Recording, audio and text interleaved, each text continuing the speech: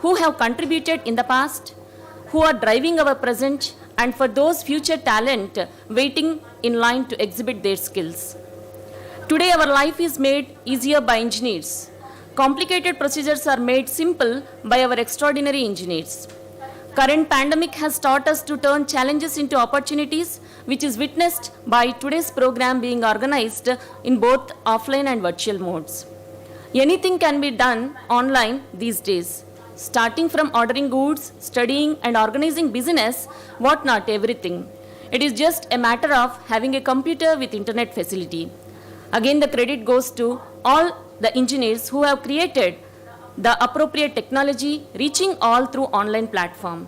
Thanks to all engineers and latest internet technologies. The future is providing the things that are more interesting and novel than ever, for which the engineers are responsible. That is why the engineers are to be honored and their accomplishments are to be recognized. That marks the Engineers Day, that is today. Once again, I wish you happy Engineers Day. So this one-day symposium involves brief popular lectures on the developments in various engineering and technology fields by eminent speakers. With this brief introduction of the program, I invite you all to the inaugural function. I feel delighted to take an opportunity to invite man of distinct vision and inspiration, above all, a successful engineer, Professor N.V. Raman Rao sir, Director NIT Warangal, as today's chief guest onto the dais. We are indeed humbled and honored by your kind gesture of consenting to be the chief guest for the inaugural, despite your busy schedule, and accepting our invitation to deliver a talk in the program on the relevance of civil engineering in society. Thank you, sir.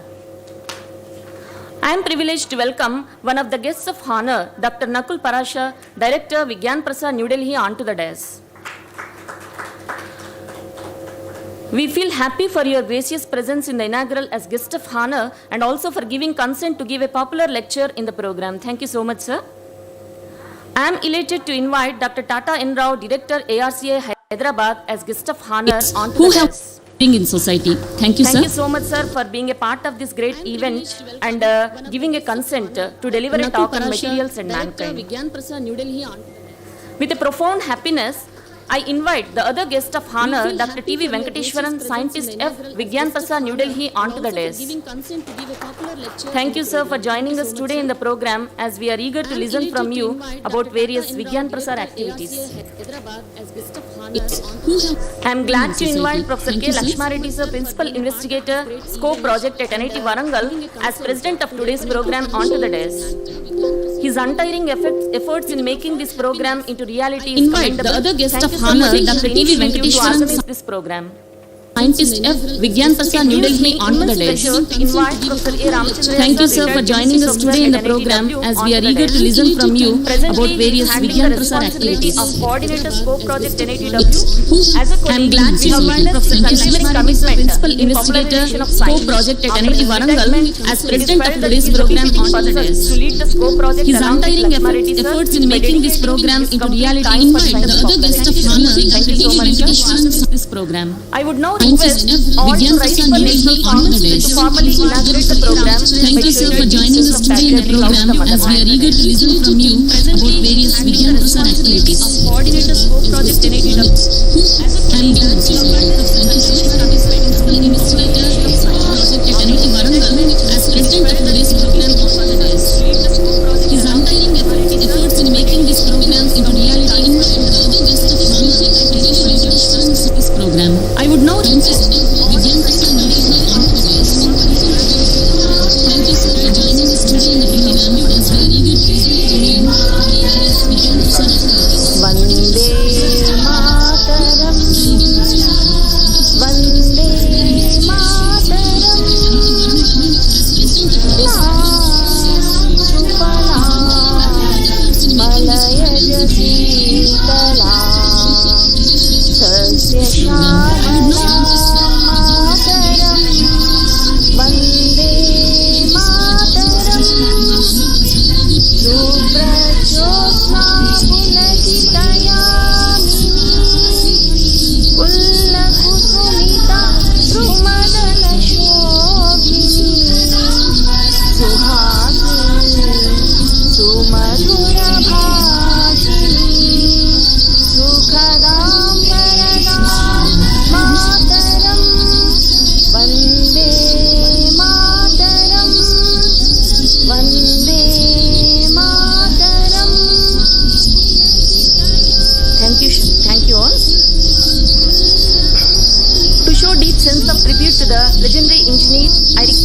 the dignitaries on the dais to garland the portrait of Sir Mokshagundam Vishveshwaraya.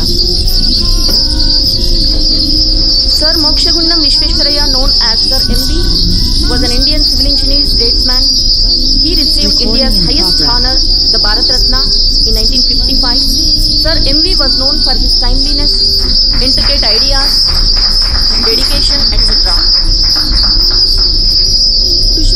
He is known to be greatest engineers of all time, who with his vision, dedication in the field of engineering made some exceptional contributions to India. So today we are celebrating the Engineers Day to commemorate his birthday. Thank you all.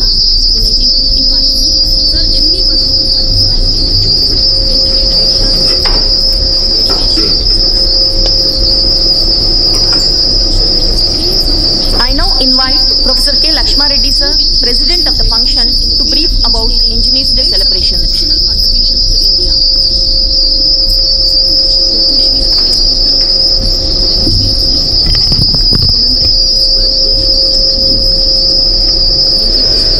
Respected Chief Guest, Professor N.V. Raman Rao Garu, Director NIT Warangal, Guest of Honor, Dr. Nakul Prakash Garu, Director Vigyan Prasar, New Delhi, Dr. T.V. Venkateshwaran, Scientist F and In Charge SCoPE Projects, Vigyan Prasar, New Delhi, Coordinator of SCoPE Telugu Project, Professor A. Ramchandra Garu, Dr. Tata N. Rao Garu, Director ARCI Hyderabad, Resource Persons, Dr. C.H. Mohan Rao, JC Base Fellow and former Director CCMB Hyderabad, Professor N. Venugopal Rao, retired Professor Agriculture University, Dr. N. Satyanarayana, Chief Scientist CSR ICT Hyderabad, Professor M. Pandranga Rao, retired Professor Geotechnical Engineering NIT Warangal, Professor D.V.L. Somyajulu, Director IIIT Kurnool, Professor M. Saidulu, Senior Professor Electrical Engineering Department NIT Warangal,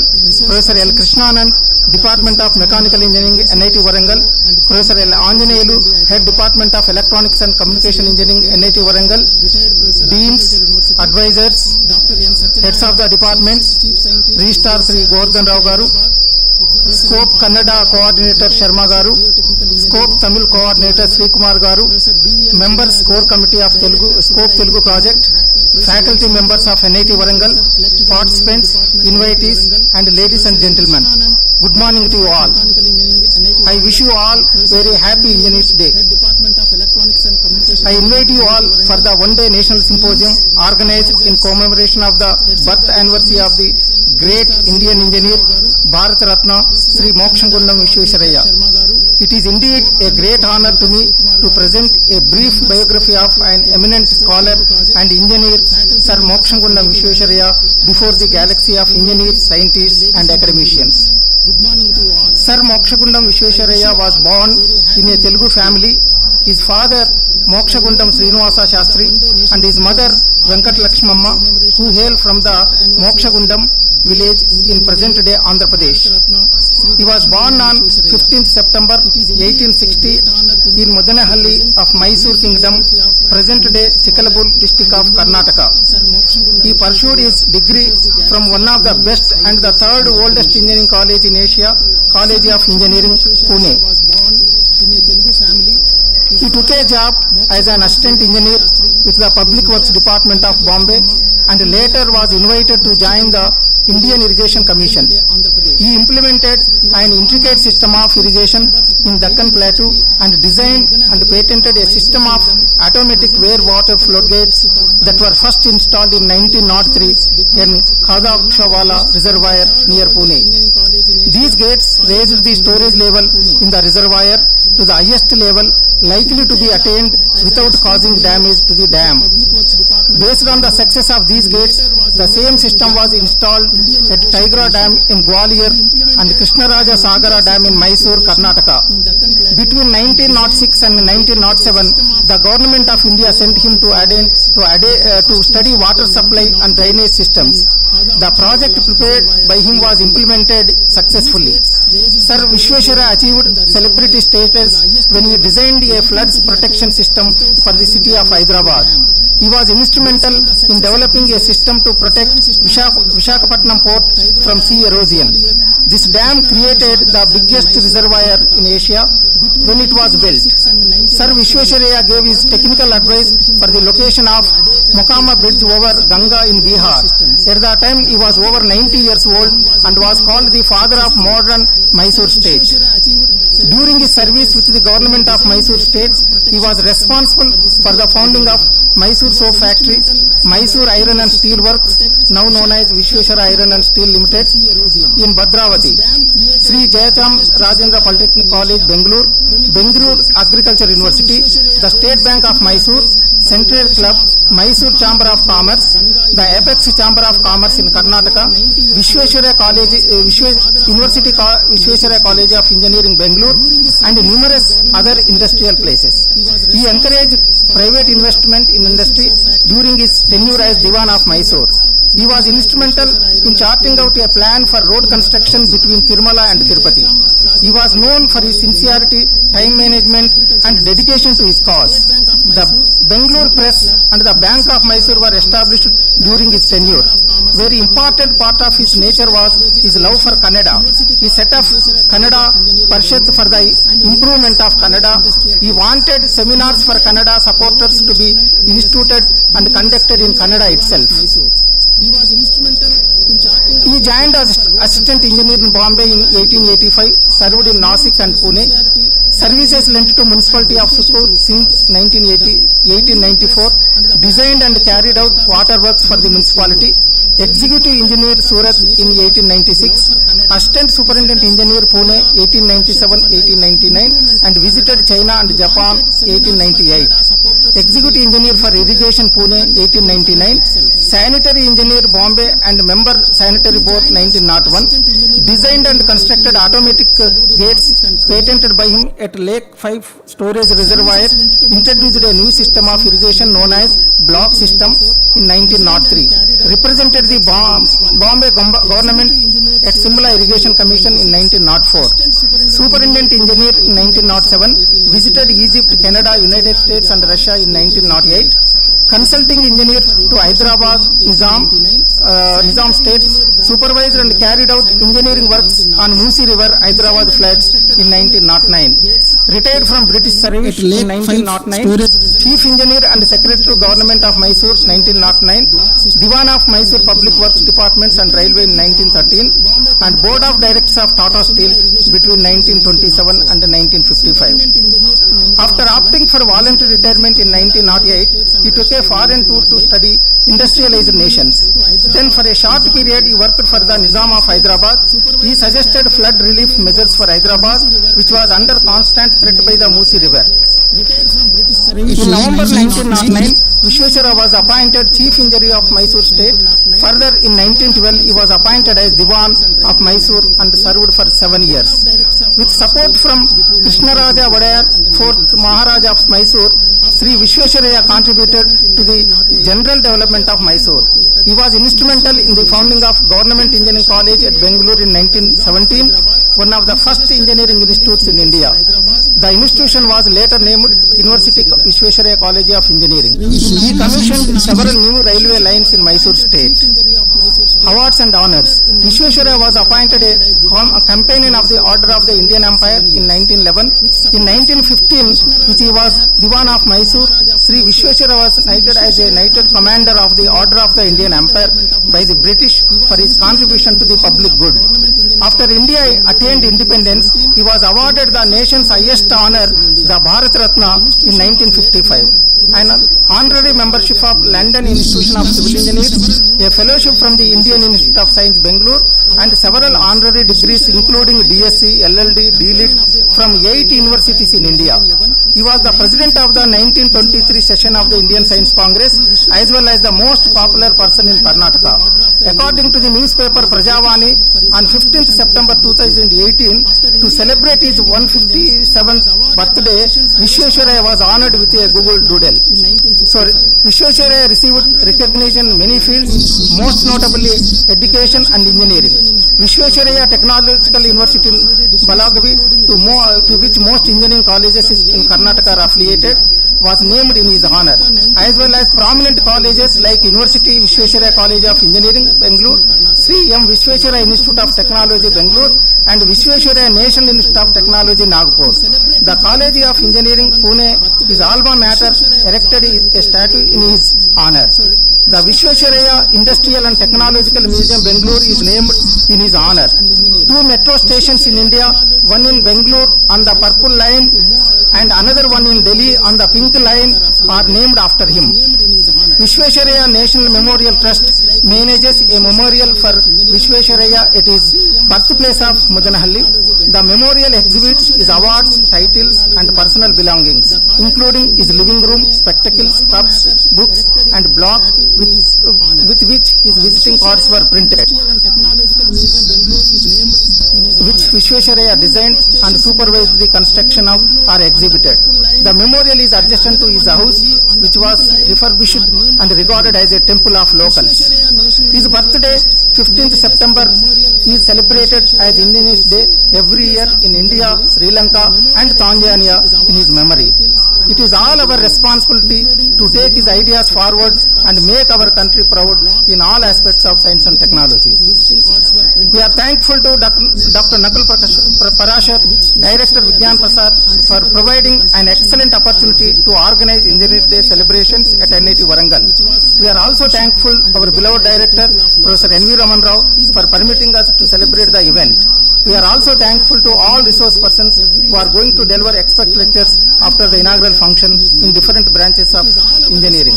Finally, we are also thankful to all the participants who are attending physical aspects of science and technology. Thank you one and all. We are thankful to Dr. Nakul Parashar, Director Vigyan Prasar, for providing an excellent opportunity to organize Engineers Day celebrations at NIT Warangal. We are also Thank you, sir, for giving detailed information about the technical contributions made by Sir MV for the country and the celebrations, that is the today's Engineers Day, significance of Engineers Day celebrations, and for taking the lead to organize symposium with popular lectures on the development in various engineering and technological fields by eminent speakers. Today we are honoring all those eminent engineers and personalities who are following the footsteps in serving the society with their expertise on the occasion of Engineers Day. I now request Professor A. Ramchandraya, Coordinator, SCoPE Project, to brief about various activities of SCoPE Project at NIT Warangal.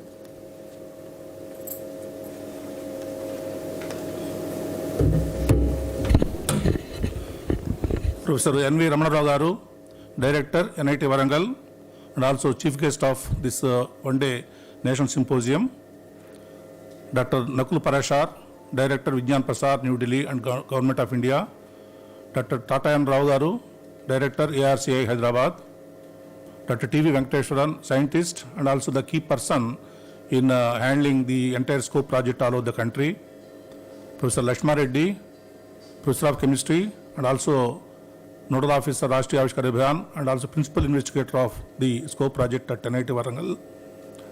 Professor Shiva Sharma Garu, Coordinator and Professor in charge of Teaching Learning Center, NIT Warangal. Sri Govardhan Rao Garu, Registrar, NIT Warangal. Professor Panduranga Rao Garu, retired Professor of Civil Engineering and also the man behind Ramappa Temple being converted into UNESCO Heritage Site. Professor Krishnanand Garu, Sri Dr. Purushottam Garu, DFO, retired Government of Telangana. Professor Ajanayulu Garu, Head Department of ECE. Sri Virajanayulu Garu, Librarian, Central Library, NIT Warangal. Professor Sach Prasad, Professor of Botany, retired from Osman University. Other dignitaries on the dais and also off the dais, deans, advisors, faculty members of NIT Warangal and also members who are actually watching this program both online and also offline. Ladies and gentlemen, very good morning to all of you. It is my humble privilege to briefly portray about the activities of the SCoPE project. The SCoPE, even though it is like an English word, actually is an expansion of science communication, popularization and extension. It is a national government program to popularize science among masses and among all the relevant people through their mother tongue. Already this program has been going on in several states, and recently it has been the Andhra and Telangana also to be part of the SCoPE project. Our beloved director has been very kind to permit the SCoPE project to be handled at NIT Warangal, because this is the first REC in the entire Telugu speaking states and also in the entire country. And whenever we propose any such activities for public outreach and also for serving the community through the ages of science and technology, Professor N.V. Raman Rao always comes forward and gives all the support without any hindrance. So that way it has become a reality at NIT Warangal also. The SCoPE project actually contains a lot of activities related to science communication. So whatever are possible through science communication, all can be done through the SCoPE project. The major activities of the SCoPE project are running a magazine, a newsletter in science and technology every month in the mother tongue. Already in Karnataka, such program is going on, Kutuhalli, which in Telugu means Kutuhalam. Dr. Sharma is also already there. He has also attended this program. He is there here in the audience. So similarly, we are also running a magazine in Telugu. Already 2 issues have come. Actually the project has been given to NIT Warangal only in August, and within a span of nearly 10 days, we could bring out the first issue of the Telugu magazine named as Vijnana Vani, which means in English as the Garden of Science. And the September issue has already come. Before 25th of August itself, we have released the second issue of Vijnana Vani. And the October issue also is under preparation. So that way, a newsletter is also part of one of the important activities of SCoPE project. Other one is conducting not less than one webinar on latest developments in science technology in Telugu for the benefit of people all around. It's going to be presently online way due to the pandemic. Already 11 webinars have been conducted. Most of the resource persons here have already delivered lectures for about 45 minutes to 50 minutes, followed by the questionnaire session. And once this activity is going on from tomorrow onwards, again the webinar series will be continuing. So that way, conducting webinars in local language for the benefit of masses is one of the important activities. Similarly, we also conduct workshops both at schools as well as at education institutes, and we can go to villages also. There we can educate the people about hygiene, health, and fighting against this COVID, and sanitation, water and irrigation, etc. They are also part of the programs. Perhaps after the pandemic is slightly diminishing, we are likely to pursue that activity also. Similarly, now and then, whenever the important activities are there, like birth anniversaries, or maybe some momentous days in science and technology, they are also going to be celebrated. So one is like this. So on 15th of September, as you know, as Professor Lakshma Reddy has very lavishly and described, so Sri Mochikonda Visweswaraya's birth anniversary is being celebrated as the Engineers Day today, both in offline as well as online. We are very thankful to Dr. Nakul Prasar for having provided the venue to NIT Warangal for conducting this national symposium. Actually, it's a national level program all over the country. This present Engineers Day is celebrated at NIT Warangal, and this is being watched all over the country. Nearly 150 people have registered formally, and through YouTube also it is being streamed live. We don't know how many people are actually watching. Perhaps it must be in thousands, because we have given a lot of publicity. Professor Lakshma Reddy is very dynamic in this particular aspect, and for the past 15 days to 1 month, we have been only on this particular task of mobilizing publicity for this program. So the other one is maybe very soon we are also going to celebrate G.N. Ramachandran's day. Because you know that Professor G.N. Ramachandran is very famous for the Ramachandran parts, without which the present today biochemistry or proteomics research is not all going to be possible. So that way, a lot of activities are going to be conducted to commemorate the milestones of science and technology and also the birthdays of various science and technology contributors. And there are a lot of other activities also. And Vigyan Prasar actually has published nearly some 300 booklets on small, in small way, maybe about something like 100 to 120 page booklets are there. They are in English and Hindi, and they are also going to be translated apart from running some books on our own. So Dr. Nakul Prasar has actually yesterday told that the SCoPE project of NIT Warangal can design some booklets on its own, or they can, and also they can translate the booklets which have been already published by Vigyan Prasar. So that way, both in the print manner as well as in a digital manner, we are going to pursue popularization of science, and we can extend the knowledge base of science and technology among the people.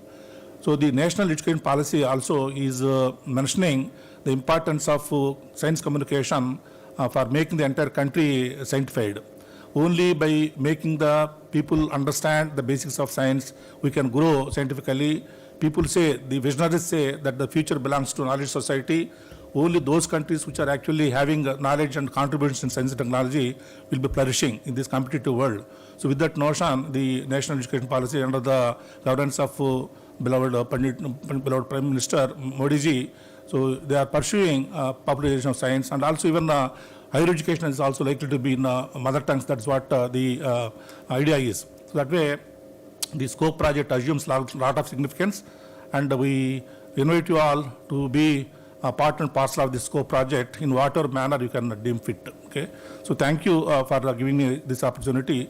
Anyway, after some time, Dr. Venkateswaran, who is actually the man behind the execution of SCoPE project, and Dr. Nakul Prasar, whose brainchild is this SCoPE project, they are also going to say a few things about the SCoPE project. So thank you for giving me this opportunity. Thank you very much. Bye.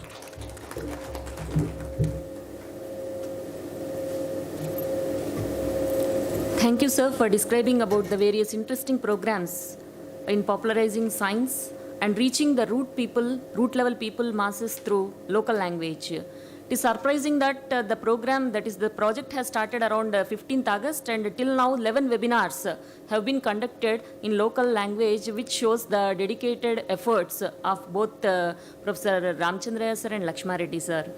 And I am sure that the project will be successfully completed under the stewardship of stalwarts like you and Lakshma Reddy sir, and what is intended under the project will be definitely achieved. And our heartfelt best wishes for you, and we all will be joining our hands with you in execution of this project.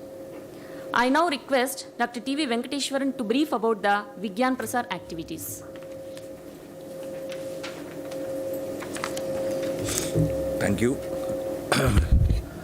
Thank you, and thank you to the chair, all the dignitaries on the dais, friends here, and also people who have joined through virtual mode. In short, I would like to just give a brief about what Vigyan Prasar is, what we are doing, what do we aim to do. And then, of course, in today's program, we are having many dignitaries and experts who are going to give us various lectures, so I'll keep it very short and brief. If I have to project the activities of Vigyan Prasar, I would say that 3 objectives are our key objectives. One is taking science to people, and second, showcasing science, technology, innovation and development in India. Third, promoting and nurturing scientific temper, which is a constitutional concern. So let me elaborate on these 3 points. When we talk about taking science to people, first question is, why should we? It's very clear that current situation and the emerging society is going to be largely based on science, technology and innovation. Just do a small examination. Look at last 10 bills which have been passed by the Parliament of India. I am absolutely sure almost all 10, if not 9, will have some science, technology, innovation component. Our life is permeated by science and technology today, in today's life. Therefore, as a democratic country, it's necessary for each of us to make choices. And if you have to make choices, we have to be informed. If we are not informed, we are not going to make informed choices. And to make informed choices, it's important that we ordinary citizens, in let's say in the science communication parlance, what we call as lay public, needs to know at least something about science. What is the biggest challenge there? The biggest challenge is most of us encounter science in school. I use the word encounter because most likely for most of us it's an encounter. We are scared of science the way we encounter it in school, because it's basically for third question, turn to page number 45, put a bracket from third paragraph, close the bracket at fifth paragraph, that's an. That's not science. Many of us who are here, many of you who are watching this program through online, we know that that's not actually science. But that's how we encounter science. So our encounter with science, our first encounter with science is largely one of bitterness, one of tediousness. So we are turned off. There are exceptions. That exceptions I am not going to get into. There are, like myself, I myself got inspired in science because of certain teachers, certain incident that happened in my school and so on and so forth. I am not getting into that. Let's go back to this program. So which essentially means that we need to make an effort to present science in a way that people will be able to appreciate and take. That's a key challenge when we are talking about taking science to people. This entails, we need to build capacities, we need to build skills, we need to have training programs so that people can communicate, scientists can communicate, people who are interested in science can communicate to lay public. So that becomes an important challenge. That's one of the key areas in which Vigyan Prasar works. The second is, as I pointed out, showcasing science and technology, innovation, development in India. Why? I'm absolutely sure in last 1 week, you would have received one WhatsApp message which will begin with, the NASA says. What it says, forget it. So anything today, if you want to justify, that is justified in the name of NASA is saying. As if NASA is the only organization in the world which is doing science or scientific research. But that's not the case. In India, in many institutions, very interesting work, very useful work, very innovative work, very breakthrough work is taking place. But many of us are not aware because our legacy media is not talking about it. They are not talking about it because they are not geared to present such information. They don't have training, they don't have capacity, they don't have skill, and some of them say that there is no market. Okay, so that's anyhow a separate issue. So which essentially means it becomes a task for Vigyan Prasar in contemporary times to project science, technology, development, innovation happening in India to our own public and also to international audience, because today people are talking about science diplomacy, so we need to also present to international audience. So what do? One,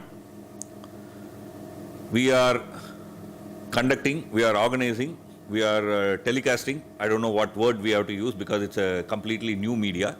Word will emerge. If it was television, we could have said that we are telecasting. If it was radio, we could have said that we are broadcasting. But what we are doing is a OTT-based Indian Science Channel, India Science Television, India Science TV. Please do Google, go to your Google Play Store, Google India Science TV, you will get the app. Please download this app. It's available for both Apple and Android phones. You would get best programs about science and technology development in India and other things also, popular science also, in both Hindi and English, and few of them in other languages too. We would of course populate in other languages slowly and steadily. So this is one of our major activity that we have taken in the past few years to project science and development in India. We also need to create role models. If all the scientists, within quotes, we here are only Westerners, then it does not inspire our people, right? So we need to show, like everybody else, science is actually a universal pursuit. We are also playing a part. So who are we? Which are the people? Which are the institution? We need to project if you want to build role models and make science part of our heritage. So this is a background. We also organize a scheme called India Science Wire. This is a syndicate news service projecting science and development in India for print media, and also it becomes an agenda setter. So other media also take that news and then show it around. So this is another activity that we are involved. The third is, as I said, one of our constitutional concern. All over the world, about 196 countries are recognized by UN. If you look at the constitution of these 196 countries, I mean, some of them don't have a written constitution like UK, but looking at the constitutions, there are only very few countries which talk about science in their constitution, and we are one of them. Indian constitution very clearly states that promoting scientific temper is a duty of all of us. Scientific temper, humanism, and the spirit of inquiry, all combined together. That constitutional concern within the governmental setup, Vigyan Prasar is tasked to address. So we address it by projecting inquiry-based learning, projecting scientific thinking through various products that we develop, hands-on activities, activities which people can do even when there is resource constraint. And also we are developing activities which can perform in the new and emerging media, like new media. Engage with science, for example, is one of our flagship program. Currently, which we are launched, thousands of schools have joined us. So the word itself, I think, is very clear, engage with science. So the aim of that program is to engage school teachers, school children with science. Not disengage, not encounter, but actually engage. So engage means that we interact, we dialogue, we respond to people's questions and so on and so forth. So that's one major program that we have developed as part of this scientific temper objective. In addition, we also produce a lot of books and so on. So do visit our website, vigyanprasar.gov.in. More details would be there. So let me not elaborate on that. Let me come to my last point, which is SCoPE. Science, communication, and popularization and extension. That's the word which has been acronymed into SCoPE. So what do we want to scope with this SCoPE program? All the activities that I talked about was until recently largely done in English and Hindi. But we know India is a multilingual country. There are more than 576 language and dialects, with the speakers whose numbers are more than some of the countries recognized by UN. Okay, each of these dialects and language have, of course, it's a very big number. We cannot go there immediately, but we'll go there. We are sure to go there. So we are starting with at least languages which have been put in our constitutional schedule, 8th schedule, national languages. So we want to take science in all national languages so that we can reach more people in their own language, so that we can perform all the 3 tasks that have been charged to Vigyan Prasar. That's part of the SCoPE. So the SCoPE has been established in many Indian languages like Tamil, Kannada, now Telugu, in Urdu, in Marathi, in Bengali, in Assamese, and Maithili. And we are also going to expand to other languages which we are in the current going on. I would request all of you to be part of this major effort. It's a national effort. It's an effort that can be done only if we put all our hands together. So I request your assistance, collaboration, and participation. With this, I thank all of you, and I particularly thank the NIT, its director, for being very dynamic and providing facilities, opportunities for us to do this program from this place. Thank you, everyone. Thank you.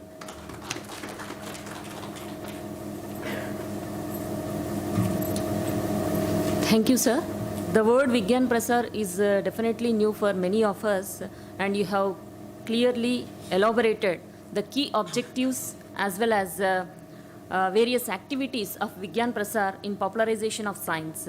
As you said, main theme is taking science to people and also promoting the scientific temper. And as a part of this, this SCoPE project is allotted for our NITW as Professor Lakshma Reddy sir as principal investigator.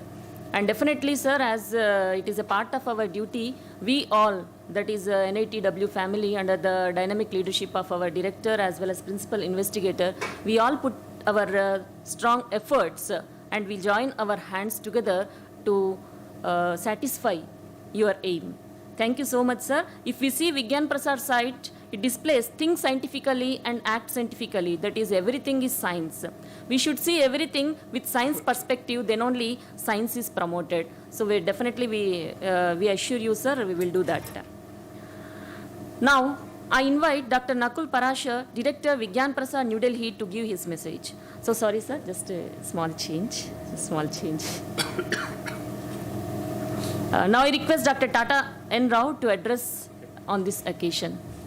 Sorry for inconvenience. Anyway, I just take 2 minutes only because there is 20 minutes lecture in the afternoon, which you have to bear with me, so I don't want to take your time now. And let me thank, with your permission, I'll remove this. First, let me thank the people online, offline, and people who are listening through online, of the day, so all the people. And also let me thank my good friends Lakshma Reddy Garu and Ramachandra Garu for continuously pursuing me to come physically. And then thank you, sir, because after 2 years, first time I left Hyderabad and moved as if I'm going to Switzerland, I felt this morning. So it's so nice feeling to stand in the auditorium like this. Otherwise, we keep giving lectures only online.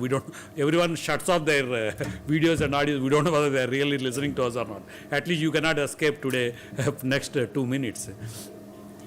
So, the Engineers Day, we all have to celebrate. Although I am a scientist, I feel I am also engineer because we work on translational research, and all the engineers do all the job once the scientists have done something and then started something, and then they take to the product level where the translation happens because of the engineers. So if you see ARCI, it is a DST institute, and thanks to Vigyan Prasar, a lot of our inventions and innovations are telecasted or webcasted through them, and India Science Channel we keep watching, and it's a beautiful channel because I keep telling even my son who is now in NIT Hyderabad, I tell him that whenever you're free, just browse through India Science Channel because they're wonderful programs.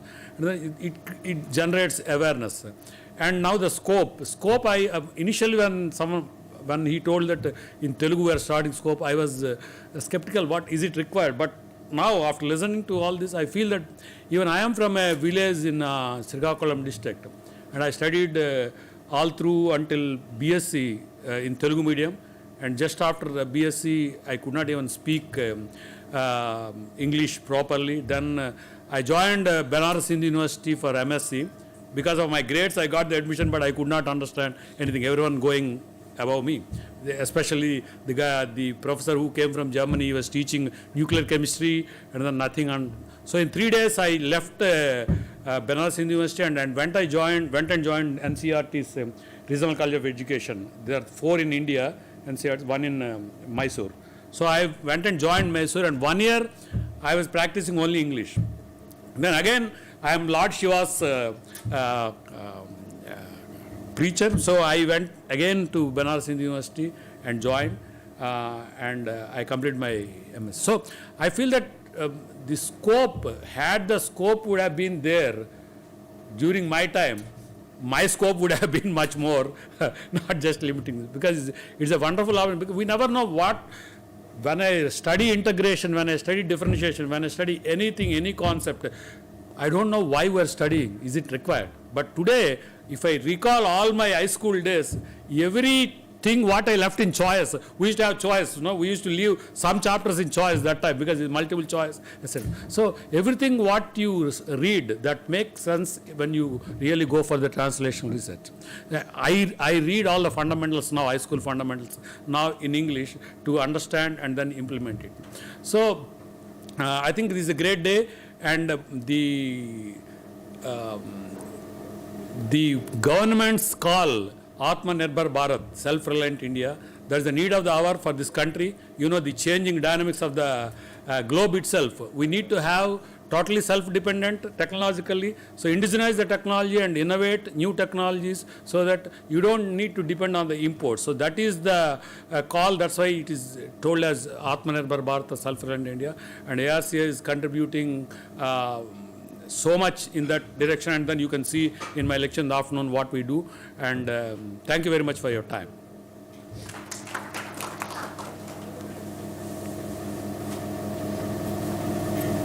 Thank you so much, sir, for sharing your experience about local language. It is a fact about many of us.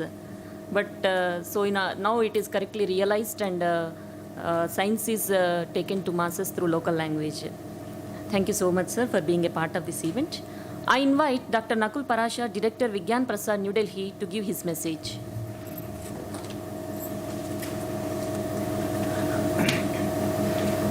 Namaskar, a very warm good morning to the distinguished guests on the dais of that and all those who are watching us through online media. It gives me an immense pleasure to be here, not because I'm amongst all of you, but ever since my childhood, when I grew up in Pantnagar University of Agriculture and Technology.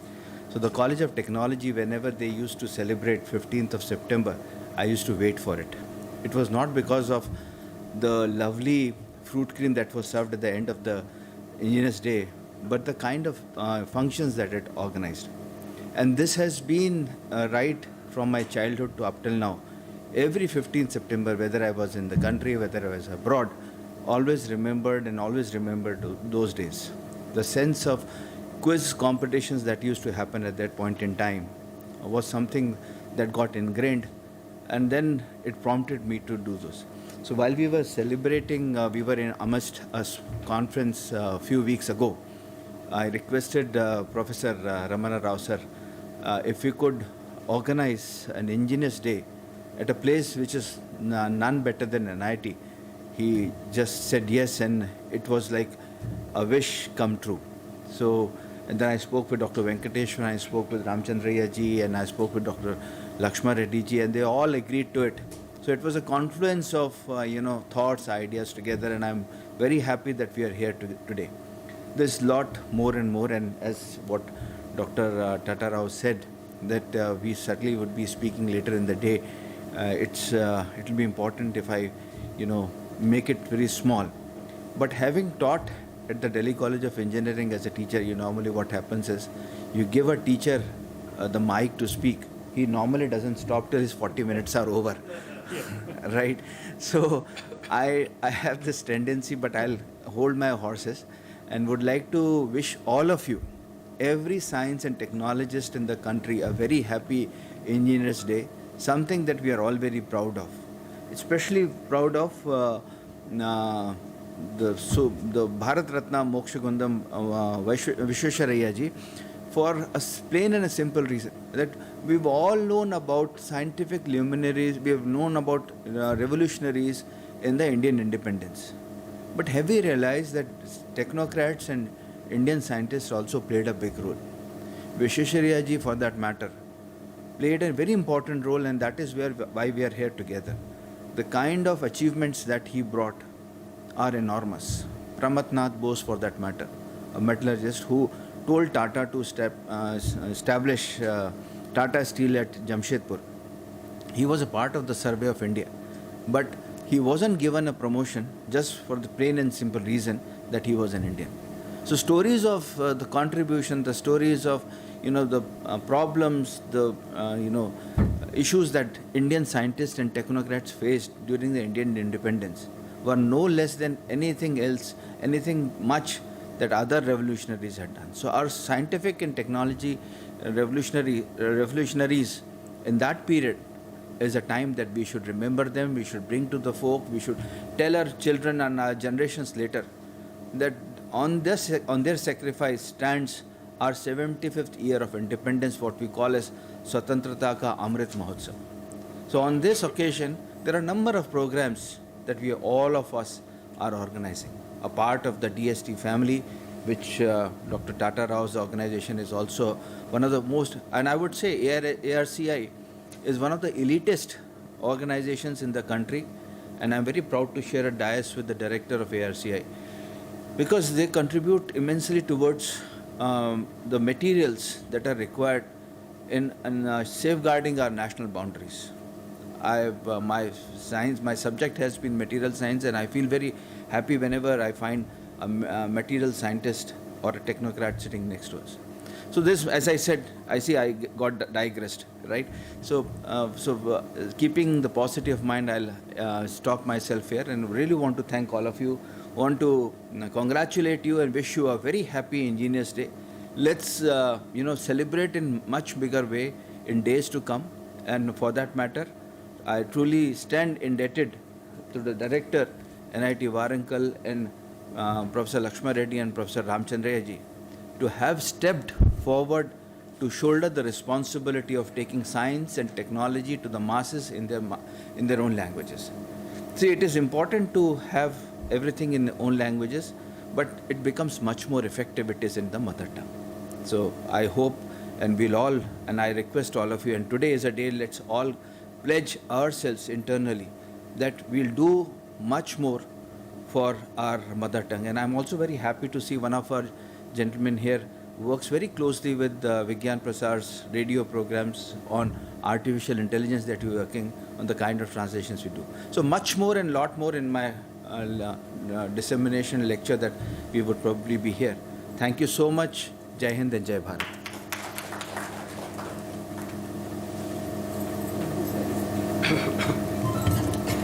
Thank you, sir. As rightly said, Sir MV is a man of inspiration for many of us. So definitely, it's true. We should share such great engineers' contribution to our children, because of whose efforts we are happy today in society and enjoying all the comforts of the society. Definitely, we do pledge, sir. We do much more than what is required in mother tongue to the society. Thank you so much, sir, for joining your hands and giving an opportunity for NIT Warangal for organizing such a wonderful program on the occasion of Engineers Day. Under the leadership of our dynamic director, the faculty of different departments are coming forward to organize various FDPs, conferences, seminars and workshops for disseminating knowledge and enriching the technical skills of the faculty. This is one way of science popularization. This attitude shows the enthuse of faculty to contribute something for the society. We are already doing that. Still, we will do much more. With a great pleasure, I now request today's chief guest, our beloved director, Professor N.V. Raman Rao sir, to present the inaugural address.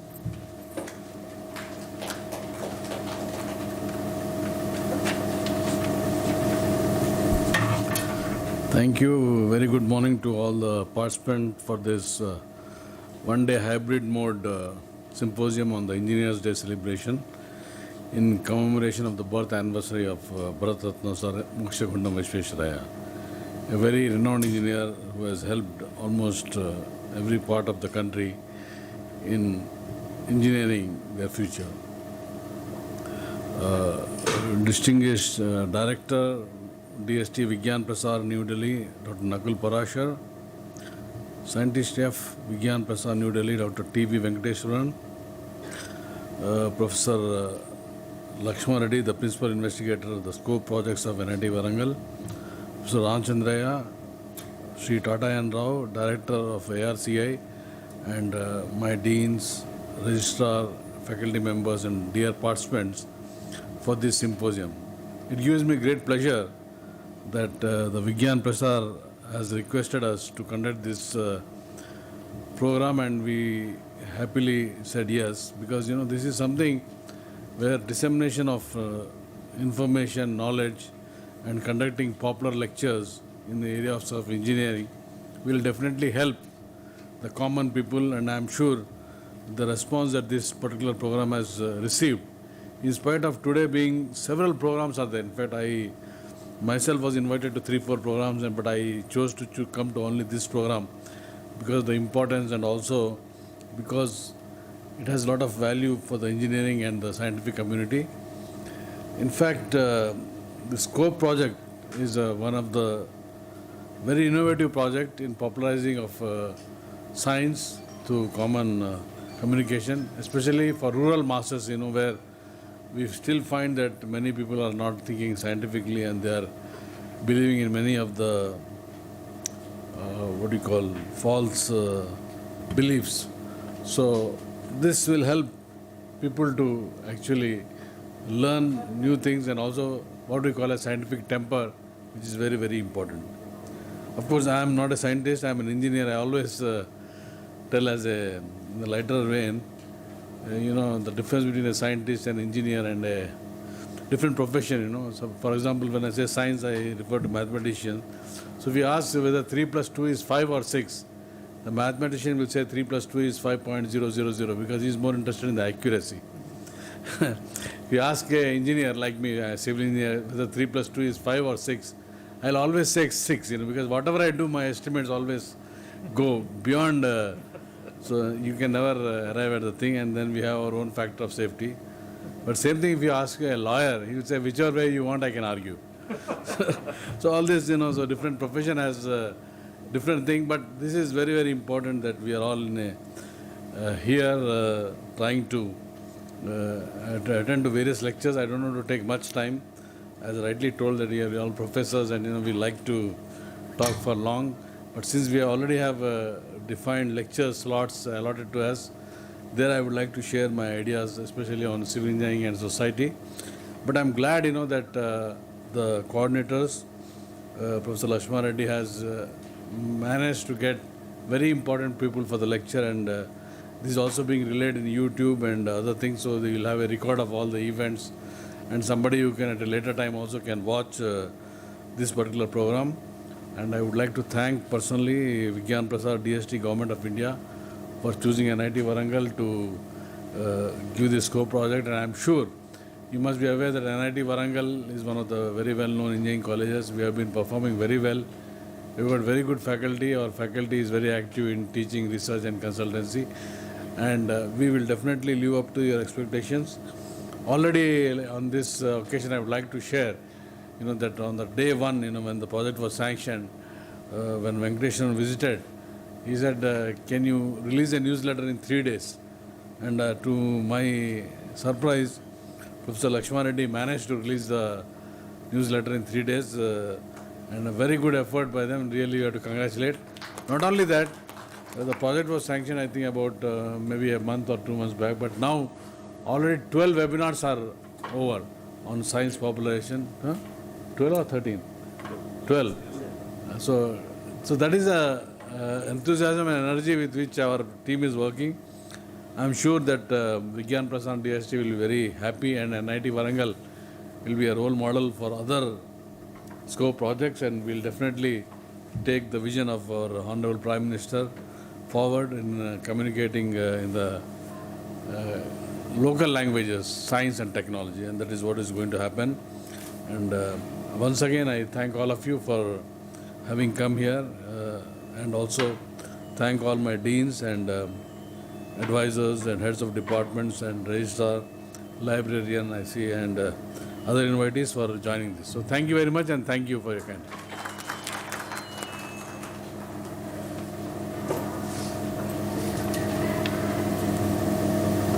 Thank you, sir. Words are powerful motivators and have the ability to transform the history of a nation and bring transition in the perception and mindset of people.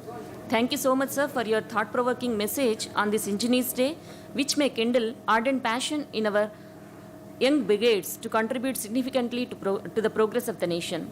Once again, happy Engineers Day, sir. Now it's time to honor our esteemed guests with a token of affection and gratitude. I now request our venerated director, sir, Professor N.V. Raman Rao, sir, to honor Dr. Nakul Parashar, Director Vigyan Prasar, with a shawl and memento.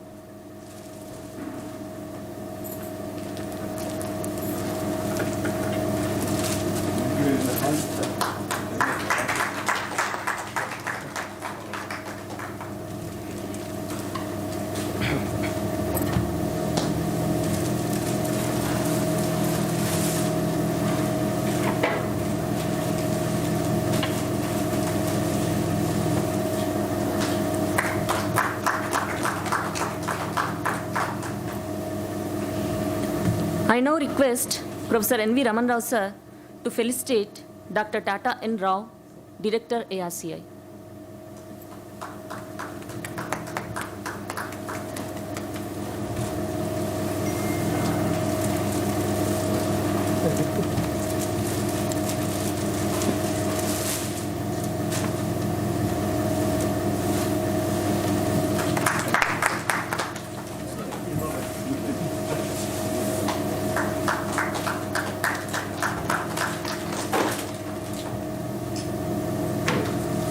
Once again, I request Professor N.V. Raman Rao, sir, to felicitate Dr. T.V. Venkateshwaran with a memento and shawl.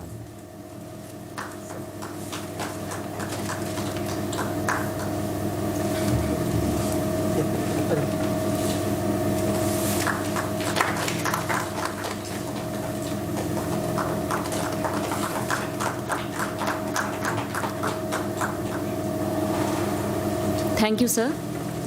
I now request Dr. Nakul Parashar, Director Vigyan Prasad, to honor our Director, Professor N.V. Raman Rao, sir.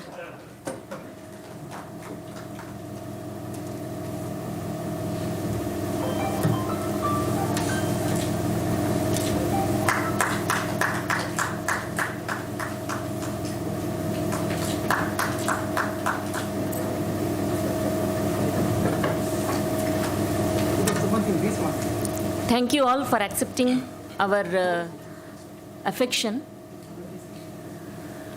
As we came to the close of the inaugural program, it's time to acknowledge each and every one by proposing vote of thanks. I request Dr. D. Kashinath to propose vote of thanks.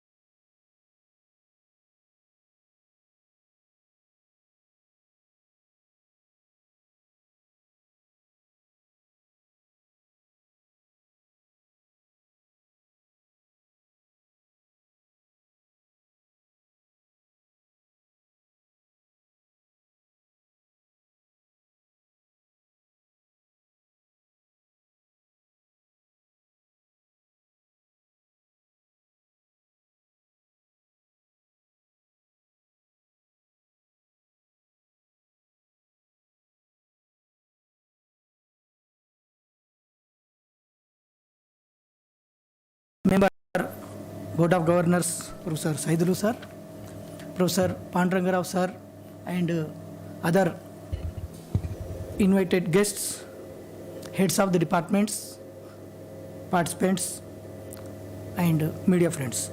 A very good morning to everyone. It is my privilege and honor to present the vote of thanks by saying science is about knowing and engineering is about doing.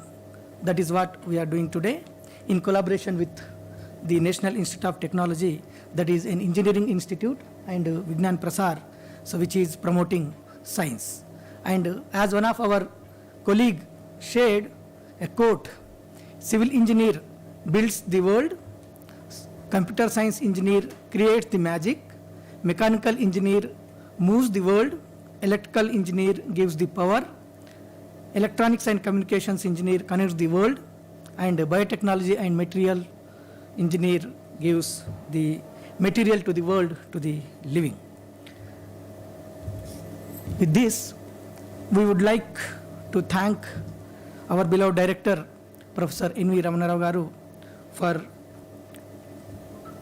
motivating us and giving all the energy to do what we are doing today, including the acceptance of SCoPE project by the DST Vigyan Prasar. And we would like to thank the DST Vigyan Prasar for recognizing our activities which are done at NIT Warangal in the form of Rashtriya Avishkar Abhiyan and also other scientific programs, and giving the project to NIT Warangal to coordinate the SCoPE project in both the states, both Telangana and Andhra, to do the programs in local languages. We would also like to thank all the speakers of today's National Symposium, starting from Dr. Nakul Parashar, who came all the way from Delhi in spite of their busy schedule and also in these pandemic situations. And we would also like to thank our director, Professor NV Ramanarao Garu, for accepting our invitation to deliver a lecture later. We also thank Dr. C.H. Mohan Rao Garu, J.C. Bose Fellow and former Director, CCMB, Hyderabad. And we would like to thank Professor D.V.L.N. Somayajulu sir, Director, Triple IT DM, Kurnool. We also thank Professor Pandurangarao sir, retired professor from the Geotechnical Engineering Division of NIT Warangal. We also would like to thank Professor M. Saidulu sir, Member Board of Governors, NIT Warangal, for accepting our invitation to deliver a lecture. And also we would like to thank Tata N. Rao, Professor A, Director ARCI, Hyderabad. And as he mentioned, he traveled for the first time after 2 years and he was feeling that he is going to Switzerland, something like that, on a lighter moment. We would also like to thank Professor L. Krishnanan sir for accepting our invitation, and also Professor Anjaneyulu sir, Head Department of Electronics and Communications Engineering, and Dr. Satyanarayana N. Venduri, so Chief Scientist from IICT Hyderabad. And also we would like to thank Professor N. Venugopal Rao from the Agriculture University. He is a retired professor from Hyderabad. All the just Mohan Rao sir is here, so just I was taking your name, sir. Okay, so all the participants for registering, and also the invitees for attending this inaugural program. So with this, I thank on my own behalf and also on the behalf of NIT Warangal and also the SCoPE team of NIT Warangal. So we wholeheartedly thank you for being here for the inaugural function. So thank you very much.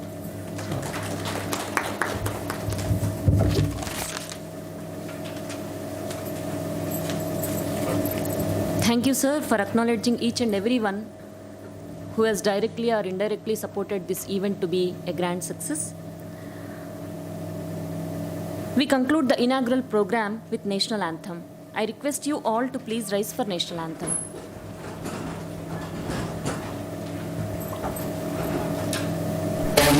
मन अधिनायक जय हे भारत भाग्य विधाता Punjab Sindh Gujarat Maratha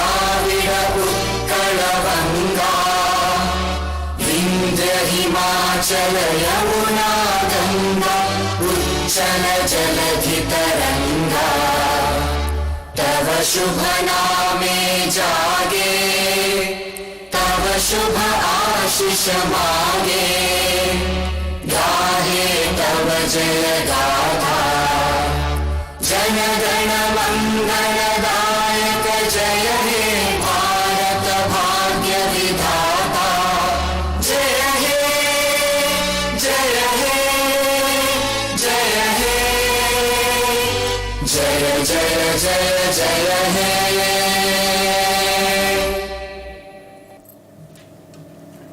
Thank you all. Once again, happy Engineers Day to all the engineers. Now let us break for tea for 10 minutes and we will reassemble at around 11:10. For the people who are watching Yes.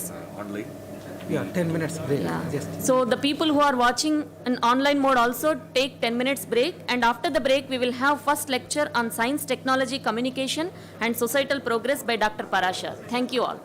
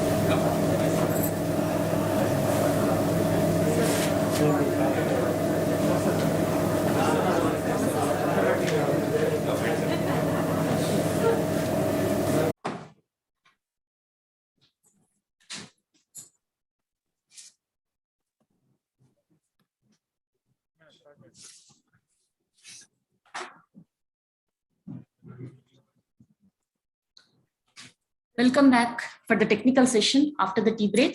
I invite you all for this session, the participants here and through online also. So in this session, we have 5 lectures by eminent speakers. And before going to start those lectures, we have Srimati Sumalata Garu here. She wants to say a small poem on Sir Mokshagunda Vishweshwaraya ji. So I request Sumalata Madam to come on the dais.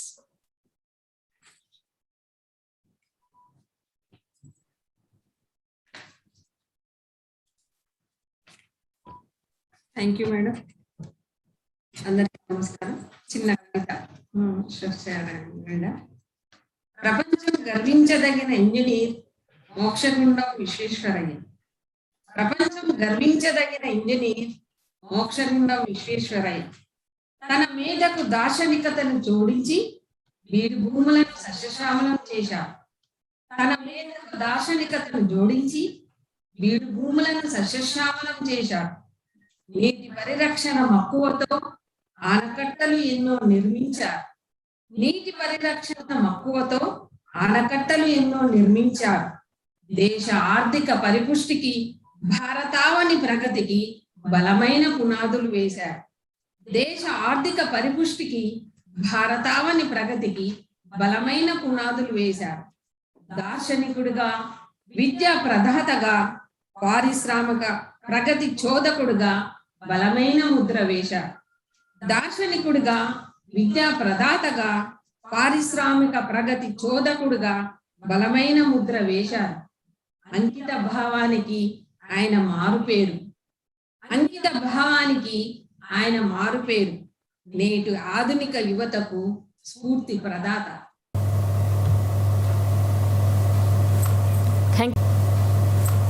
Thank you so much, madam, for the excellent poem written by you spontaneously on the name of Sir MV. Thank you so much for the excellent effort. Now we will start the technical session. The first session will be Dr. Nakul Prasar, Director, DST Vigyan Prasar, Government of India, New Delhi, on Science and Technology, Communication and Societal Progress. So I humbly request Dr. Nakul Prasar, sir, to come on to the dais and occupy the chair.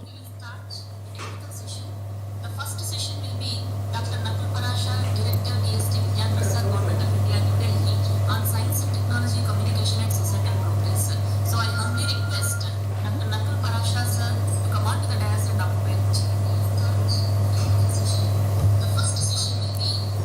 So let me introduce the speaker to the audience. With a doctorate in applied physics from the Delhi College of Engineering, now Delhi Technological University DTU, Dr. Prasar has successfully set up 3 startups and have taken them to plausible profitability. Dr. Prasar has worked in science communication, STM publishing, enterprise content management, academia, information science, KPO, knowledge process outsourcing.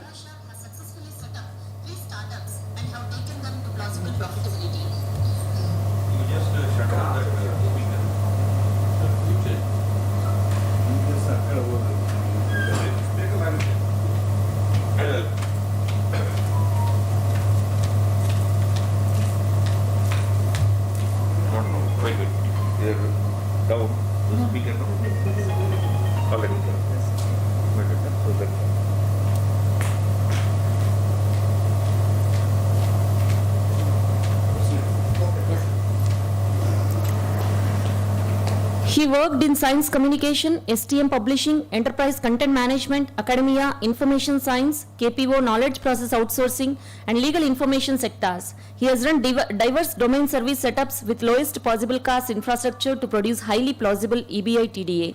He has been a university level researcher and teacher, business development leader, operations risk manager, and SME for content management for various domain like legal, STM, and general content.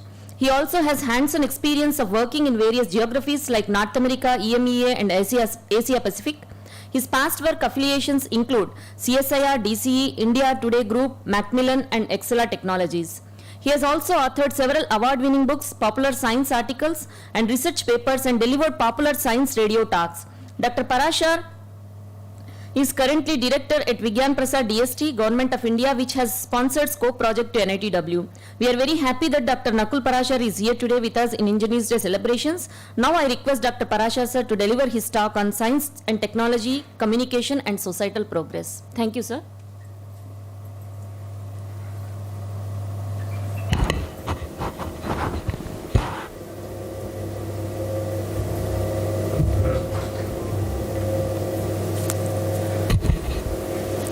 Namaste, Namaskar once. A very good morning to one and all, and those who have joined in this session particularly. No? Right, thank you. Again, a very moment of pride, privilege, and honor for me to be here speaking in front of such an distinguished audience and those watching us through online mode. Science and technology, communication, and its societal development, something that has been very close to all those who have been in this business. And before I do this, I have a small personal story to narrate how I got into all of this. In India, we are told that if you are the only son of your father, you're supposed to be doing exactly what he wishes, right? Like Darji ka beta, Darji banega. If you're the only son of a tailor, you have got to become a tailor. So my father was director of publishing with Pantnagar University, and I saw him bringing all the professors, teachers on a daily basis home to talk and discuss about how books have to be written. Over a period of 18 years that he stayed there, he had this privilege to produce more than 325,000 pages of original writing for agriculture, for technology, and for basic sciences in those days. So, and then all those books that he got written, and particularly he had a fascination and love for Indian Hindi, so he got them written in Hindi, and most of these books got awarded. So I used to ask him, if you've gotten all these books awarded, why don't you write yourself and get awarded?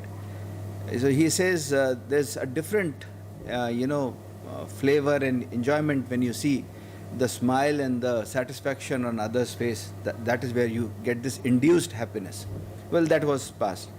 So one fine day, he has an heart attack and he's in a hospital, and he calls me in the hospital and says, see, I had a project to publish 12 popular science books.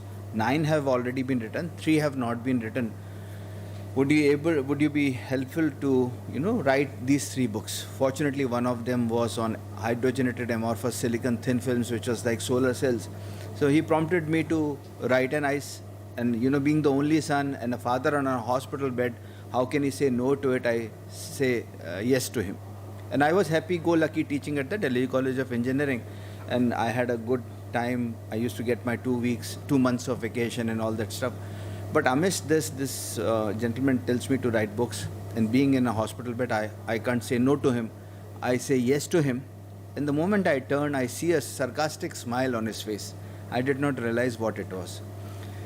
About 4 months later, when these books got published, one of them gets a national award. After 2 months, the other 2 also get the national award. And that was to my surprise. I said, I've been teaching the same subject and I was enjoying, but this seems to be much more interesting. It's like, grass on the other side of the fence is always greener, right? So I got attracted towards it, and I tell you, this has been and I'm sure Dr. Venkateshan might agree with me or not, but or Kolegalji, it's like, sorry to use a word, mafia. It is like a one-way traffic. You can get inside, but you can't come out of it. For last 32 years, I've been struggling to come out of science communication and trying to go back to my academics, but it's not been possible. Is it because of the kind of satisfaction you see on the faces of people when you disseminate anything and you find that they are very happy, they feel very enthused about knowing about science and technology. So this is how I got into it. My first training that I got was a naturopathy hospital at our place, and they wanted to bring up a magazine. So prompted by my father once again to take it and be an assistant editor, this is how my journey began. I worked with CSIR as assistant editor to Vigyan Pragati and science reporter along with Sharmaji for 3 years.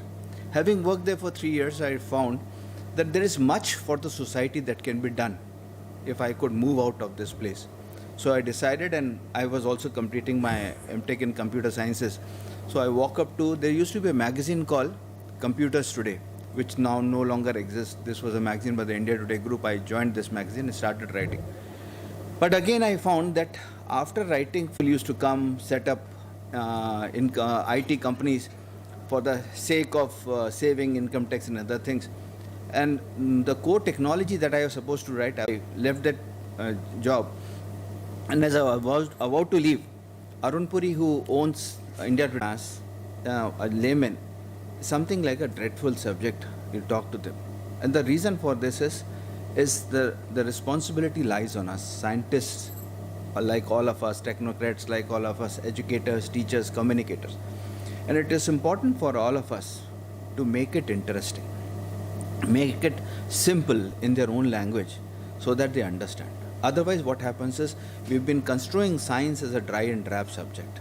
You would, for most of us who are in this age group, we've seen that there used to be newspapers that had dedicated pages for science. Over a period of time, they have just diminished. Why this is diminished?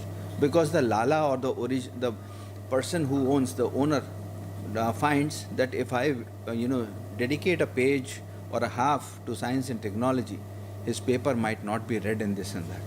So in that case, why this has happened? This has happened because there are a lot of factors to it. The first, with the advent of technology, the attention period of reading, writing, understanding science has diminished. Not only for that, even today, if I get a WhatsApp message more than a minute or so, right, I just pass it on to somebody else. And this is on a lighter side. I have learnt it from my wife. She's a school teacher. She gets a lot of them, and for anything which is a little longer, is dumbed on. We normally, with due respect, ma'am, to all the husbands in the Indian society. So we get it. So this is just a small example, but normally this has become a trend. So in such a case, to hold the attention of the society, to ensure that they are attracted towards the nitty-gritties, the intrigueness of science and technology, the interesting world of science and technology. I visited what is called the Oregon Institute of Science and Museum in Portland in US. And I was surprised to see that there were articles, there were things that were made in such a way that they related to everybody's life at every point in time. The whole entire museum didn't talk about this law, that law, but it talked about how the moment you enter and how you get out of it, the whole day's entire work is been put in such a way that you relate and you're coached to understand the nitty-gritty of science and technology. This is what is required. For in our country, we have the National Council for Science Museums, which has done a great job setting up science museums. But the problem is, people come there, take up a job for the sake of job. The moment they take it as a passion, they find a responsibility towards the society, then only can this grow. So at this juncture, where we are all of us aware, and I'm very happy to see Dr. Ram here. We've had articles with you. I was talking to Kolegalji. In Science Reporter, we used to get articles from you in those days, and this is how we've all grown up. This is what is. I invoke the hidden writer in all of you to come up for the society. It's important to keep writing. Hindi, I don't know whether it will be appropriate to say, but there is a couplet which says, "Karat karat abhyas ke jadmati hot sujan, rasri avat jat par sil par padat nisan." You keep working. Even the rope on a well makes us, a mark on the stone. So this is what we need to do. And this, I tell you, is my personal experience. And from not only with those 3 awards that I got attracted to, but I later found out the moment you find your name, it becomes a real task to get your paper published. And when the paper is published, we show it that in this journal with impact factor this and this, we have got a research paper. So the name that gets published brings a lot of satisfaction. But if this is only for what you have done to yourself and to the certain sector of the society where your work has come.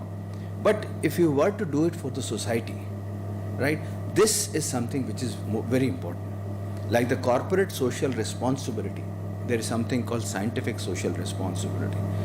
Here, all you need to do is you don't have to take out a single penny from your pocket. All you have to do is, from the great Bhandar of Saraswati that lies with you, all you need to do is to take out something and put it in a paper in a form of an article and send it. And I tell you, I go back to BHU's founder, Pandit Madan Mohan Malviya. And in 9th standard, I read a statement which I still remember, and that helped me in my business activities and my life throughout. He said, "देश के हर द्वार पर एक दाता खड़ा है, पर कमी उन हाथों की है जिनमें वो अपनी भेंट रखे." Everybody, every door, you have somebody, everybody is willing to give you, but the capability of drawing it lies within you. So this is what I, from a societal standpoint, I request all of you to please invoke the hidden writer within you and please contribute. For us, our lingua franca out here is Telugu. We should be proud enough. Like Dr. Tata Rao said, had this been taught, had SCoPE been Telugu, things would have been much better. It is never too late. We can get started now. And this SCoPE in Telugu, for that matter, is a great contribution, and this is what we visualize as a great contribution to the motherland, to the area that we have grown up, to our fellow beings as well, if we can do so. Vijnana Vani, for that matter, which is a newsletter that under the leadership of Professor Ramana Rao that has come up, and with the hard work of Dr. Ramchandraya ji and Dr. Lakshma Reddy, I would request all of you to please ensure that at least once a month, even if you don't have a 2-page or a 3-page, 500 words would be good enough. Anything that you observe is relevant, do to it. And we all know that throughout the year we have so many births and centenaries, we have so many events that keep happening, right? And you don't have to go anywhere. You can just take out a mobile phone, Google it, and you'll find something interesting, and which is only reported in English, Hindi, or any other language, but not in Telugu. So take it as your responsibility and do it, and this would be your bit of SSR, which is the scientific social responsibility.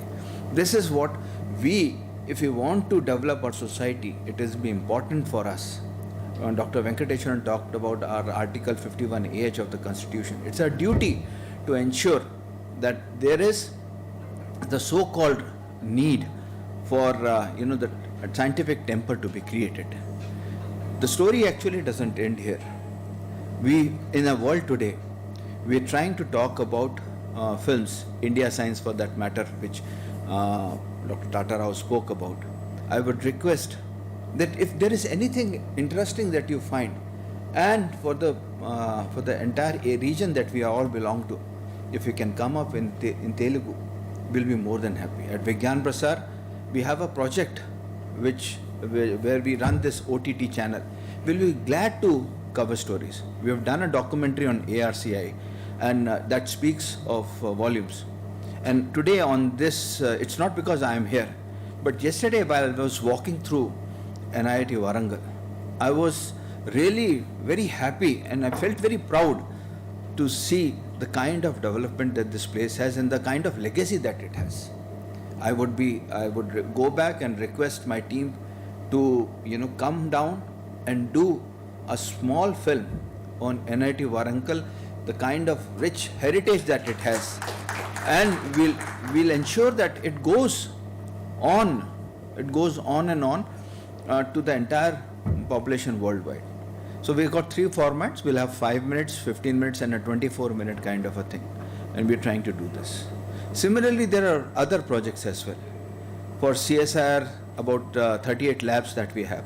We're trying to do something called Anusandhanika, where each and every lab in a very different, we have already have documentaries made, but it's important to make it lively, interesting, and to let the masses know about it. So back to NIT Warangal, I would request Director Sir that we would get our teams here. We'll have one of the best. We have about 36 different vendors, which also includes people like famous wildlife photographers and filmmakers like Paik Pandey. If you remember, there used to be a serial called Surabhi, which was done by Siddharth Ka. Siddharth also works with us as one of our vendor as well. So you can jolly well imagine the kind of partnership that we have gotten. Of lately, Dr. Venkateswaran spoke about Engage with Science. Engage with Science is another contribution towards school students. More than 15,000 schools have come forward. And in this pursuit, we are a government organization, so we don't have much money to go around asking celebrities to come. But with this, the numbers as they grow, we see, like they say, on a jaggery you see the bees coming. I won't, it would be a little demeanor for a person who has given us this opportunity. Sharman Joshi of 3 Idiots movie came forward and said he would work with us free of cost to promote this. So we now, as they say, as we all move ahead, the caravan picks up, people join, and it becomes into a movement. I'm glad that people have started realizing the importance. And fortunately, unfortunately, this COVID period was a period when the entire society looked towards the scientists with a great hope and aspirations. It was exactly like, farmers looking at the monsoon, at the clouds for the monsoons. Similarly, we, all of us, were looking towards scientists for the vaccination. And that was the right time for us to hit.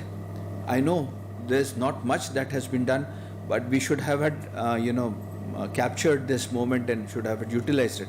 But better late than never, we are working on it, and we need more hands to do this. So in this effort for the societal development, something that we are supposed to do for the society may invoke all those talents that you might have. Like we've heard Madam's poem, we have other genre that we have. There are people who are good scientists and keep imagining. And there are a lot of stories that come in their rapid eye movement in the nights while sleeping. They get a lot of dreams, ideas, and this is how science fictions are evolved. Science fictions are another, genre that we can use to promote science in a very positive way. It doesn't mean that we are going to dilute science, but we are trying to make it interesting, keeping in mind that we honor the limitations of not, mixing it up with something which is farce and untrue. We also have a lot of responsibility in this country. Yesterday, I remember while Dr. Venkateshwar and myself, we were traveling from Hyderabad, we had people, saying that somebody took a vaccination, the next day had a heart attack and she died. But this is time for all of us to stand up and educate our masses, people around us, wherever we live in a society, to tell people who are deprived of that, no, this is right and this needs to be done. So this is one of our moral responsibilities, duties to a society's development that we're talking about. So it's very important, sorry, so it's very important for all of us to stand up and do this. Print, electronic, social, digital, 4 media that we talk about are now at our fingertips, are in our hands nowadays. So it's time for us to utilize them. We don't have to. I'm sure you would have heard of Pallav Bagla, the science communicator. So Kolegal ji, myself, Pallav, Hassan Javed Khan of Science Reporter, we all worked together at one point in time. So I was talking to Pallav day before yesterday. He had come and met me. He says he wants to do a program. He has done some programs called Life in Science with Pallav Bagla. He wants to do some more programs. So I said, this time we are not going to give you any producer. You do it on yourself. He said, I don't need it. He just took out his mobile set, used a stick, then started recording. After he's done this, he showed us the results. So what I'm trying to say is, you don't have to wait. All of us have now an access to a smartphone, which is as good as a recorder, as a camera, and something that you can, whatever output that comes, you can just play and even do all those tricks to make it a presentable thing. So workshops on this regard. So I would also suggest that we would be happy to come by and organize training workshops on creating movies using mobile phones, and we could do that on behalf of NIT Warangal for schools around this place. So that would be another social work that we could do for the masses, where we could teach them to capture a scientific phenomena and present it to us. The story, as I said, has a lot of things to be done. There's so much to be done, because we are a country of so many scientific institutions, educational institutions, that produces immense pool of resources. All we need to do is to tap it, transform it into a format that can be easily accessible, and all for what? Societal development. So on this note, I'll pause my words here, and would, as Dr. Venkateshwar in the morning said, it's not that I'm here to be a salesperson for what Vigyan Prasar does, but Vigyan Prasar is just one organization. Every organization has as a set of people who passionately work for science communication, popularization, and its extension. The word extension, I gathered, was a translation of Prasar into English, but having grown up in an agricultural university, agricultural extension has a great meaning to it, and this is what, because we could have used the word outreach, but it is much beyond that. So I guess it's time for us as to get to that point and do our bit, and to ensure that before we depart from this place, we do something tangible for the masses, for the society, that we all owe a responsibility and have a lot that we're indebted from. This country has given us so much, it's time for us to return.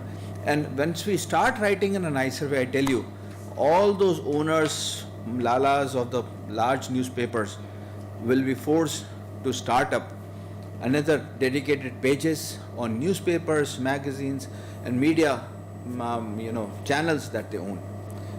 For that matter, it's not about, I know somebody. It is when you start writing, you start getting recognized, and you not only get recognized, you get recognized all over the place. As they say, Vijnana sarvatra pujyate.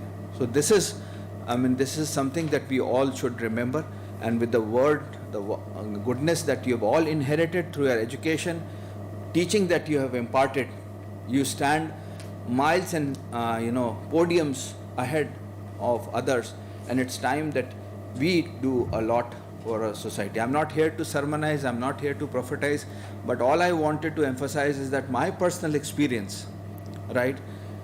I could have gone and been into a engineering company and would have gone there. But the reason why I chose this, because we all, besides all of everything, we still owe a lot for the nation, for the society that we live in. On this note, thank you so much for giving me this opportunity. I truly appreciate it. Namaste.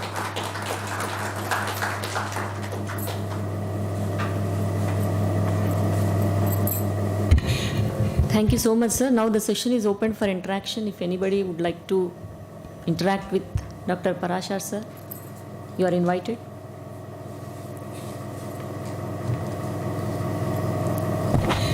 Yeah, sure.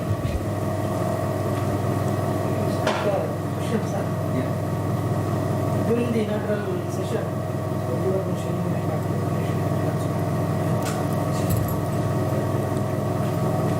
for the promotion of science, we have so many programs, but publishing the research work. So still India is far behind compared to other countries, including maybe Japan and China. So they have their own journals to publish some of the best works in their own countries and get the recognition. We Indians, we depend on more on European journals and American journals. So is there any plan to promote the research work to be published in Indian journals by maybe DST or? Yeah.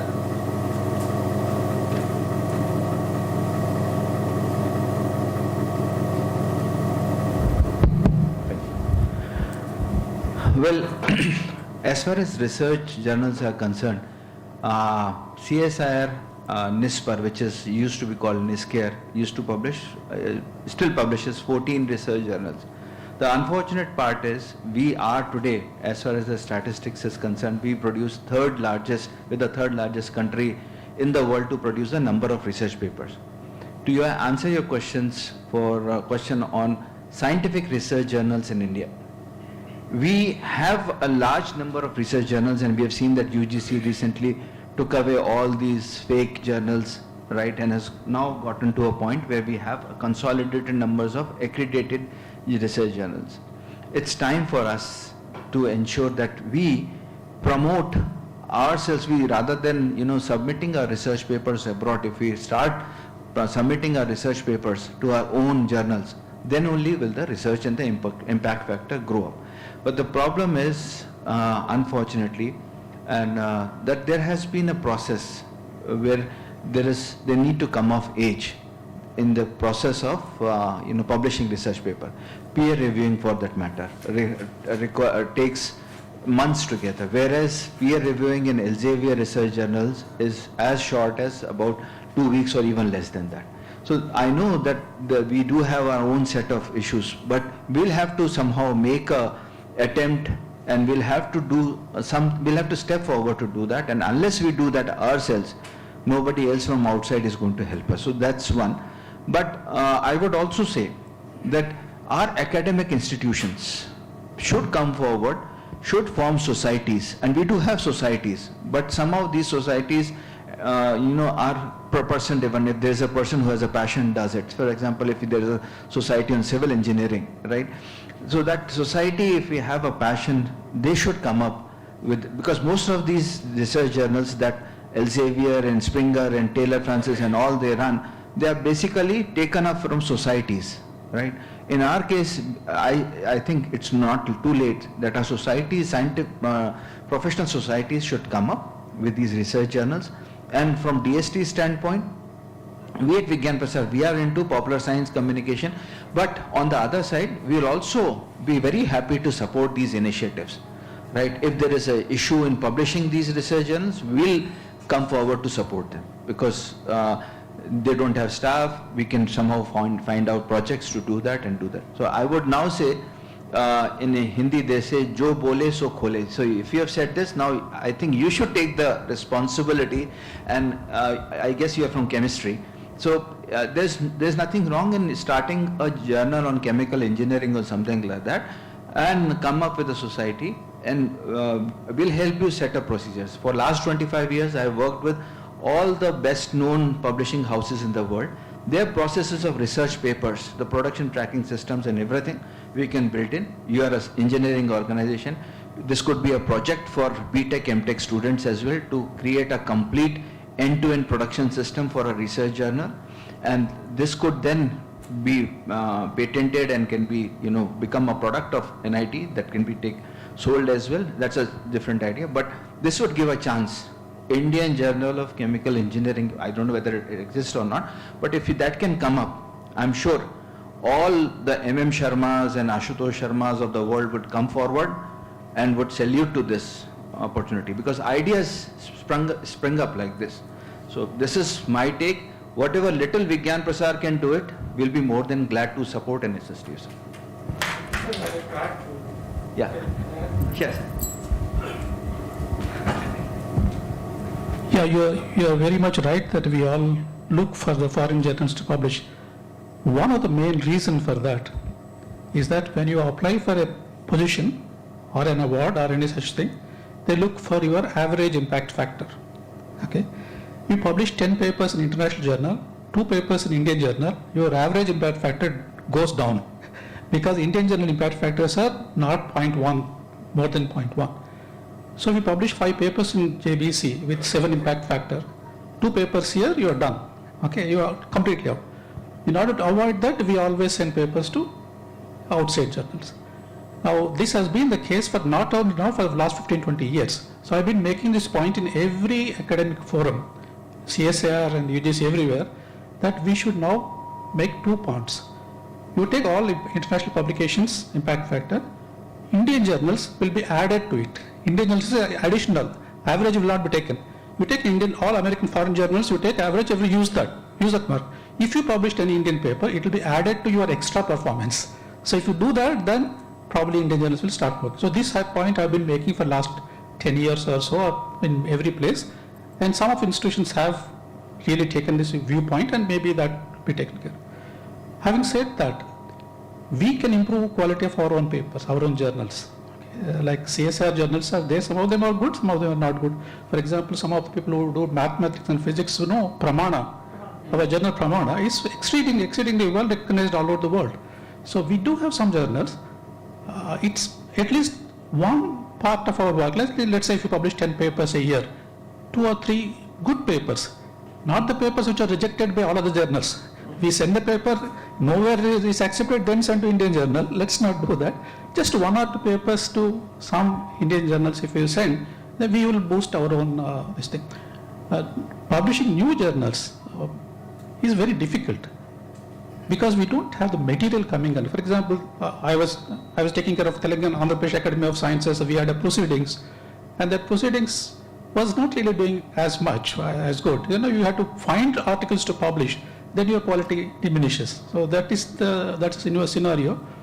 At that time, we decided at the national level that we consolidate our journals. Okay, small journals consolidate, make few top journals, so these journals would survive. That has been done so far. So there is some improvement.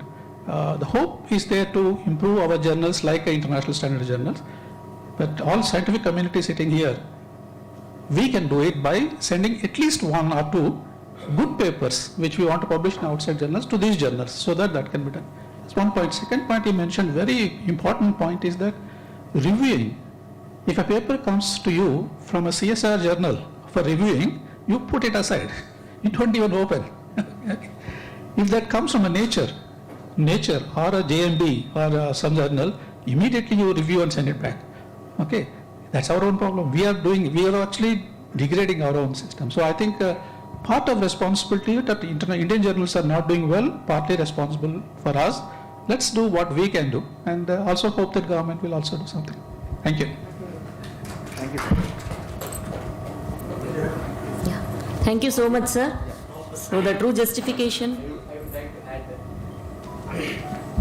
Warangal is the seat of heritage, Kakatiya dynasty, and we have INTAC, Indian National Trust for Art and Cultural Heritage. So we are trying to propagate. I'm the convener here for the last 30 years. So we would like that Prasar Bharati, the Vigyan Prasar, can integrate along with the INTAC and see that the education of heritage conservation, protection, preservation can start with the high school level. We are trying to do that exercise. So if you could integrate with us, we will be too happy to extend all our facilities to every high school level so that the young boys and girls are motivated right from their childhood to understand the need for protection and preservation of our great heritage. Thank you. I would certainly take a question later. I'm available. Sir has to leave, so I guess we can take his lecture first. I'll be around. During the lunch time, we can certainly meet and talk.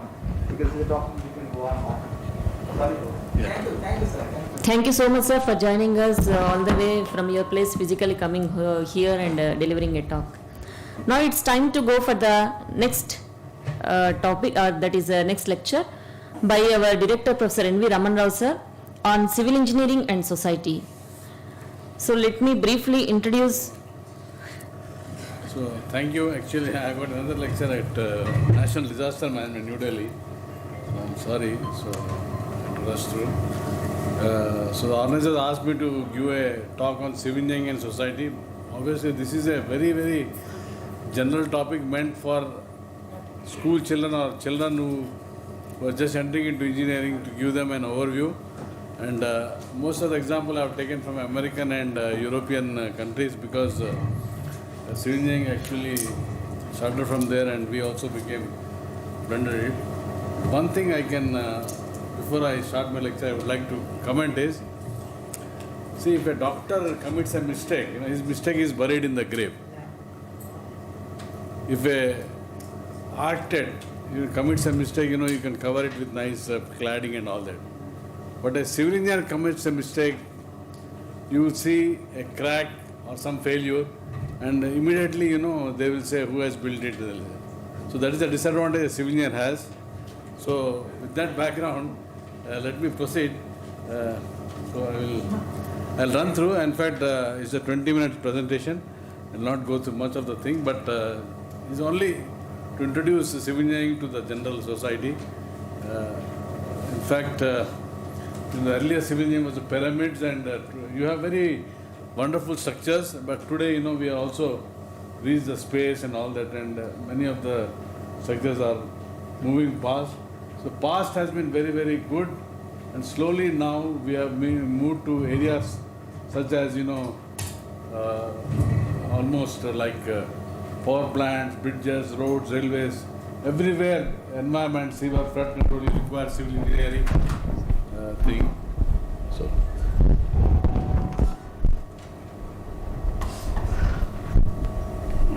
in fact, I was just looking in the Google, and when this word civil engineering came, so civil engineering came, the first self-proclaimed engineer was John Smeaton, 1724. So he called himself a civil engineer. From that time onwards, people started calling themselves a civil engineering. So just to differentiate between civil and military, that's what happened.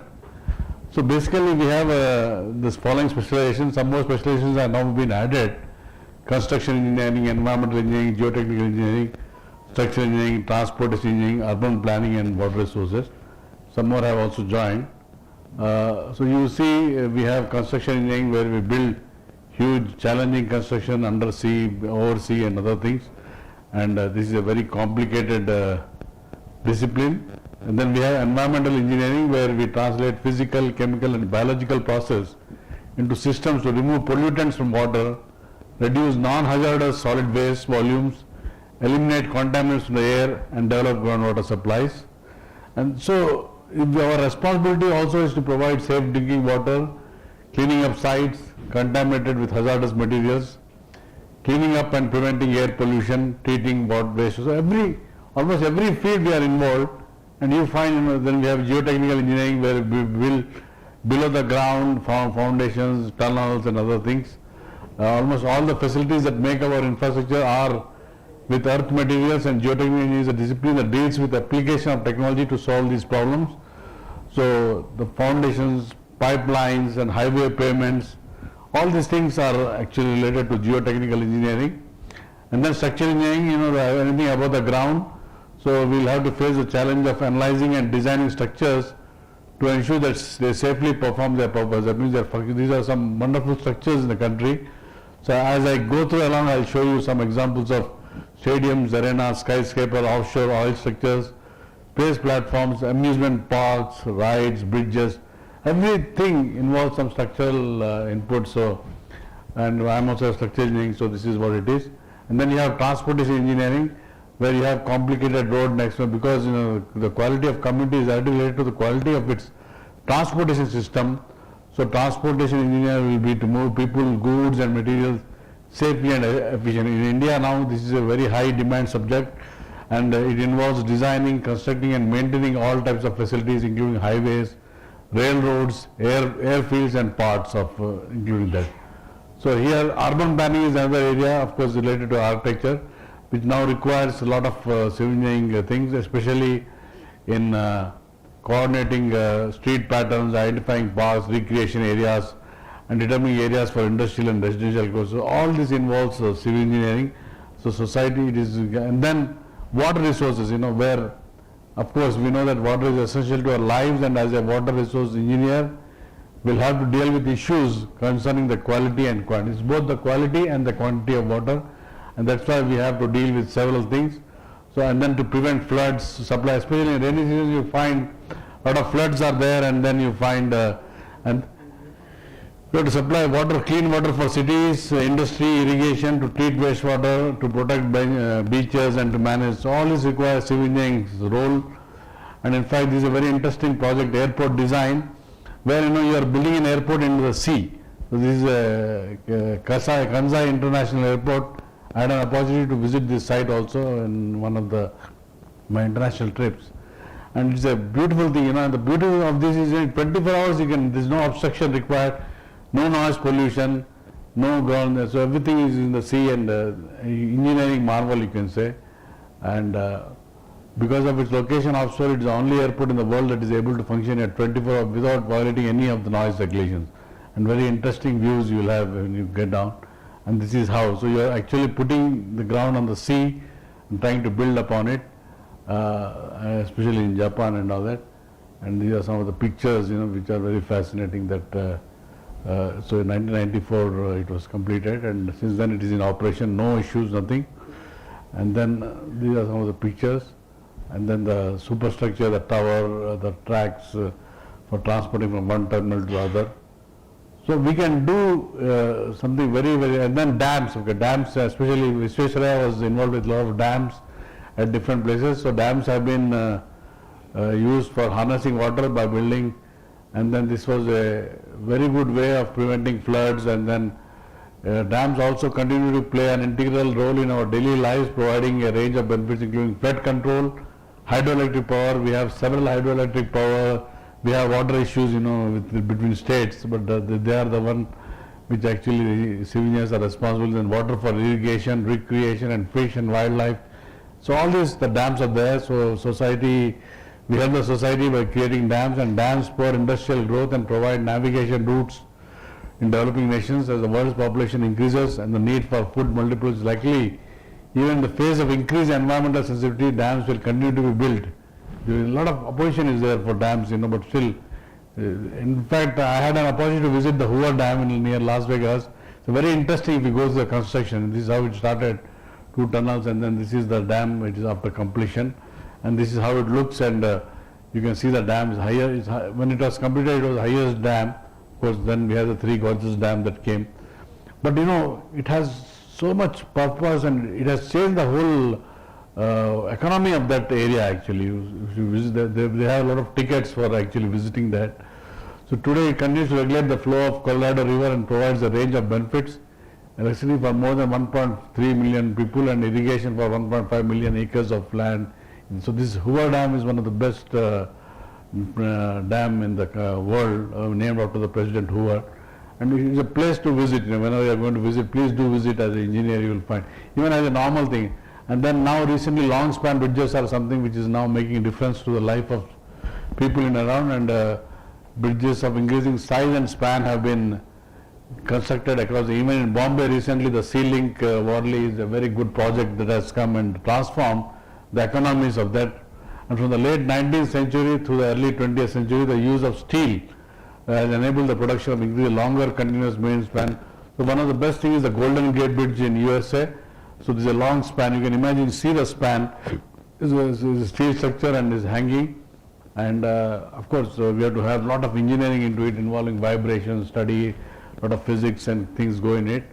And these are beautiful structures. In fact, we have, but I just wanted to give you a glimpse of the civil engineering to the common man, and how civil engineering is helping the society in different ways. Now today this is maybe around 1.2 kilometer, but we have still big, longer span bridges now being built recently. And this is how, when we started, it was how it was looking, and then the whole construction involves. And this, you imagine, you know, it was in 1937 that it was opened, and the longest span was 4,200 feet. At that time it was the longest now, but it has been broken. And this is how it looks. The Golden Gate Bridge is called. And then the Japan also, a lot of good bridges are there, and you can have bridges in curvature, which also helps to improve the aesthetics and also speeds. And then other type of bridges are there. So, and then the rail transportation is another area where civil engineers play a very, very important role.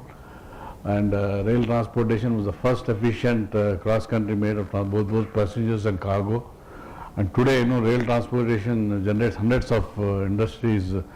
So this is made a difference. And in fact, I did my PhD in UK.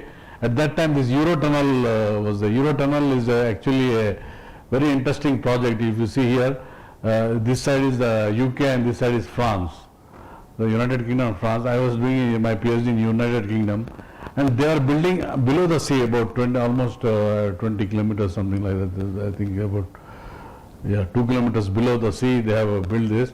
So this is a tunnel actually which goes, there are three tunnels, one for going and one for coming. And they started, one part of the project started from this end, the other part of the project started from this end.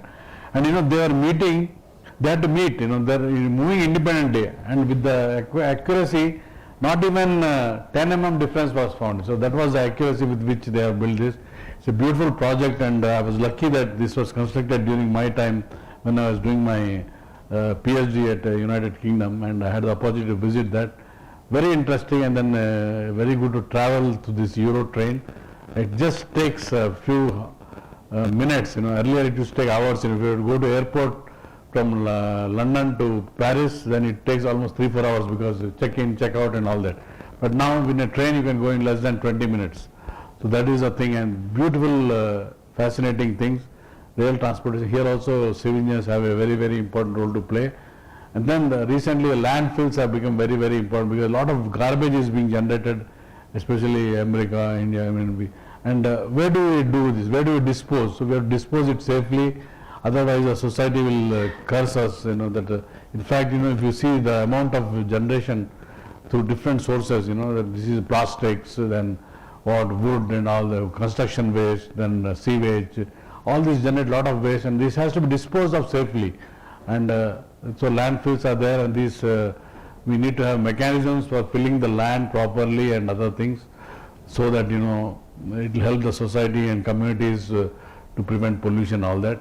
Apart from that, we also have treatment, you know, like sanitary landfills. You know, landfill major purpose is to contain the trash, so that the trash doesn't cause problems in the environment. Because you should not create problem to the environment and also to society.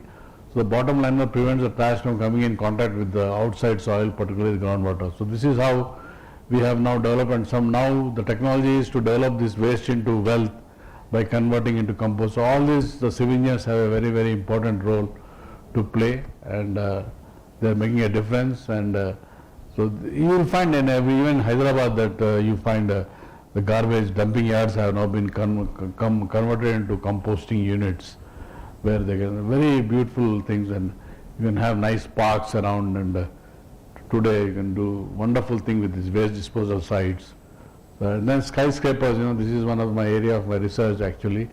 Today, you know, you can build, of course land is becoming costly in the city, and you can come out with structures. This is a structure, you know, in the world, different shapes and sizes. Of course, all these have structural significance why a particular shape is adopted.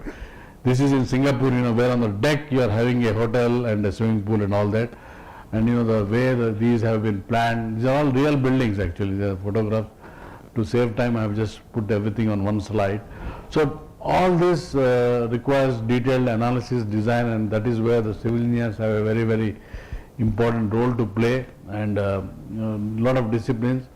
So in fact, when Lakshman Reddy asked me to give a lecture on civil engineering and society, it was the most difficult lecture of my whole lifetime, because if he had asked me to give a lecture on my subject, I could have easily given, but to give a lecture on something other discipline, combining and explaining it to the common audience who do not have any connection, and then after this you will definitely appreciate the great Vishweshwaraya and also the role of civil engineering in the society. In fact, why I am telling you is, so whenever there was any crack in the building, they used to come to me and for repair and all that. So one day, one person came and he asked my PA who was sitting in the office, I want to meet that crack professor. So I was just wondering, why. So that fellow is a layman, and he's because I'm a crack expert, so he's that professor who is dealing with cracks, he wanted to say. So like that we are crack engineers, but not crack in the brain, but to repair the. So this is how, but we can do really challenging projects and wonderful things.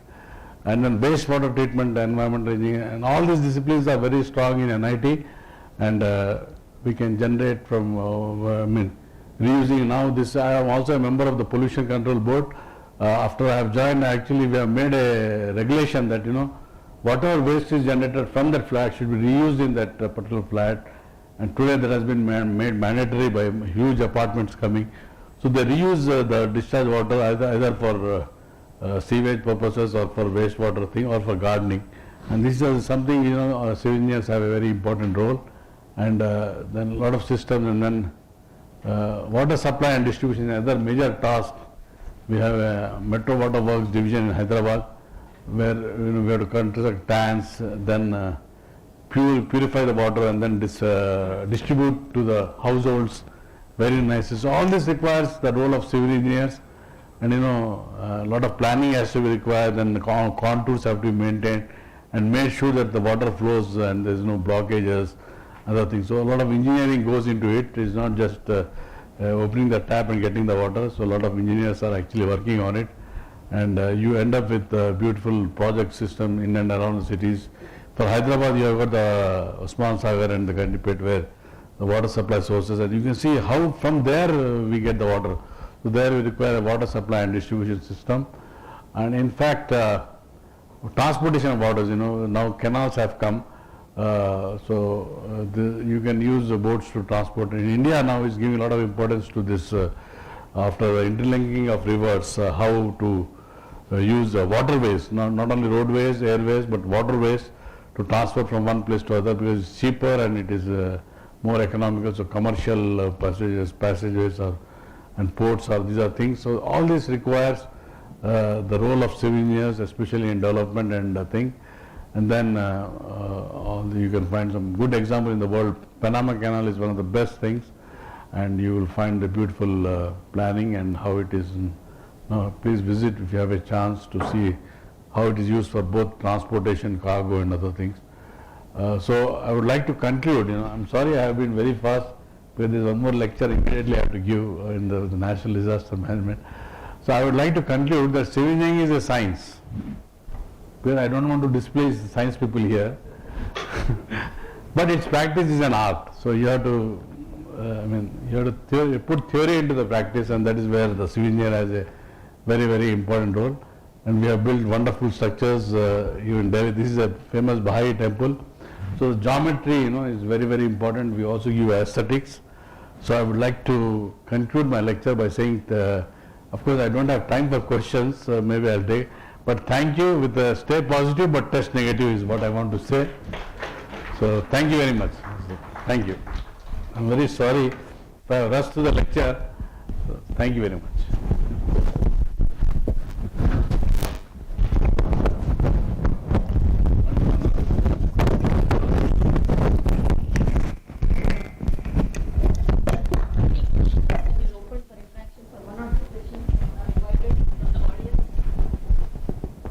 Very general topics. don't expect any questions. But despite your busy schedule, you made the presentation very useful and after the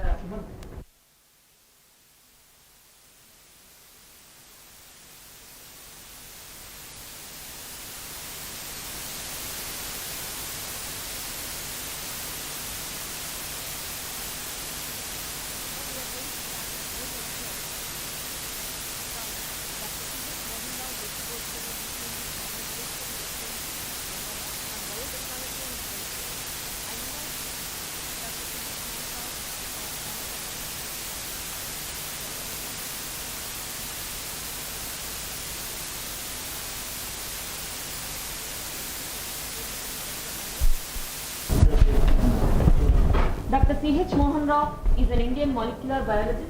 He obtained bachelor's degree from Umar University and master's degree in chemistry from Govt University Warangal and received his doctorate degree from the University of Hyderabad. He was awarded doctorate by the Govt University and distinguished to show from your award by the laptop, sir? University of Hyderabad. He is a recipient of several major national awards as a director fellow of the World National Academy of Science, Indian Academy of Sciences. He was the president of the Society of Biological Chemists India, Indian Biophysical Society, Andhra Pradesh Academy of Science, and the Telangana Academy of Sciences.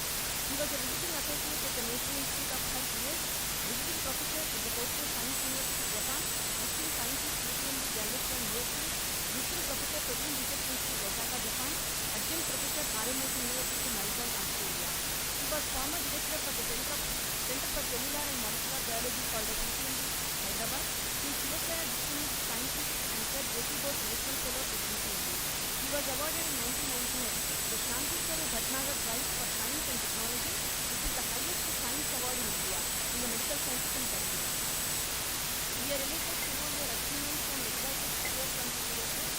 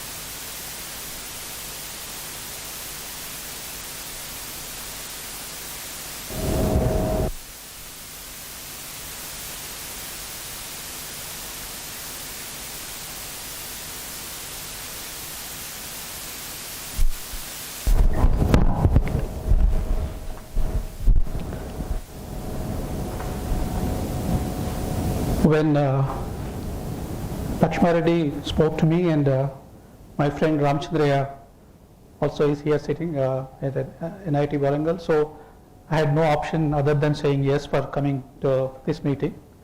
For the last 2 years or so, we have been doing all meetings in front of a computer. Got used to speaking to the computer screen instead of speaking to the people. Okay. Now, only for the last couple of months, we are just coming out. And I was very happy to see that this major program is being launched, and both Lakshma Reddy and Ramchandra are involved in this program. Like just before me, your directors were speaking about the civil engineering to the general audience, or to say, why do we care? For example, civil engineering is one subject, communication engineering is one subject, chemistry is one subject. So why do I care? Okay. So to answer that question, why do I care, is the one I think the idea is to answer that question. That's how I was trying to speak to you about biotechnology in a way which almost every one of you probably already know.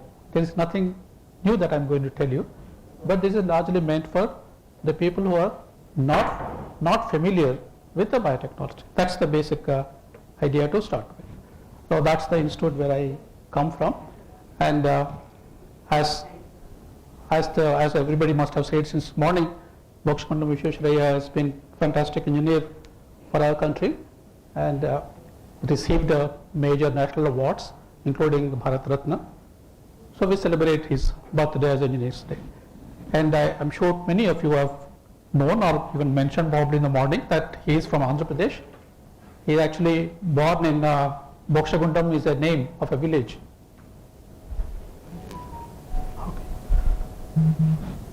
Bokshakundam is a name of a village in Andhra Pradesh in Prakasham district. So he hails from that place. And of course he has gone to, his parents have gone to,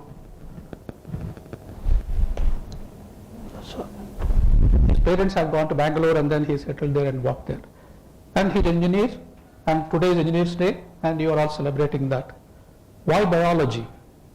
Why biology in engineering? Biology in my school days used to be thought of as a slushy, dirty and geeky subject. Okay? It's not a very nice subject, it's a very slushy subject and geeky subject. Okay? Why do we care? Okay, biology. Biology has now grown into such a level, it is now being qualified to stand near by the side of civil engineering, electronic engineering, communication and things like that. Now we have become a technology. Biology has become a technology, and so that now even Indian Institute of Technology, all IITs in India have started courses in bioengineering, bioscience and bioengineering. So now biology from a swishy, ugly subject has now become a prominent and respectable technology subject. So let us now talk about why and how. We'll switch gears and talk little differently. Maybe some of the lights can be dimmed, but that's otherwise also okay. Now, what I'm referring to here is that long ago, about 1550 BC, the people nearby in the villages were noticing that some people are very thirsty. Okay, they want to drink more water, and they're also frequently urinating. Okay? Urination is very frequent, and they're very thirsty, and they're weak, and they're losing weight. Okay? This is what was happening around 1550 BC. Must be happening even before, but people noticed at the time. And Greeks at the time, living in near the pyramids probably, they realized that there is something wrong with these people, and they called it as diabetes. Okay? Why did they call it diabetes?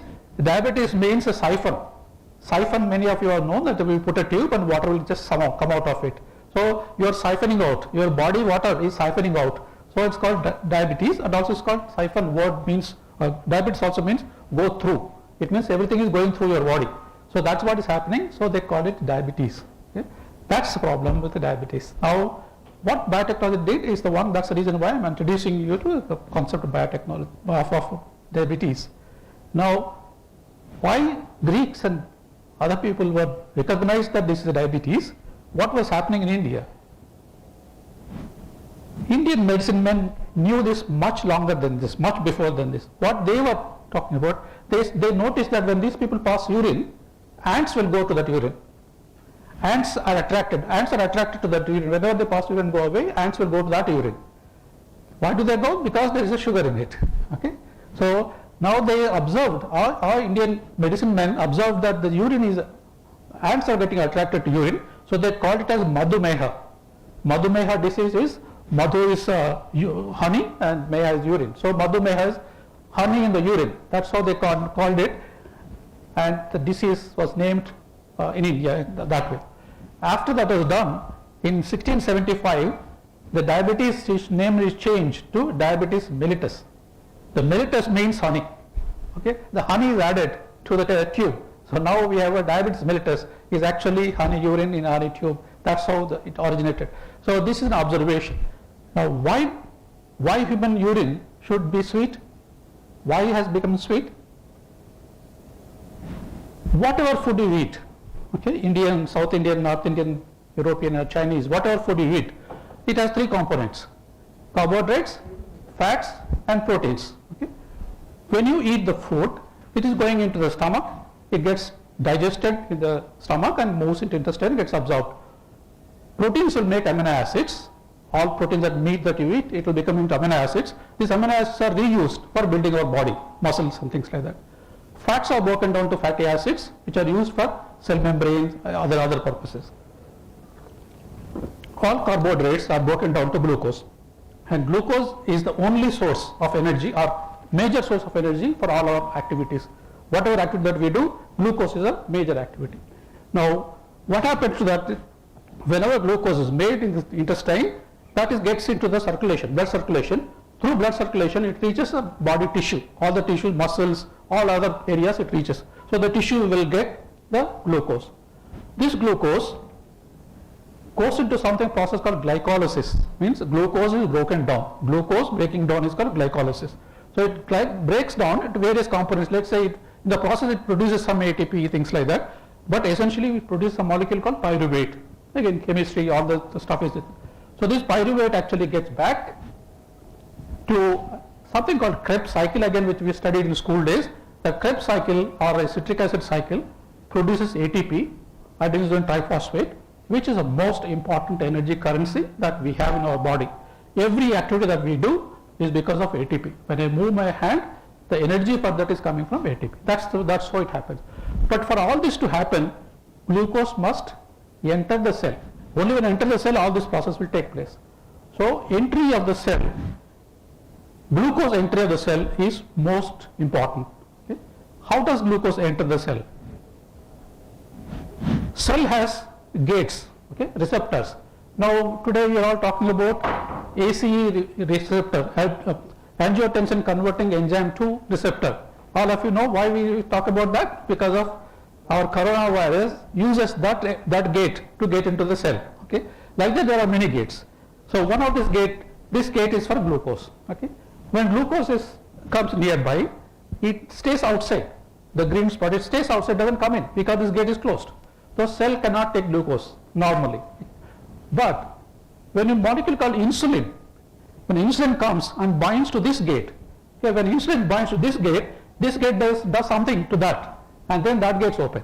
Okay, so it means when a body has insulin, insulin will come and tell the cell that now you have to take the glucose inside. Okay, now the glucose goes inside.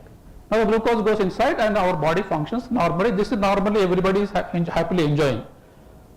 But what happens if there is less insulin? Insulin production is less, or this receptor is now insensitive. Receptor lost its ability to recognize and bind to it. Okay, that's called insulin resistance. These are insulin resistance or lack of insulin. Both of them it happens, then glucose cannot go inside. If glucose is not going inside the cell, what happens? It will stay in the blood. Because it's staying in the blood, your blood glucose levels will raise. The blood sugar will increase, and that will cause problems. What problems it can cause? Humpty number of problems it can cause. Primarily we don't have glucose, so we don't have energy. So that is one problem. And second problem is the glucose will go and bind to proteins and spoil the proteins. When the proteins get spoiled, many things can happen. Like for example, you can get a brain stroke, you can get a heart attack, or you can get eye diseases like retinoblastoma, diabetic retinopathy, where retina falls off and your vision will be compromised, and you can get cataract, you can get glaucoma, you can get nephropathy, and it means you will lose the sensitivity. Even if there is an injury, you will not know it. So hundreds of problems coming to you if insulin is not there or insulin receptor is not functioning and sugar is left out in the blood. How do we solve this problem? What is the solution for this situation? We can only solve it if you give insulin from outside. If you give insulin from outside, the body is not responding. You give insulin from outside, inject it, then you must be able to solve the problem. Where do you get insulin? Now that's the question which biotechnology has to answer. Where do you get the insulin? Earlier, insulin was coming from pig. You can kill hundreds of pigs, thousands of pigs. Take the pig's pancreas. The insulin is made in the body by the pancreas. So take pigs from pig pancreas, make insulin, and that insulin can be injected into human beings. You can also use cattle. So you can use porcine insulin or bovine insulin, and that's the way they produce. This picture is 1920. 1920 they were getting pig pancreas. Apparently 2 tons of pancreas alone. You know, in the big pig, Pancreas is very small. So that much you have to take, that much 2 tons is taken as a starting material. Imagine how many pigs would have given off their lives for your body glucose level to decrease. Okay. And unfortunately, this was what was happening. In addition to this, the problem is that it's a pig insulin, not human insulin. So there are some people who are developing allergy to it. Allergy reactions were having, it's not able to function properly. Then you need the biotechnology came into answer. The slushy, green, dirty biology is now center of human activity. Mathematics, medicine, physics, information technology, engineering and chemistry all are joining hands completely and fully to develop something called modern biology, which is biotechnology today. Okay? This is one subject which I am very happy to see. Every bit of knowledge that I gained during my entire life is useful. Okay? For example, if you are an IAS officer, you studied chemistry, you hardly use your chemistry in your office. Okay? But here, I learned physics, I learned electronics, I learned mathematics, I learned some biology. All of them I use. Okay? All of them I use and still continue to use the most possible. So this is a fantastic area, biotechnology, where all subjects have actual role, not just empirical role. Real physical role is available, and that's how biotechnology altered, modified the entire scenario. What do? The central theme of the modern biology, biotechnology, is that there's a DNA in our cells. Again, school knowledge, everybody knows. The DNA produces something called mRNA. Now even mRNA is common knowledge because mRNA vaccines have come. So people want to know what is this mRNA vaccine. So mRNAs are already known. This mRNA makes proteins. Okay? This is what we call central dogma of biology, or central dogma of biotechnology, you can say. DNA makes RNA, RNA makes proteins. This is the central dogma of biotechnology. Now DNA is a very long double helical structure that we know, and that's a DNA, long piece of DNA. On that long piece of DNA, there are some areas which are useful, some areas we do not know the use yet. This we call coding regions, this we call non-coding regions. We do not know what non-coding regions do, but there is a function for that. Now if you look at any one of them, then see that can call a gene. Okay, this will have genes. This is a gene, but gene would have something called regulator. Means sometimes it's necessary to produce, sometimes it's not necessary to produce. I'm sure all of you know, every cell of our body has all genes, all chromosomes, that 23 chromosomes, double of 23 chromosomes that we have, are present in every cell of our body. It means proteolytic enzyme, digestive enzyme can be produced in the eye also. But if you produce digestive enzyme in the eye, it's not good. Okay, you should not. So there must be a regulator to stop it. So you have genes, you have a regulator to stop that. This is the process that is necessary for us. Now each gene also would have something called exons and introns. It means exon is an expressive part of a gene, intron is an interfering part of the gene that is not necessary. So you have to take this part of it, this part of it, join together to make a meaningful sentence. People will wonder why biology makes things so complex. If you want to make one protein, why don't you make it? Why do you put some pieces in between, again cut them out and join them? Because it's a fantastic utility of making multiple things. Now I can make this exon and make one protein. I can make this exon and that exon and make another protein. So I can make more number of proteins, more variation with a small number of things. So that's the beauty of biology. Biology is God. God is generation of diversity. Okay, G-O-D. Generation of diversity is God. Okay, the biology generates diversity. Okay, the diversity is the one, this comes from this exon, intron, this thing. So now you join them together to make a mRNA. This mRNA is the messenger RNA which makes protein, that is useful. So same thing we can do. So you take pancreas, human pancreas. Now we can take a human pancreas. How can you take a human pancreas? If a person dies in an accident, one can take, or a fetus, aborted fetus you can take. Those cells we take, and from that you isolate total RNA. Fortunately, all RNAs will have something called poly-A tail, polyadenylated tail will be there. So we can use that to produce something called cDNA. This is RNA is a single stranded molecule. DNA is a double stranded molecule. So you have to convert RNA to DNA first. So this cDNA synthesis has to be done. Once you bake that DNA is made, then this From pancreas, there are so many proteins are made, not only insulin. There are so many out there, all mRNAs are coming in, all mRNAs we converted to all cDNAs. Okay? Now you want only insulin. So you have to fish. How do you fish out? You identify. For example, in the classroom, you call a person by name. Like this, I want to call this gene. This gene has this side some identification marks or some sentences which are overlapping. So use them, that is called GSP, gene specific primers. So we use gene specific primers like here, one piece here, one piece here. One piece binds here, one piece binds here. Now this goes continuous like this goes continuous like that, and then they can be taken joined together to make small piece called a particular one which you are looking for. That is this one. That's the insulin gene. That is one part of the story. Then second, I take the bacteria. From bacteria, there is something called plasmids in bacteria, DNA, circular DNA. I take one circle of DNA from bacteria, cut it with some enzymes. There is a small space. In this space, we put this one. So we take a bacteria gene, bacteria genome, cut it, make a space, take a human pancreatic gene, insulin, put it. Then you combine. When you combine, that we call a recombinant DNA. When your recombinant DNA is made, that can be sent into a biological cell, and then you can produce insulin.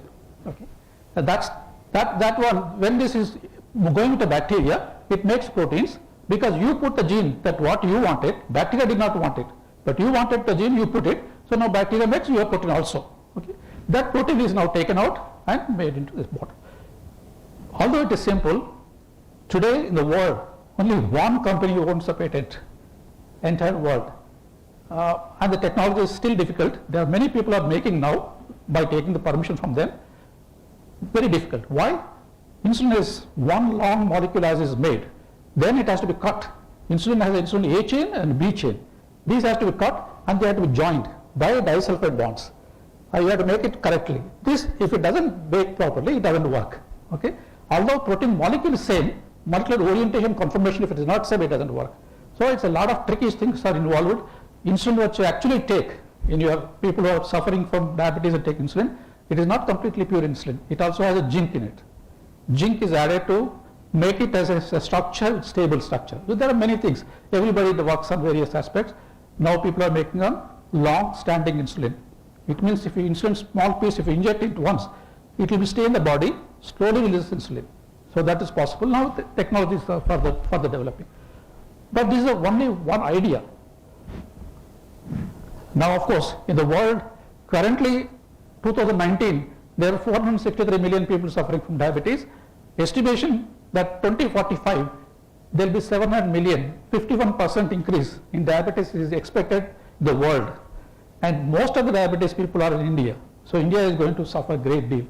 So now biotechnology is going to provide solution, or providing solution to this many people. So that's very, very important subject, and it now qualifies to be standing next to any other subject. In a similar approach, same gene like, we can make many compounds, not only insulin. We can make interferon alpha, interferon gamma, human growth factor, tissue plasminogen activator, streptokinase, many number of molecules can be made. I don't know whether you know something called streptokinase. Streptokinase is a protein, it's a very, very important protein. When you get a heart attack comes because blood is clotting. In somewhere the blood is stopping, it becomes a heart bacterial clots, blood flow is not going. At that time when the patient is suffering, if you give streptokinase injection, within minutes the clot is dissolved and blood flow goes through. So if you can give a streptokinase injection to a heart attack patient within certain period of time, he can be saved. Okay? And streptokinase we were importing all these years. Now CSR technology, now I can proudly say CSR technology, streptokinase is made in India, not the streptokinase which the world is making, which is better than the world is making. This is called clot specific streptokinase. Earlier streptokinase was working on everything. So something bad effects also were there. This one is clot specific. It will only go and attack this clot and nothing else. So this technology is developed in IMTech Chandigarh. It's still available, but not completely freely available, but it will be available. Okay? So biotechnology is now changing things like that. And these proteins we are expressing in bacteria. We don't have to express in bacteria. You can express in a cow. If you express in a cow milk will have this protein. So cow milk can have protein. You can express in a plant. So the plant fruit can have this protein. So these technologies will come in future. It's now already available, some of them will come in future. Same DNA technology can be used for developing diagnostics, okay?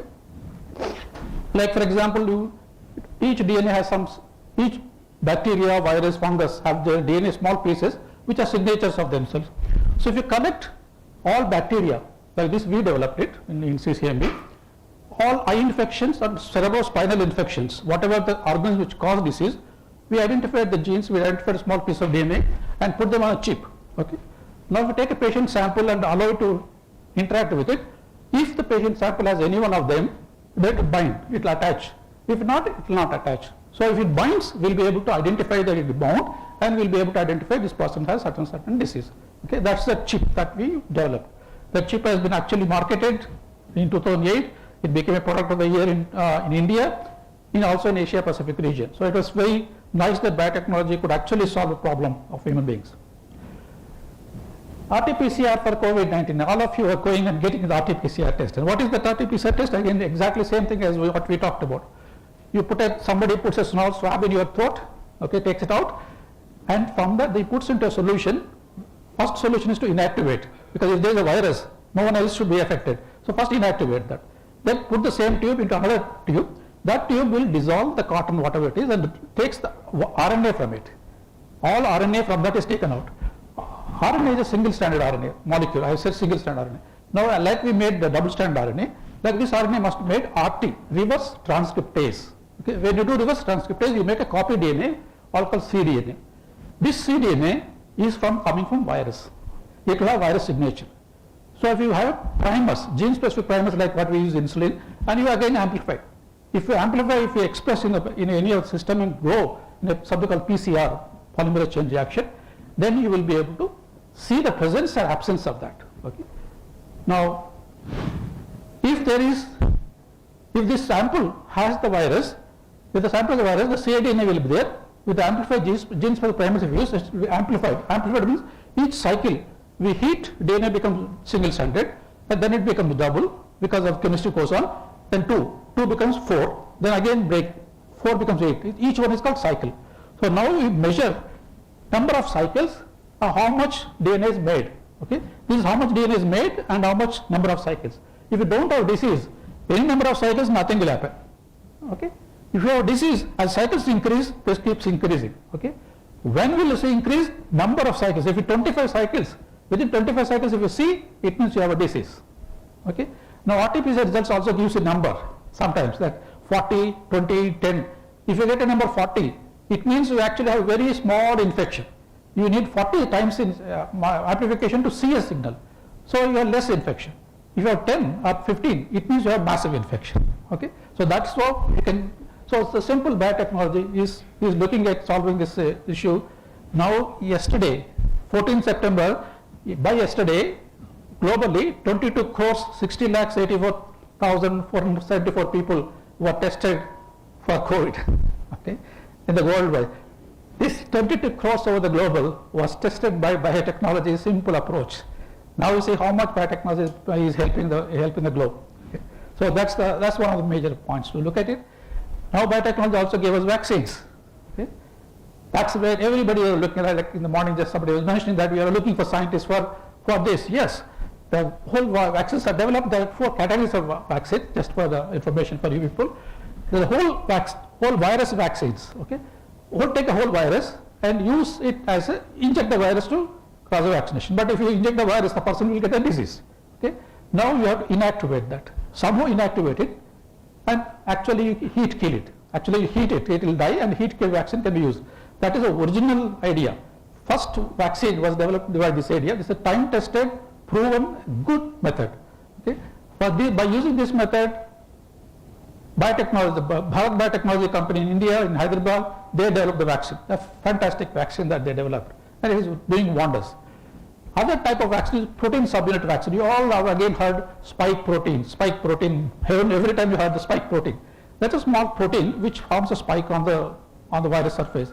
You can take that protein alone, inject the protein into rat or mouse or a rabbit or a horse, and they will produce antibodies against that protein.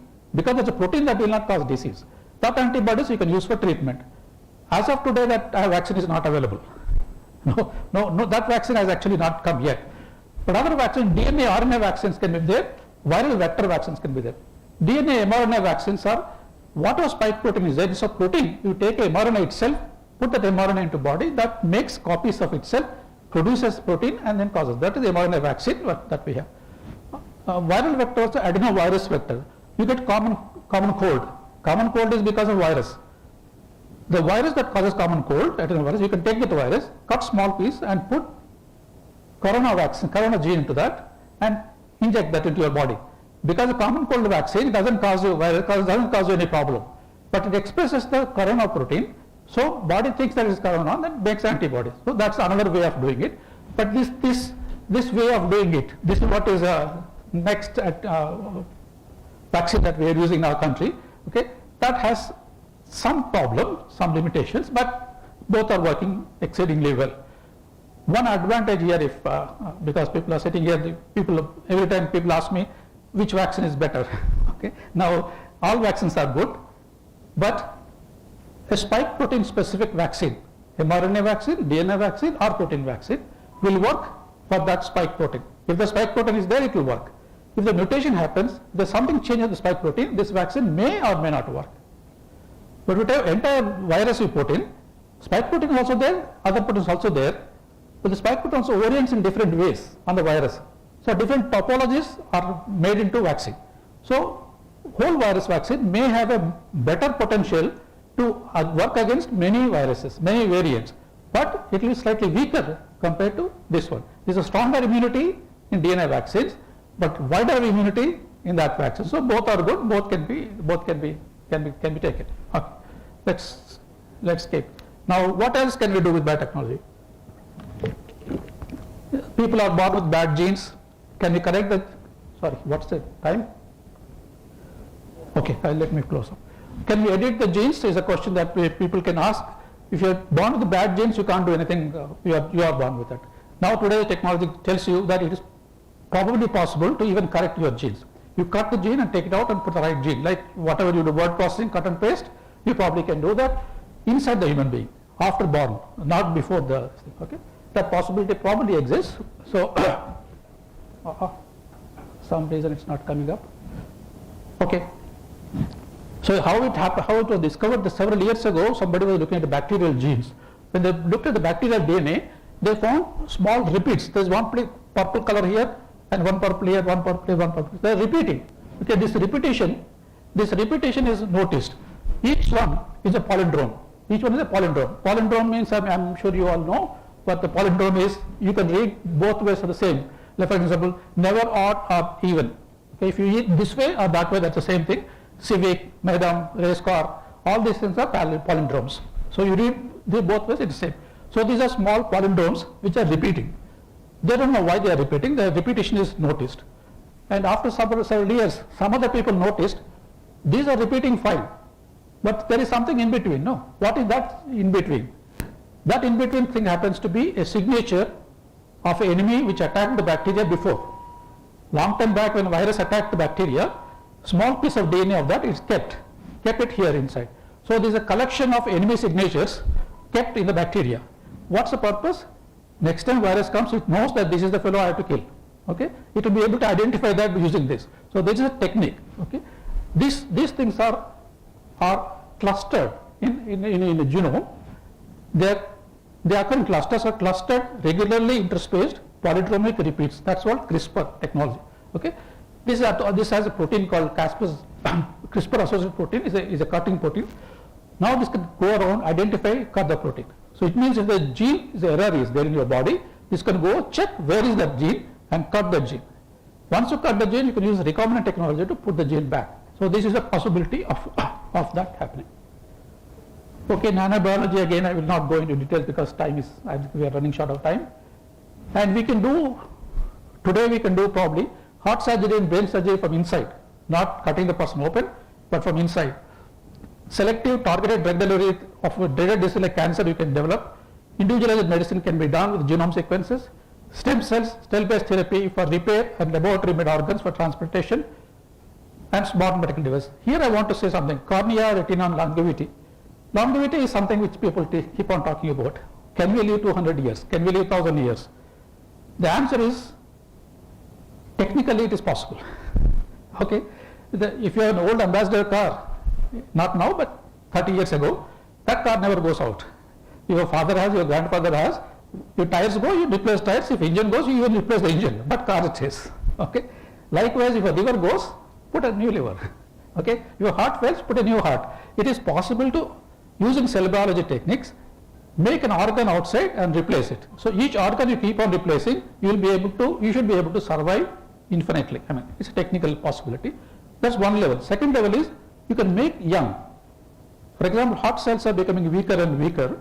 So take the heart cells, grow them outside, and put the genes which are all younger genes, and remove all oxidative damage, everything. And those cells you put back. Some of the younger cells will be there in the heart.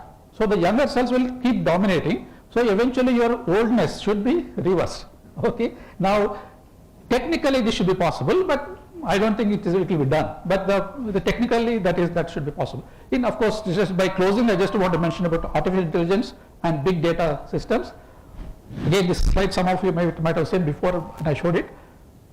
For example, Twitter generates 1.4 petabytes of data per year. Okay, users. Now, astronomy is 1 exabytes of data, and YouTube totally 1 to 2 exabytes of data is being generated and used by. But if you come to genomics, okay, genomics is going to use 2 to 40 exabytes of data. It means it's going to be larger than Twitter, YouTube all together. This genome data is huge and huge. So how do we make sense of that? YouTube itself we are not able to make sense of it. So that is where big data programs are going to be useful. And the artificial intelligence, I think I won't have time to explain here. Artificial intelligence, you collect a set of information, draw conclusions, use that to draw another conclusion, and you learn in the process by increasing the binding constants of this value. That's called, if you have 1 layer, 2 layer, 3 layers, if you increase the layer, it's called deep learning. So it is possible to develop such technology, and with that technology, almost palmistry-like thing is achieved. Like, can by looking at a palm, can you tell me whether I am going to become a doctor or a thief or whatever it is? People now talked about it. If I give a DNA sequence, can you tell me anything about me? Is a question. Now, one thing now they can tell is your height. How tall you are going to be can be predicted. Okay. Now they looked at thousands of genes, looked at the variations were possible. From the variations, artificial intelligence is developed. Now, this is the height of a person. That's a gene area that they have predicted area. So there is a linearity possible. Now it is possible to predict that. This is artificial intelligence data. If this is possible, many things will be possible. Okay. This is 2017 data, 2-3 years old data. I am sure this is done by Google. Incidentally, Google scientists have done this. So I hope such things will happen in future also. Now, last question will be, can we create life? The answer probably is yes. 2016, one biological cell was made without any biology. Just a DNA is taken, enveloped. This cell, which is completely chemically synthesized, will eat food, take nutrition, and divide. It does both things.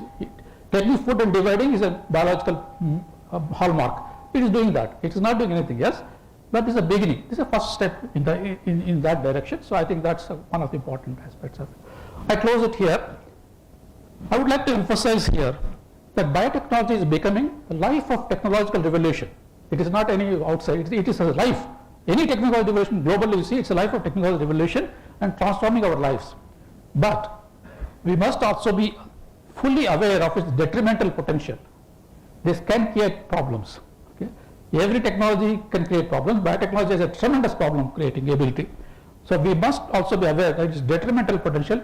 We need to ensure its safe use for the betterment of all life forms, not only human beings, all life forms, human, animal, plants on our planet. We have to take care of all animals on the planet by using biotechnology. I think I'll stop here. Thank you.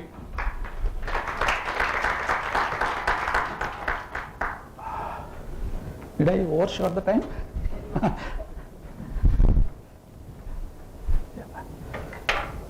Thank you so much, sir. You have explained this biology like a story. Even for a non-biologist student,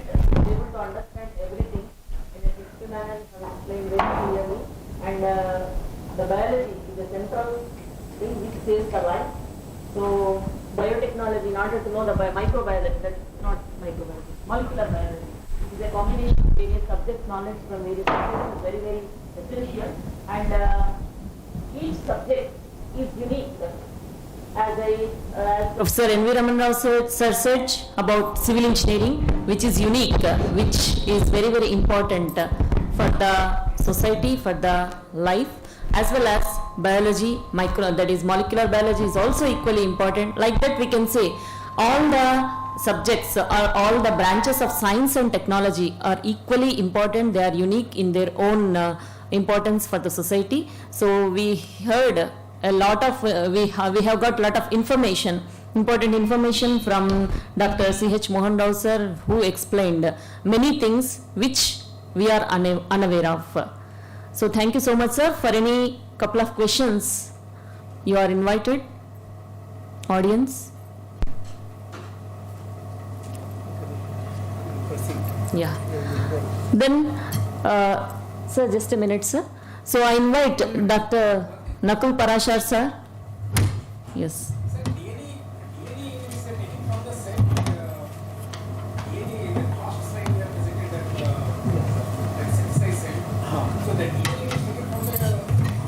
That is also synthesized. That is synthesized. DNA chemically synthesized. Okay. Because there is 4 nucleotides, 4 small molecules. The phosphodiester bond is there. We can put chemically synthesized there. So that whole DNA, whole sequence was completely synthesized chemically. But what is not chemically synthesized? There is a catch in that. Is that they taken a living cell and removed everything from a cell. But there is an encapsulation, a cover. That cover, this DNA was put. This cover is not made. Cover is not made from, cover is taken from the dead cell. Dead cell cover, this DNA, synthesized DNA was put. But what about that mitochondria and all? They are not there. None of them are there. That's why it's a minimal cell. It's a minimal cell. But this DNA, it makes some proteins. But it is surviving. How it will survive? That's why. This DNA will make some proteins. Those proteins will make a minimum job of that. So for example, mitochondria does oxidative phosphorylation. So they will make some protein which will make the oxidative phosphorylation. So that's what is designed. What is essential? You take a living bacterial genome and take out from this what is not essential. Take only absolutely essential ones, you put them together. So these ones without having mitochondria, what mitochondria does through an enzyme reaction. That enzyme you put. So you put what is needed. So with that you will be able to make it minimalistic life. This you can make it complex as you go. But the principle is that something chemically made in the body is eating and dividing. And it is replicating itself. This is the interesting point. But still, a main point is that some part of it came from the existing life. Okay, that is still a question. Can you make a membrane? Biological membrane also is a question. It actually needs to make a membrane. For some reason, it doesn't work under this context. So people are now working it. Once that is done, the major question, philosophical question, will be answered that can you take? Probably yes. But it is not going to be for life. It is for if you want to make a molecule. For example, very important interferon gamma you want to make. Now put the gene to this and this will keep making this. So you will make a bioreactor. This cell can be a bioreactor. We can use it as a reactors for baking things.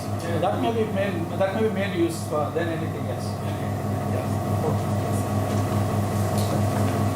I request Dr. Nakul Parashar sir to felicitate our speaker, Dr. C.H. Mohan Rao sir. Pleasure to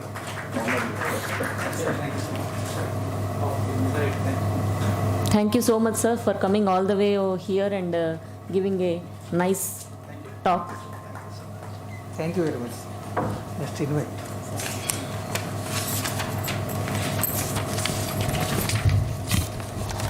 Now the last lecture for this morning session is by Professor M. Panduranga Rao sir, retired Professor Geotechnology Engineering, NIT Warangal, on Ramappa Temple as UNESCO World Heritage Site, Geotechnological Evaluation.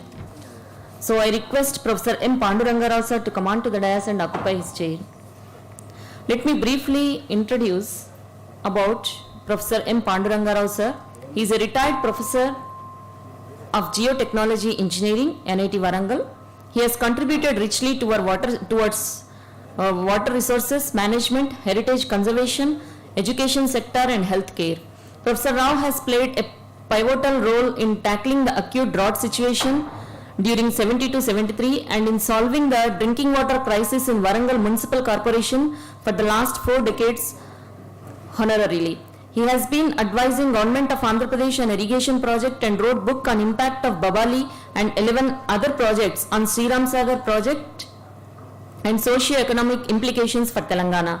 He has also received several awards such as the Award of Meritorious Service, Republic Day Honor and Independence Day Honor. Professor Rao has also played an important role as the convener of INTAC, Indian National Trust for Art and Culture Heritage, for 25 years and was instrumental in preserving several archaeological sites in India. He has also published several books, some of which are engineering and technological achievements during Kakatiya period, hands-on heritage and utilization of Godavari waters in new millennium. He is the editor of Proceedings of the National Seminar on Irrigation Technology of Kakatiyas. Professor Panduranga Rao sir is also social activist who has left an indelible mark on conservation and preservation of Kakatiya history and monuments. I am really privileged to read the profile of such a great personality who are serving the society by innumerable means. Thank you so much, sir, for being with us today. I now request Professor Panduranga Rao sir to deliver his talk on as UNESCO World Heritage Site, Geotechnological Evaluation.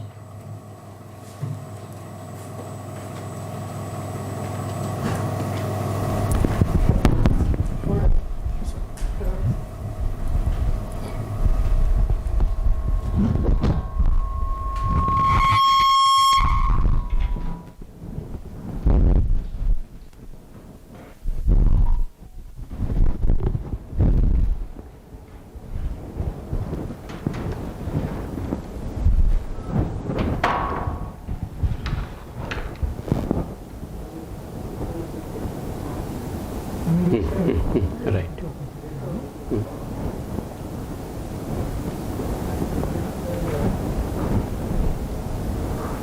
ಅಂತ ಇದೆನಾ?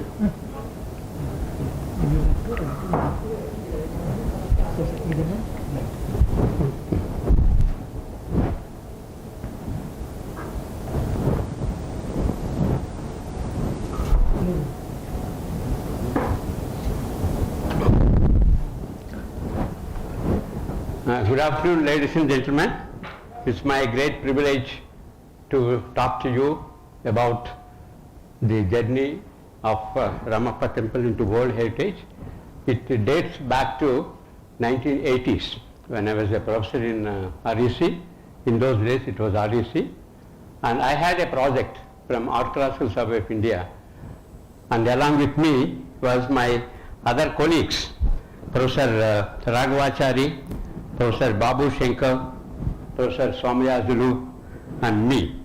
So we have produced a beautiful report to Archaeological Survey of India, Delhi in 1987. So this is the work of about 5 years, a research work on 1000 Pillar Temple, Warangal Fort and Ramappa Temple. So this is the geotechnical evaluation and appraisal of Kakatiya monuments. So we have been working on these projects and unfortunately all my friends. So this is the original book which I submitted to Delhi.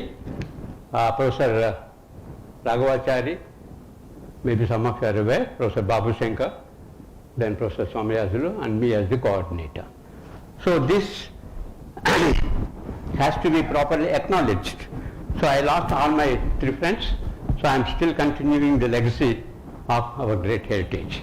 So we have here the Ramappa Temple of as UNESCO World Heritage, so geotechnical evaluation. Now how did we do this exercise? So this is one of the very important components that the Telangana government and the government of India together have succeeded in taking Ramappa into World Heritage along with INTAC, the Indian National Trust for Art and Cultural Heritage, and also the Kakatiya Heritage Trust. So me and my friend Mr. Paparao, a former IAS officer and advisor to Government of Telangana, we started this Kakatiya Heritage Trust in 2009 with the main objective of taking the Ramappa Temple into World Heritage. So for the last 11 years we have been continuously working on this project, and we have prepared a dossier. So this is the dossier which we have prepared for the UNESCO. I am the coordinator of the entire project. I dictated every word of it.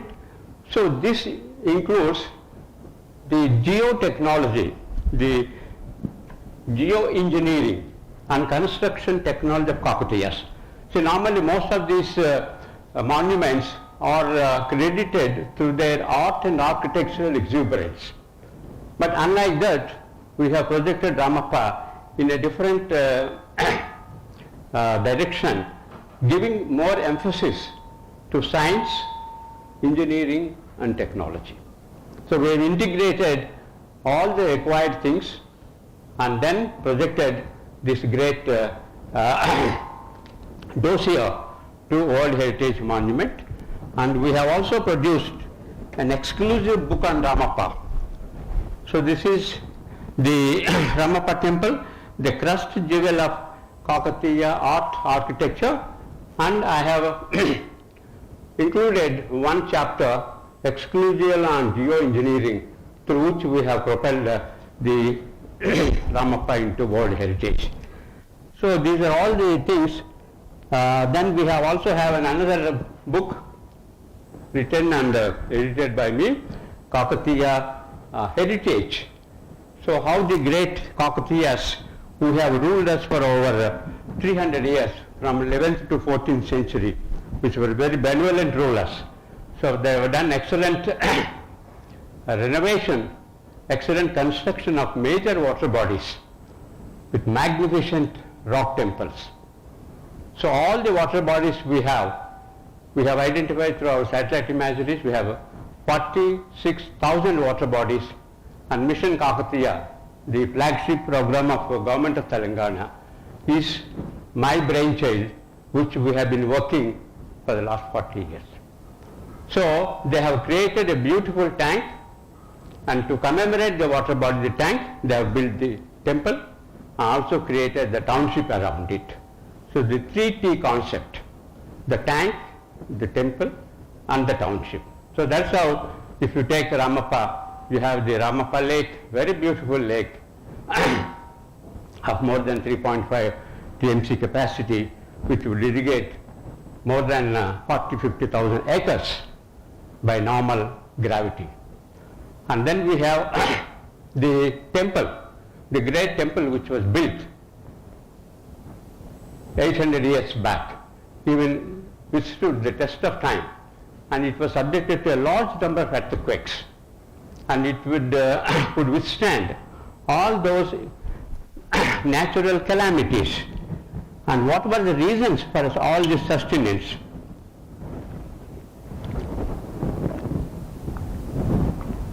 So we have projected the Ramappa temple is created by engineering marvel, by planning for floating bricks of Ramappa.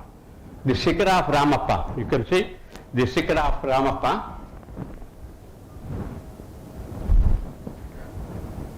So the entire Sikara of Ramappa is built with floating bricks.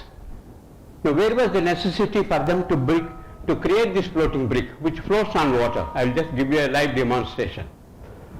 That means at that time they must have realized if they use normal brick with a density of about 2.2, 2.3, there will be heavy load on the foundation, and the foundation will go for settlement, the structure will collapse. And they have identified a beautiful sandbox technology which we have analyzed in 1980s. We have drilled boreholes, we have done electrical resistivity surveys, we have done seismic surveys, we have established the subsurface geology and on what materials the structure has been built. So all these investigations revealed that they have done on a sandbox technology an excellent building material and a wonderful absorber of shock waves.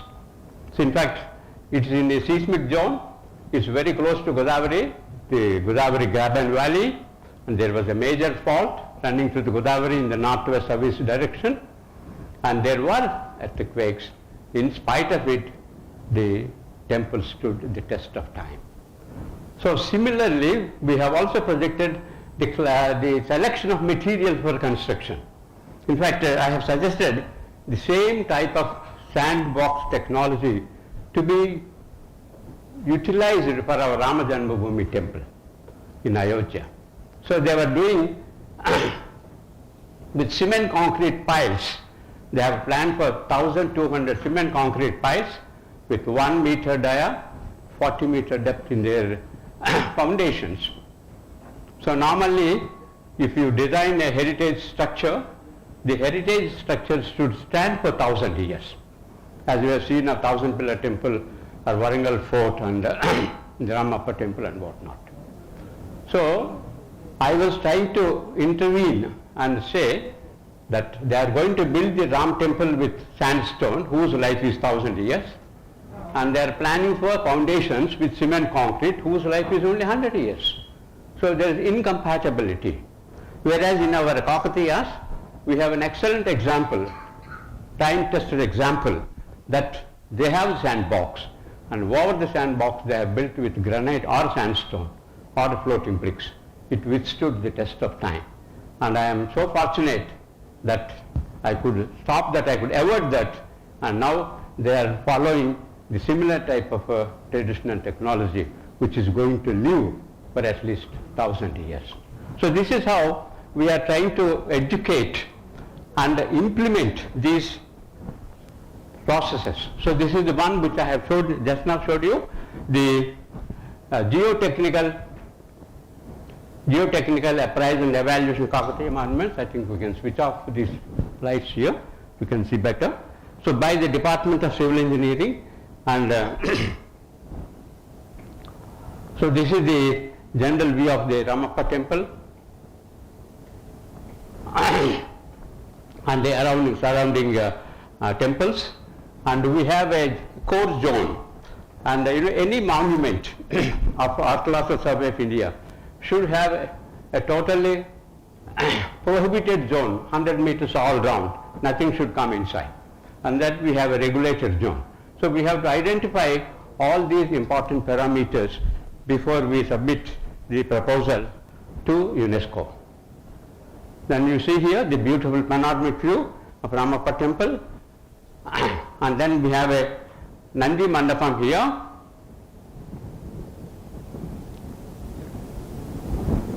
Yes, no? Right. So they have a beautiful Ramappa temple and we have a Nandi Mandapam.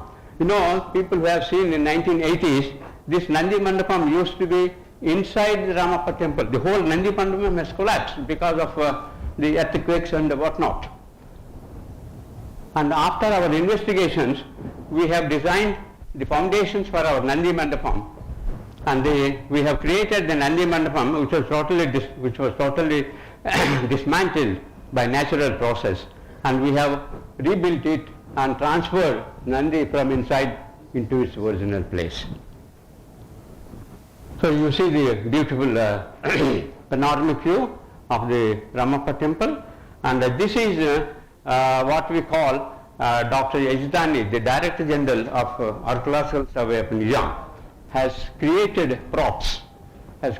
these props to protect the cantilever portico. We have a rock cantilever. Normally we have cantilevers in RCC having a 10 meters, even 10 meters. But here we have created a rock portico, rock cantilever. So it was failing. And he has created this beautiful types of props to protect it. So every time people are intervening, this is more than 100 years back, people are intervening and trying to protect these great monuments.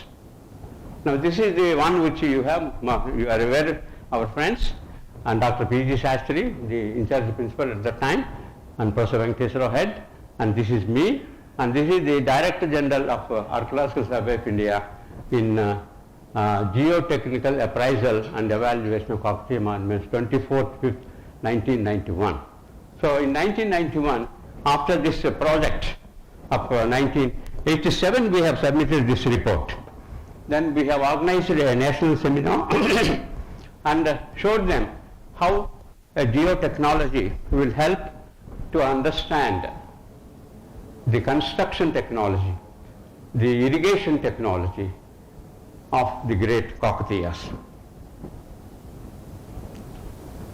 So I was just explaining to the then Director General, first Director General ever, this is me, and ever to visit Warangal at our invitation. And since then, the need for restoring, the need for study of the great Kakatiya monument started. Unfortunately, INTEC also was there as a convener for the last 30 years. And then we have taken up the Kakatiya Heritage Trust. So all of us together, along with the government of Telangana and the government of India, you must be aware that every year only one monument is nominated from the country. For the entire country, only one monument is nominated. And if it is not properly projected, if the dossier is not properly prepared, and it will be rejected. That's the other end of it. So we have been trying to see that the nomination goes in the right direction. It was in the tentative list earlier, and then it went to the final list, and finally you must have heard in the news, on July 25th at 4:45 they have declared Ramappa as the World Heritage Monument. So that I was on the line, we were on the line, online, 21 countries were participating, we were interacting with them, and from 3:15 to 4:45 we were interacting, and we were nail-biting experience what is going to happen. For 1.5 hours, the series of discussions, and Russia has proposed our Ramappa temple, the Norway has objected for it, and other countries were on this way and that way. So we were having a lot of interactions, and we have sent all these documents to 41 countries for their evaluation. And finally, the ICOMOS, International Council on Monuments and Structures, have sent their representative in 2019 after going through all these things, and then I have accompanied and appraised him of the construction technology of the great Kakatiyas.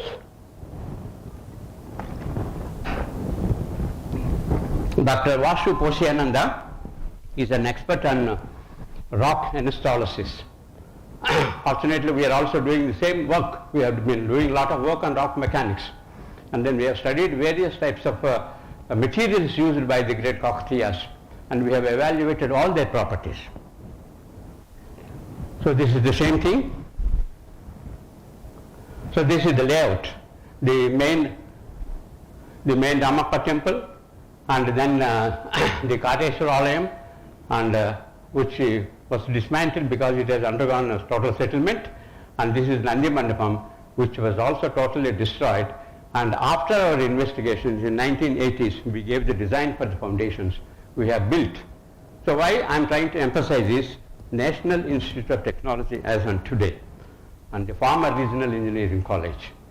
We have done extraordinary work, the faculty and the students.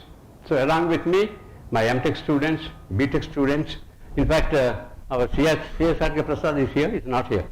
So all of them were involved in this process, and it was a couple of years we have taken to do this type of activities involving all my students.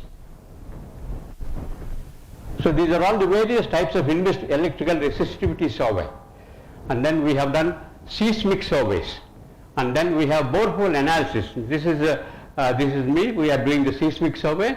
Is our Dr. Vijay Saradi. He was the former registrar of our REC.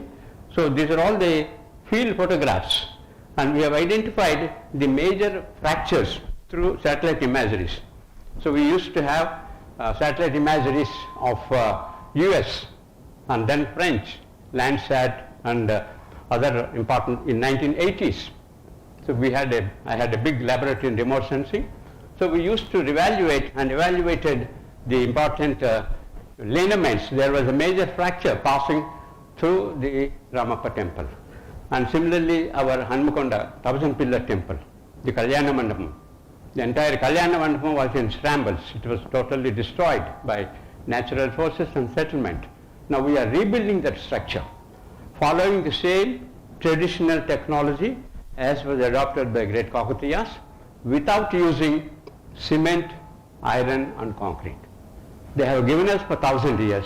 Now we are rebuilding our Kalyana Mandapam, a 1,000-pillar temple, with the same technology, with enhanced, with strengthening the foundations. The foundations were designed by our Dr. Ramanamurthy, Professor Ramanamurthy, one of our old students. He is now professor in Geotech.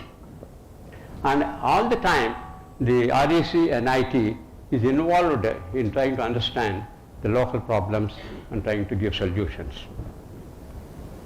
So these are the types of fractures you observe. So various cross sections of society of the soils which we have evaluated, and then we have done extensive work in the laboratory for their geotechnical parameters. So this is the very beautiful rock cantilever.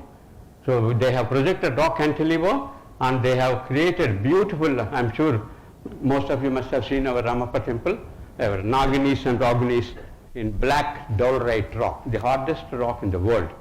So they have carved so beautifully, they have used extraordinary metallurgical tools, because to carve these dolerite rocks is not an ordinary task, and it's now, even after 800 years, you have a mirror-like polish. So the selection of materials for the construction of the structure, of the monument, is of a very high order. So this is the Lord Shiva, which is again built with absolute dark dolerite rock with mirror-like polish and the other aspects. So the Shikara of Ramappa and beautiful all-round Naginis and Roginis, and these are all made up of sandstone. These are all sandstone, like our Red Fort sandstone, whereas our 1,000-pillar temple is built with granite. So they have used whatever material is available locally to minimize and optimize the construction costs. Now these are the props which I have been mentioning by Dr. Ejidani, the great personality, and so inside you see the extraordinary carvings and the settlement. So they have undergone settlement. Now you see how it was. About 100 years back, it was looking like this. And all these are all floating bricks. So there used to be an irrigation channel very close by, abutting this. So people used to go there, pick up one brick, put it in the irrigation channel and enjoy, as we enjoyed the paper boats on a rainy day. So we have studied this problem, and then immediately we have done, along with our Colossal Survey of India, we have restored this monument and made it this. We have given a lime concrete apron, lime concrete process. So this is how we have been interacting from time to time, and this is the brick which floats on water. So this is one of the very important components in construction technology, and I gave a live demonstration of the floating bricks of Ramappa in Paris in 2009 on November 22nd. Me, my friend Mr. Papara, and then our architect Mr. Sunaramuthi, we all went there. We have defended the Ramappa temple before the ICOMOS committee of 41 members from 41 countries, and we have given them the live demonstration. I gave a live demonstration and explained the outstanding universal value of Ramappa temple. So there are so many temples. Now why your Ramappa has to go into World Heritage? So we have explained to them the outstanding universal value in terms of floating bricks, in terms of sandbox technology, selection of construction materials, and earthquake resistant proof structure, which is a very rare phenomenon. So these are all the various parameters we have done. The dolerites. In fact, Professor Pratap, a former head professor in civil engineering, he has done an excellent work on rock mechanics. So he was my student. He did his PhD in rock mechanics. So we have been very familiar with the various physico-mechanical properties of granites, dolerite, granite, sandstone. Our Ram Janmabhoomi temple is being built with similar type of sandstone, and then floating bricks of Ramappa and the normal brick. The floating brick of Ramappa has a density of 0.8 to 0.9, which takes very high strength, 30 to 40 kg per centimeter square. Whereas the normal brick is about 2.1 to 2.3, it takes only half of the strength. The normal brick takes half the strength with double the density. The floating brick takes double the strength with half the density. So that is what we call the creative genius of those sculptors who have done an excellent job 800 years back.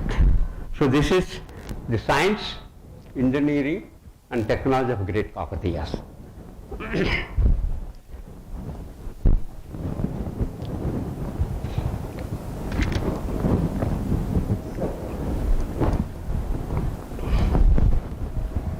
So this is the Nandi which we have restored and we have built, we gave the designs. So this is the entire property belongs to Archaeological Survey of India. We are only there as a felicitator and everything is done to be done by us only. So they don't so we have given the live demonstration. I'll show you. So the Nandi, you can see the extraordinary carvings in the hardest rock with wonderful metallurgical tools. The type of carvings, the Nandi is one very beautifully decorated, and these are all sandstones, and this is the Sasanam. And the settlement phenomena, we have identified the beautiful settlement phenomena in these rocks, and we have to give dental treatment to protect and preserve this. Now you see, as you enter into Ramappa temple, you see the floor beams which are carved out of sandstone has been completely broken, and there is a total upliftment, and in spite of such heavy settlement and differential settlement, the structure is still safe. So this speaks of volumes of its extraordinary factor of safety. So if you would see here the beam, you can see the beam here. So this is the sandstone beam of such a huge dimension. It has broken into two pieces because of the compressive loads coming onto it and due to failure of a tensile strength. In spite of it, structure is still safe. So this is the outstanding universal value, and this is the central slab, and all the four sides you have the four slabs. All the four slabs are broken. So this is how you have the internal one, and then we have the beautiful temple, and these are the major load-bearing columns. So these load-bearing columns are carved out of black dolerite rock. So they know how the load is distributed and which way they have to go for higher types of rocks to load. So these are all the various beautiful sculptures with mirror-like polish even after 800 years. And they have a cavity wall all round, and you have a beautiful, we have taken care of all the restoration activities, and I wanted to show you here the sand box. So this is the temple which was dismantled because you can see the failure pattern. It was totally destroyed, and we have removed it completely, and you will see here the after removal the sand box. So we have seen that this is the central slab which you have seen. So below this is completely sand. So this is our Sapati who is responsible for doing all this work. This is me, and this is site engineer. So we have shown, we have identified in 1980s the sandbox technology through our investigations. Now we have shown in reality this is what we have projected as the outstanding universal value before the ICOMOS committee. So this is one of our director of archaeology from Delhi, and he is our Sapati who is now doing the work for our 1000 pillar temple. In all probability we will complete the remaining part of 1000 pillar temple in less than a year. Yesterday I had a meeting with the concerned officials in Hyderabad. So this is how we have been doing similar types of works. And I'll just give, this is the satellite imagery of our Telangana with all their 46,000 water bodies, all the black ones. So this is our Sriram Sagar, this is Lower Maneru, and we have designed Mid Maneru and the flood flow canal way back in 1980s. And now then the time is up. I would like to stop here and show you a small demonstration, a live demonstration.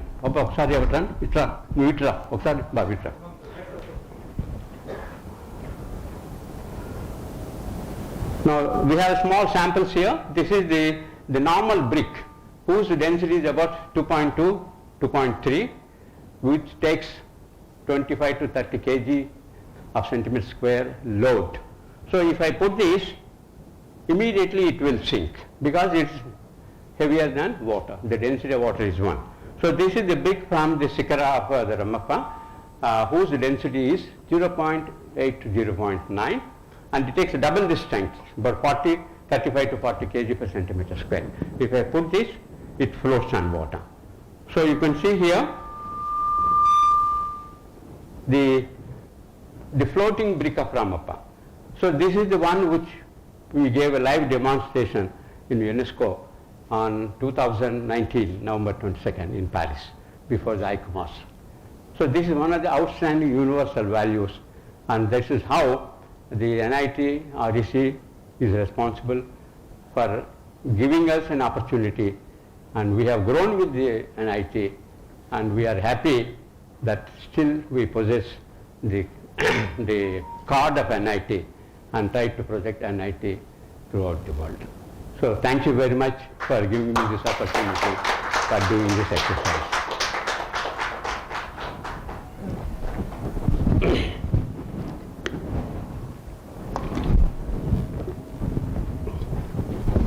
So if there are any few, 1 or 2 questions, I think we had enough time.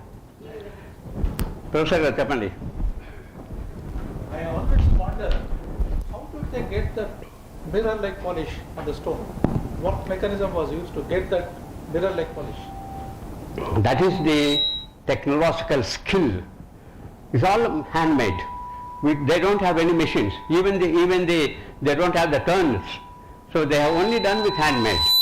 And some of these blocks at the roof level will weigh about 10 to 12 tons, each beam. No, but this is something because it's a stone. No.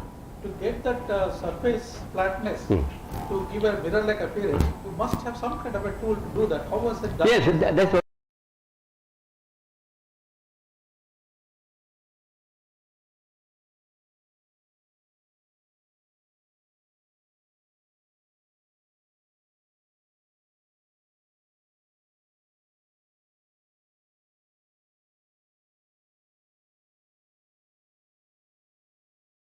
Everywhere, their traditional way of. So was it a practice or was it because of earthquake flood?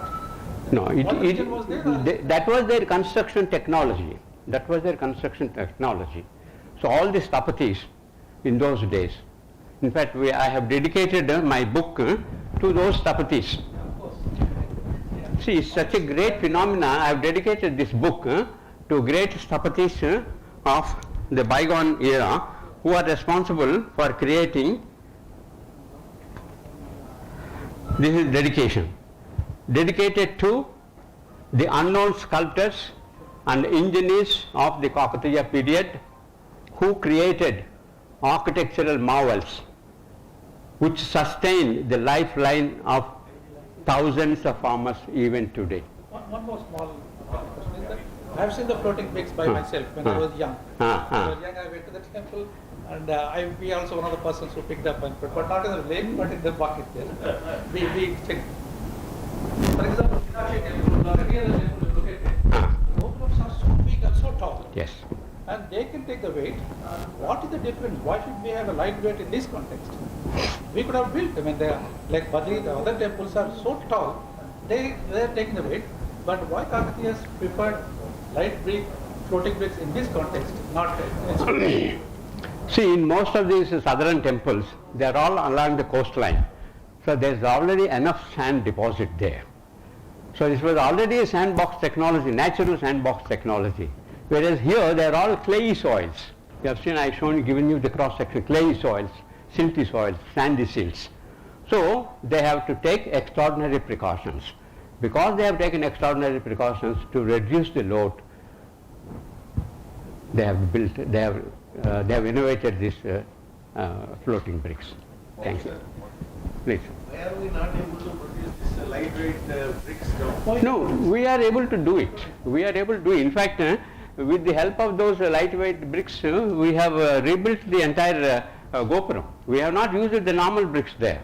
So this is what we call Sepharex bricks from. It's a porous with the air. Highly porous and very permeable, low permeable. We have very high porosity, but 40% of porosity, and permeability is 10 to the power of -8 centimeters per second. Such a low permeability, so it doesn't absorb water. It's like a pumice.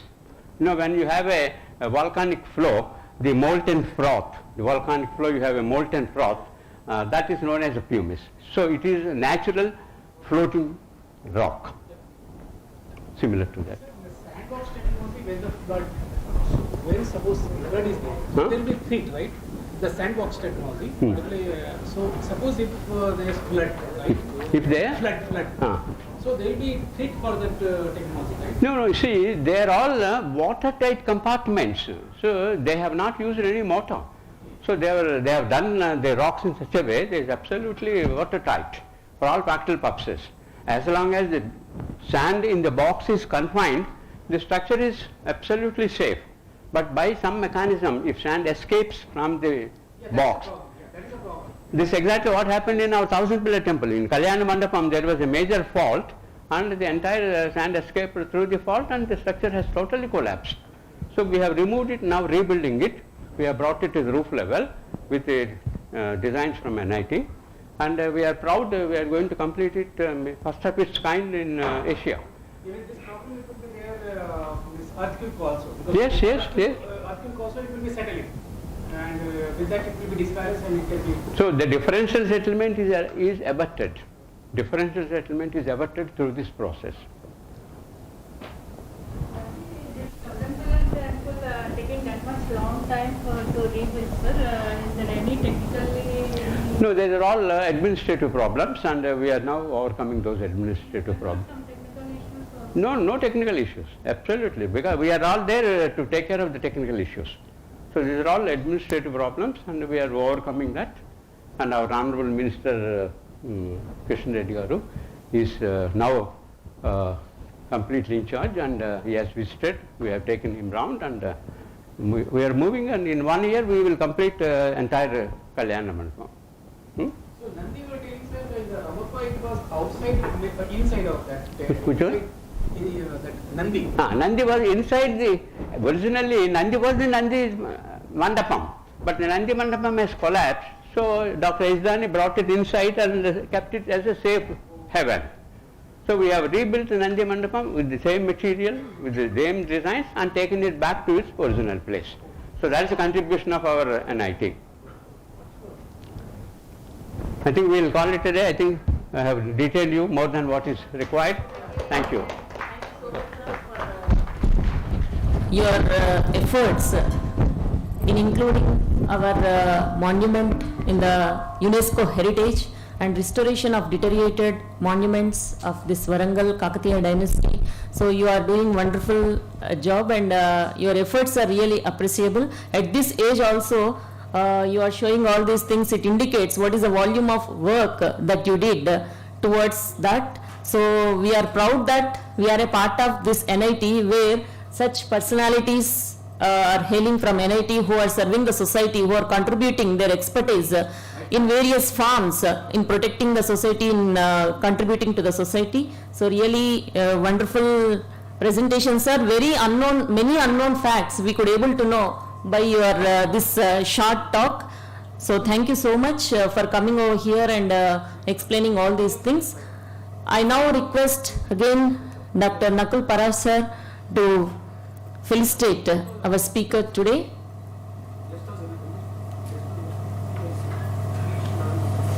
So we will continue to interact with the schools. By all means, by all means. Thank you. Thank you.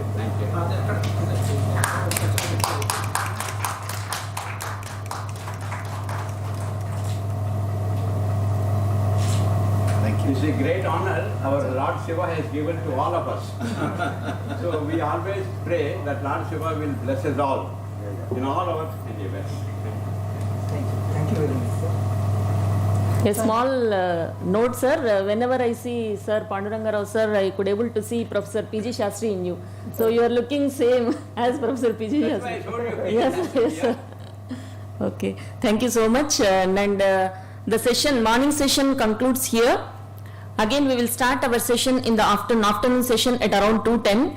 So we will take lunch break now. So lunch is arranged for all the participants in Kalam Guest House in the first floor. I request all of you to have lunch in Kalam Guest House and again rejoin here at around 2:10 in the afternoon. Online persons, they will.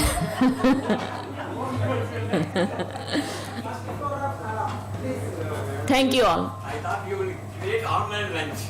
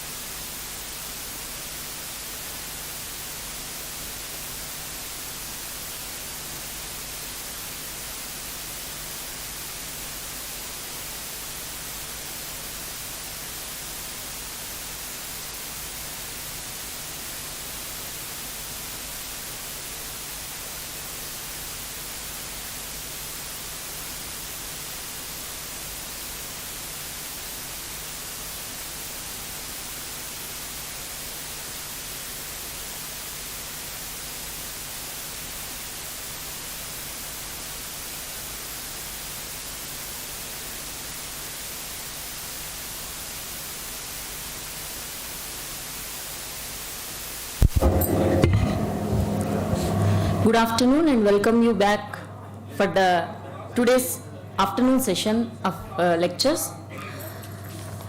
So the first today afternoon we have 4 lectures and 3 online lectures, together 7 lectures for 20 minutes duration each. So the first lecture will be by Professor M. Saidulu, Professor of Electrical Engineering, NIT Warangal, on energy and power projects. So I request Professor Saidulu Maheshwarapu to come on to the dais and occupy the chair.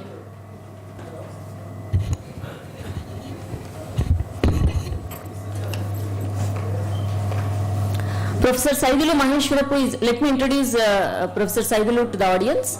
Professor Saidulu Maheshwarapu is a Professor of Electrical Engineering at NIT Warangal. He obtained his BTech, MTech and PhD from REC Warangal, presently NIT Warangal. He started his career as teaching assistant in 1980 and has grown up to professor cadre in 2003 with different positions in between. He has held many administrative positions such as Head Electrical Engineering Department, President of Teachers Association, Coordinator of Research and Consultancy, Dean Administration, Dean R&C, Convener for Golden Jubilee Celebrations, Dean Faculty Welfare.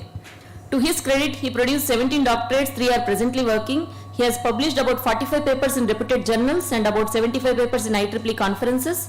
He received POSOCO Power System Award for Best MTech Thesis for 2 times and Best Engineering Faculty Award NITW.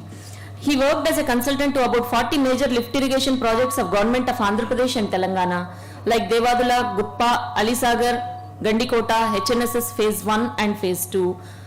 And he worked as consultant for Vizag Steel Plant System Studies, M&M Dastur Calcutta, etc.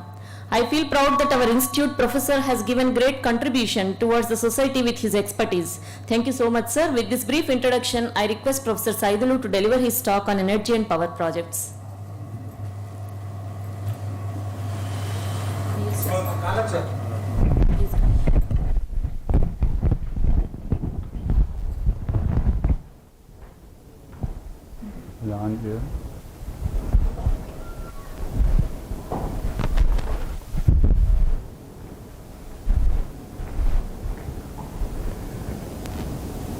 Slide ఉందా?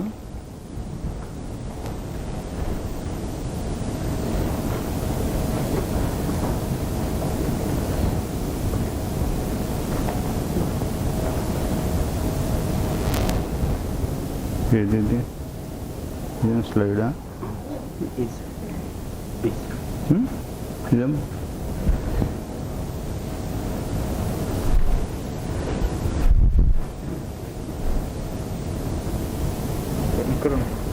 ఈ red colour bottom.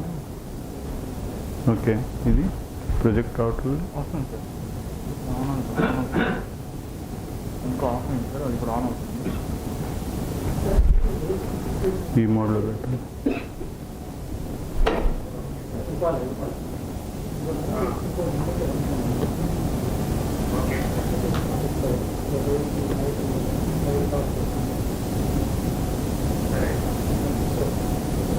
TVS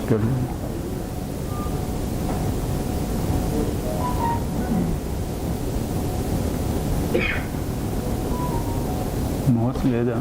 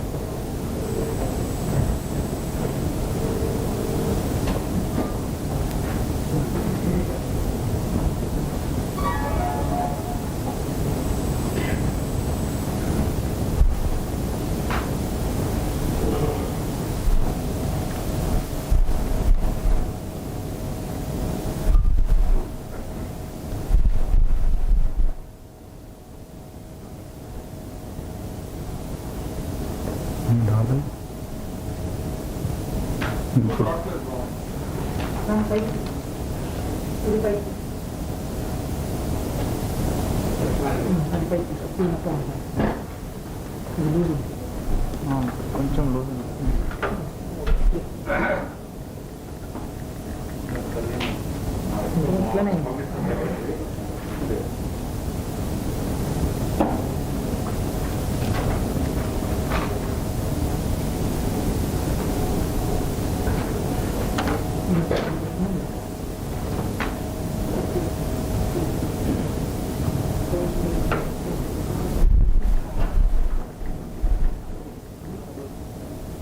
ఇంతకుముందు వచ్చింది దీనికి ఇంతకుముందు వచ్చింది doctor ఇక్కడ కొంచెం loose connection సరే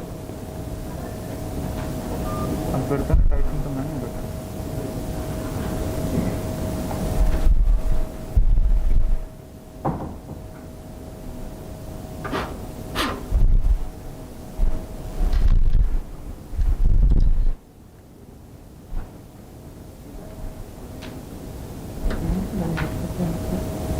ఇప్పుడు వస్తుంది.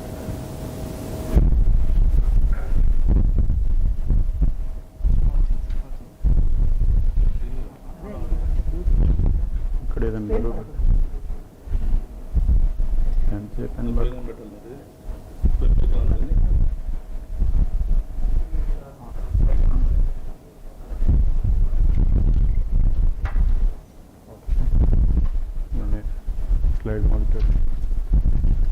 స్లైడ్ మౌంటెడ్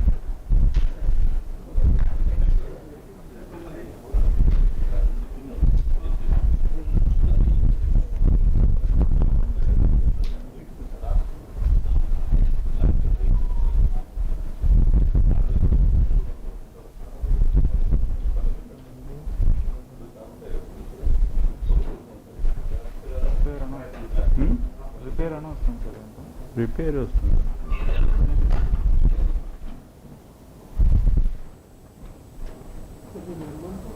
ఇప్పుడు పోయి మనం వాడుకోలేము.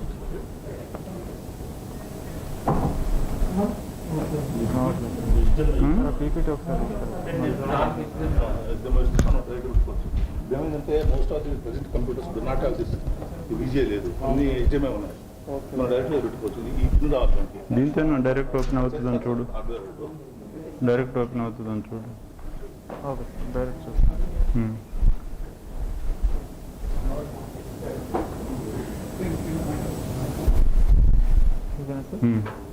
ఫైనల్ చూడు అలాగే వస్తుంది. జనరల్ నుంచి కూడా జనరల్లోనా? Want to can attempt to repair the presentation. If you touch the source. Okay okay repair అని చెప్పండి.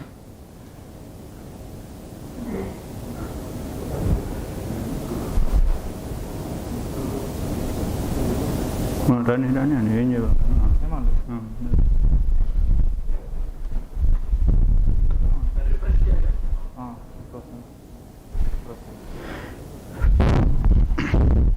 Very good afternoon to all of you.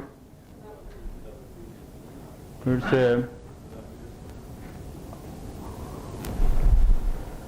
I would like to really go for a presentation on the given topic, energy and power projects. This being the day where one can really think of wishing Happy Engineers Day to everybody in the memory of our Bharat Ratna, Sir Mokshwanda Vishwesvaraya Sir. Person with a lot of money can be remembered for a certain period of time, maybe couple of years, maybe of 100 years. But the persons with rich academic excellence and so big contribution to the society will be remembered forever. That is going to be very true in the case of our Mokshwanda Vishwesvaraya Sir, and he will be remembered forever because of his contribution to the society. And the present talk is of energy and power projects, which I am going to really give you. Energy using among our society in 4 different areas: economic sectors, residential sector, commercial sector, transportation and industrial. Then heating, cooling of our houses, lighting of offices, buildings, driving cars, moving freight, and manufacturing of various products. In our daily life also we are going to use the electrical energy in all spheres of our work of our life. And you are fully aware of that now. There is no domain, there is no area, there is no office, there is no, I can say, a place where you don't use the electrical energy. And global consumption is expected to increase very much. It's going to be of very, very large. One can really predict up to 5 years, but thereafter anything that is projected and predicted is not going to really depict the actual figure of it.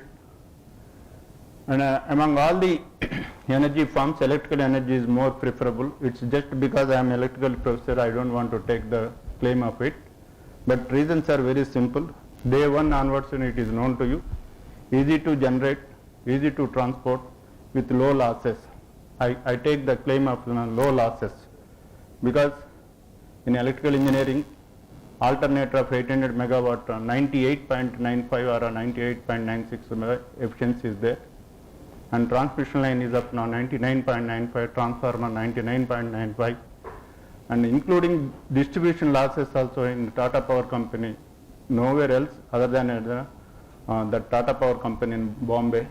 They could see that generation, transmission, distribution is less than 10% loss, which is unique, which is record. We are of Indians, because of some leverages, some what you call privileges, we try to misuse the system, and we are misused by the many people, starting from the village level to the political people.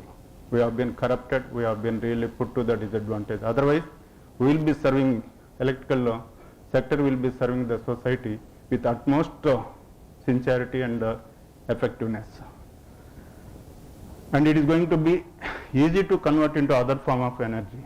This electrical energy can be converted into any form of your choice, any form that you want, you can, and cost effective. This is the one another thing which is, suppose solar is of 17 rupees per kilowatt hour, except research and then encouragement from the government, nobody could take a chance of going for the solar. But as on today, solar became very cost effective. It became, our own institute is getting something like 2 rupees 44 paisa per kilowatt hour. And recently I read somewhere else 1 rupee 89 paisa per 1000 megawatts. So then things are becoming very attractive. People are going to look at the new technologies which are going to help in the society. Cost effectiveness is there, and it is going to increase significantly by 2035. They gave the figure 35 because of some projections, and driven by the economic growth, urbanization, rising income rises. I'll just show you 1 or 2 slides how income of an individual is going to put a lot of burden on the power system or electrical system. And industrial activity, energy consumption is forecast to grow at 4.5% annually up to 2035. Up to 2000 to 2017 it was only 3.5%, and this 1% is going to make a bigger difference. And in modern society, how you are going to have the use of electricity, to some extent 1 or 2 slides, growth of electrical system and power project, need for saving. This word is ignored by the society, not only in India, even in advanced countries. One way of misusing the actual possible effectiveness of the component of electrical engineering, other way is of trying to misuse. In your own college or institute, all the student friends, though they are of electrical engineer, they don't switch off the lights and fans when they move out of the classes. Almost heavy load consumption are really be misused or wasted. And nowadays we are going to talk about more of saving. My word is not the word which given by me or of save something while you spend. Save something while you spend. That should be the slogan if at all you want to really make this modern society with what you call a low bill for every month, not only for houses, institute, everywhere. And I used to explain to even an 8th class fellow also that what is electrical engineering. I have 2 hands, everybody is having 2 hands. I am gifted with 5 fingers on right hand side, 5 fingers on left hand side. My family is only of 5 members. My services are of 5. Significant indices are there. One is of resistance R. One of my best friends and children is of R, resistance, inductor L, capacitor 3. You take entire electrical engineering of America, UK, India, or of Warangal, any, only 3 children I am having. Current source, maybe of mother, voltage source is the father. These are the 5 members of my electrical engineering trying to really act together, to coordinate together, do something best, and then go for constant voltage, constant frequency, uninterrupted power supply, low cost. My teacher Ramarao, Ramurthy, Jyotirao, everybody taught only these 4 fingers. They did not teach. Reason is they don't have a chance to look at what the modern society, what the modern communication, what is the called smartness, smart grid, bidirectional communication, they have not seen. For that matter, I was a student here, 1973 to 78. I used to be in queue for 2.5 hours to get a 1 trunk call to make a call to what is called Vijnana. So now you got the 5th finger, smart grid, smartness, bidirectional, wide area monitoring, and so much. So anything these 5 people are going to do only for constant voltage, otherwise this will not function. Constant frequency, stability is lost, and uninterrupted power supply. If power goes, everybody is going to have a problem of not getting the proper what is called live of this. And then low cost. Technology should be cost effective. If it is not going to be cost effective, including mother or your wife is going to say that that's not required. That's not required. And smartness. Modern society needs everything bidirectional smartness. These are the slides which you can, we have normally 2 types of supplies, DC supply and AC supply. DC supply is the original one, in the sense, right from the beginning they had DC supply, but because of certain limitations they have gone to the AC supply, and this AC supply is there throughout the world. But again, you are now going back to the application of DC in the houses, so in fact recently all our campus fans have been replaced. They are trying to have the conversion AC to DC and then try to really reduce the losses, something of that. So, and two types of EMFs are going to be there. One is dynamic EMF, other one is of static EMF. Dynamic EMF is going to be in generators, electrical machines, and then static EMF is going to be there in transformers.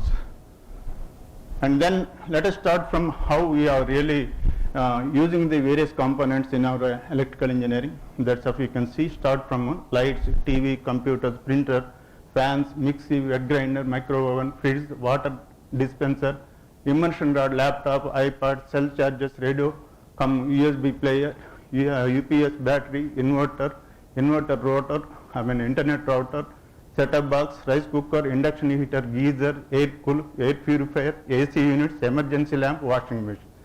When I was given a supply to my house, I had 4 fans, and I can say I don't have nothing is there except 4 fans and 4 tube lights in my house, in anywhere of my 82. But now you can see, and you go to the every house, you will find 3 AC units. Next to my house, 7 AC units they are using, duplex.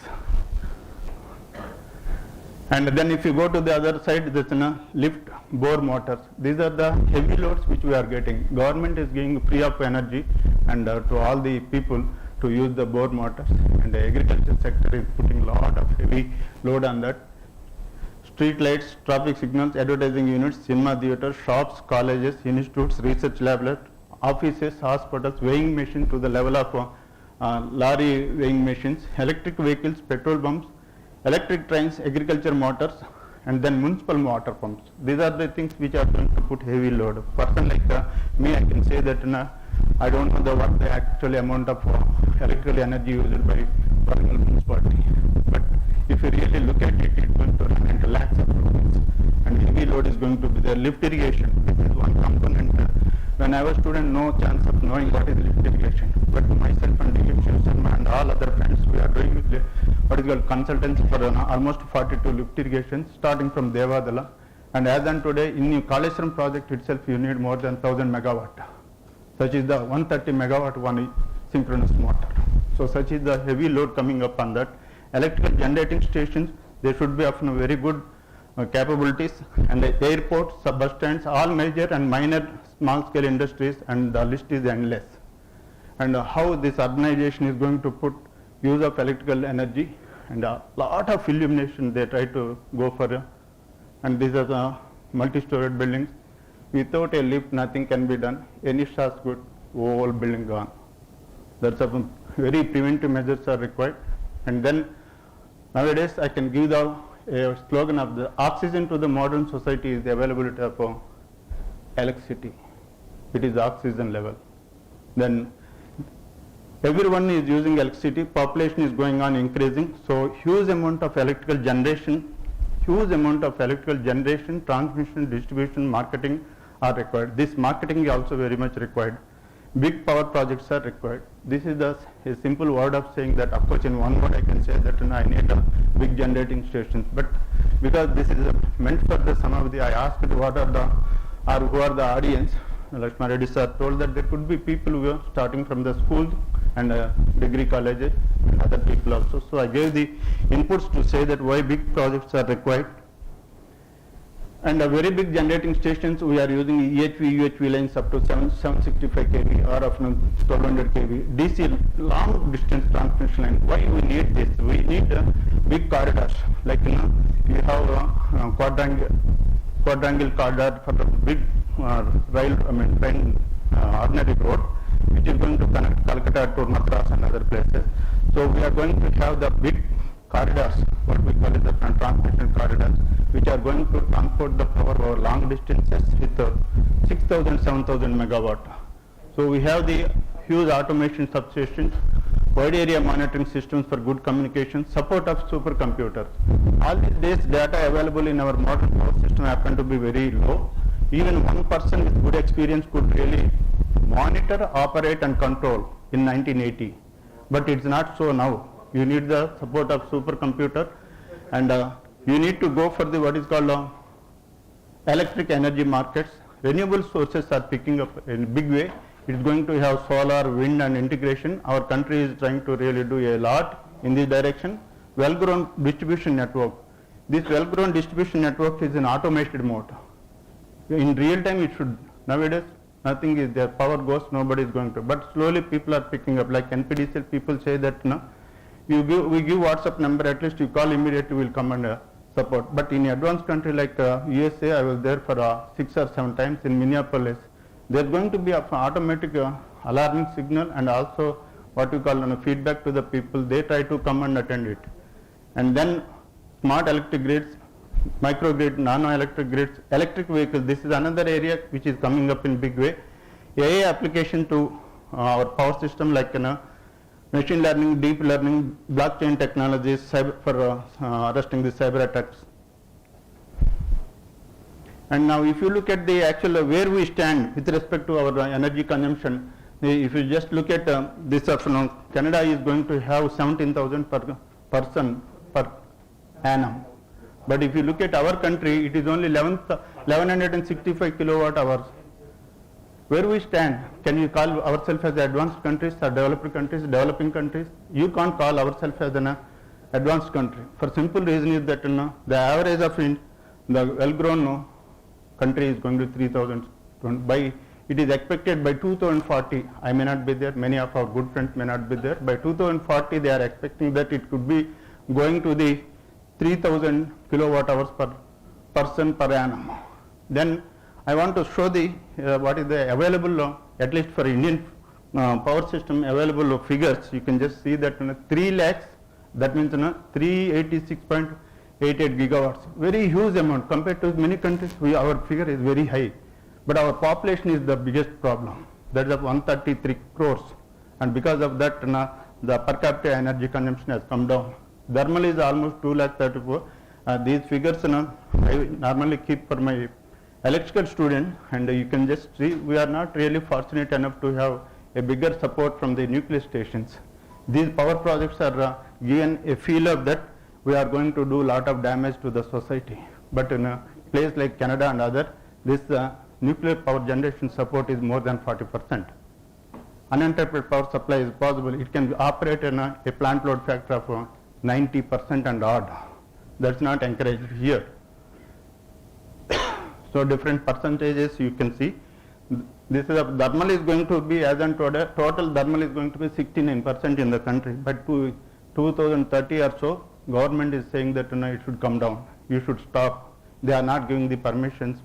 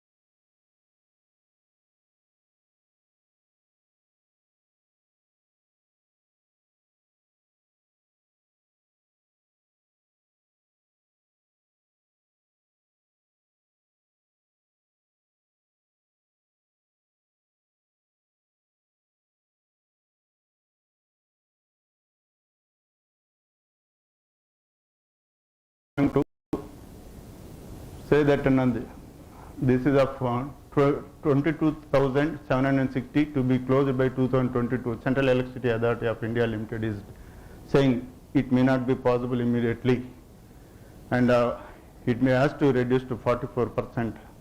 And these are some of the major projects which you can see. Coal India Limited is going to use methanol, and it is going to pay almost 6,000 crores project. Orissa is going to have coal gasification plant. It is going to come up. States like Gujarat, Chhattisgarh, and do not want to start any thermal stations. And this is the projection for what you call projected peak demand.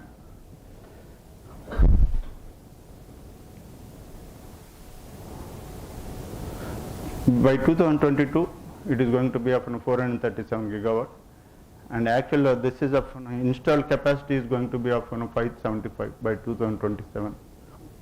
And this is a figure to combine both of the at the rate of GDP of 8%. That may not be there. That's of this is the how actually the growth of the total generation has gone, and almost starting from 2009, and you can see the figures are going to be of 7.5, 5.9, and etc. But when you come to this of 2020, 21, and 2019 and 20 pandemic situation, you can see the impact on that. This of it's only 9.95%. This is of negative. This is of point. So pandemic situation not only on our ordinary what you call society and then common man, it is there even on our electrical engineering plant installation, and then going for that. This is one slide which I could not make it on my own. I have taken what is called plant load factor. All my good friends who are there with me of my age group, and in 70s in Warangal, local buses were very famous. We used to wait for local buses, and then we have to get into them. But after these autos have come, the life of local buses have gone to zero. So this solar is going to do that. And because solar has come up and everybody wants to really go for solar in megawatts of thousands of megawatts, and what happened during the daytime, it is going to have the maximum amount of generation. Because of that, your solar, what is called a thermal station, has to really put it down its output. What is called plant load factor, 85%. Ramagundam, Vijayawada thermal station, NTPC, Simhadri, all that they are going to have 0.9, means 90% and odd. Asian record. We used to have a lot of respect for them, and because of this solar and wind, now they are forced to go for 57%. 57%. The moment you go to 57%, your boiler is going to have the instability. It's not my problem. Mechanical side, boiler is going to cause the problem, and to maintain that boiler stability, this NTPC people are using special oil, which is very expensive, almost 2 times the cost of the regular oil, and it's going to increase the cost of 1 kilowatt hour more than 5 rupees 85 paisa. So it is one way you are not using my services, you are not allowing me to produce, you are not allowing me to get the revenue, other way you are really taxing me to spend more. This is very typical situation we are facing in power projects in India, not only in India, elsewhere also, I believe so. And there could be a chance of addressing this problem maybe in future because of some good amount of contribution. Some of the major projects, sir, you can give me a suggestion when you can really listen. And some of the big topmost thermal power projects which you could see, that Vindhyachal thermal power station in Madhya Pradesh, its capacity is of 4,760, and it is coal based, owned by NTPC people. There are of you can say of 6 of 210 megawatts and 6 of 500 megawatts. I have to give this figure to my electrical students. They should understand what is parallel operation of the generators. Most of the people are not having the problem of when you operate in parallel.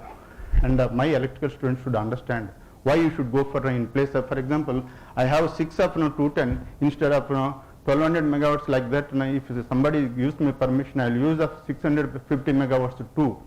Reason is of transient stability is more important for me.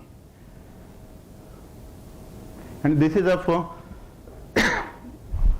in Gujarat you have another big thermal station, Mundra thermal station. It is 4,620, and it is coal fired, owned by Adani Power Company, and these are the actual details of how many units are there. And this is a Sasan ultra mega thermal plant in Madhya Pradesh, and it is going to be of 3,960, owned by, operated by Reliance people. It is operated by Reliance people, and it is of Tyroda thermal power plant in Maharashtra. It is 3,300 megawatts, owned by Adani Power Company, and then this is going to be using the very interesting part of it, state of art of supercritical generator. And when what is called KCR sir has taken up as a chief minister of this Telangana state, he wants to boost the what is called generation level, and there were no supercritical generators available in the market. He has gone for subcritical generators, 270 megawatt. The difference between these two is for same kilowatt hour generation or megawatt hour generation, your supercritical is going to produce less amount of ash and cost effective is going to be better, and whereas subcritical is going to produce lot of ash. And this is the actual fitted with advanced pollution control equipment. This is another component which you are going to look for, including 275 meters high chimney and dust extraction and suppression of steam, and then low NOx output. This is another Talcher super thermal station at Odisha, and you have 3,000. All the time I used to talk about Ramagundam. Ramagundam is only having 2,600 megawatt. So in the top 10 it did not. That's what sometimes happens. We talk about our institute. We feel very comfortable. But when actual competition comes, we run into some other position. So this super thermal station, I used to talk much. I visited a number of times. A lot more information I gathered. But I wanted to see whether it is listed in the top 10. It's not there.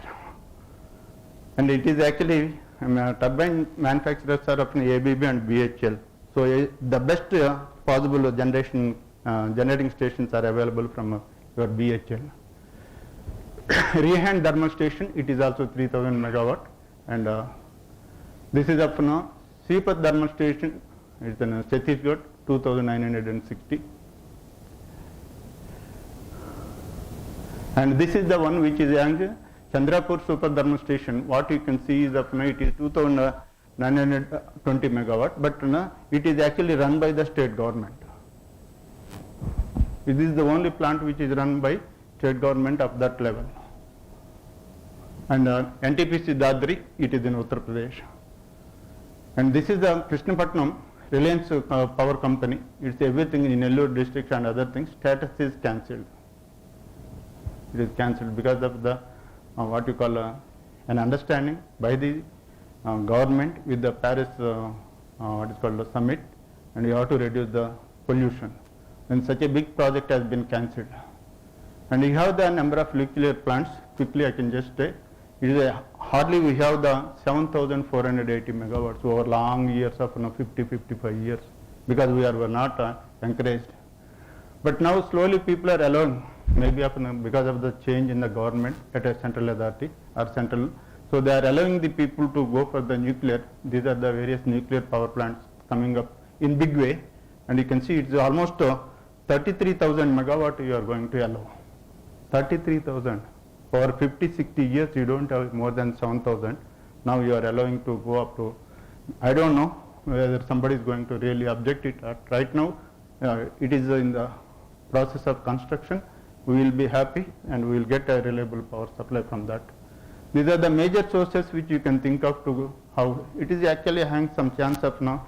One side you have coal, other side hydro, other side you have solar, other side. For example, Karnataka is the best fitted place for solar, and Tamil Nadu is for your wind, and then Orissa and Pachim Bengal, other places for what you call coal. And then if you look at this, you are going to have hydro. This side is hydro. Here 10,000 megawatt you can generate. Nobody is there to eat. Nobody is there. No load is there. Then you need to have something like an HVDC plus or minus 800 kV and pump near to the Nagapur. Such a huge projects are going to come in future. And this is the places of for hydro plants. And these are the 5 biggest hydro plants which you come across. It is of Tehri, 2,400 megawatt. It is a 2,400 megawatt.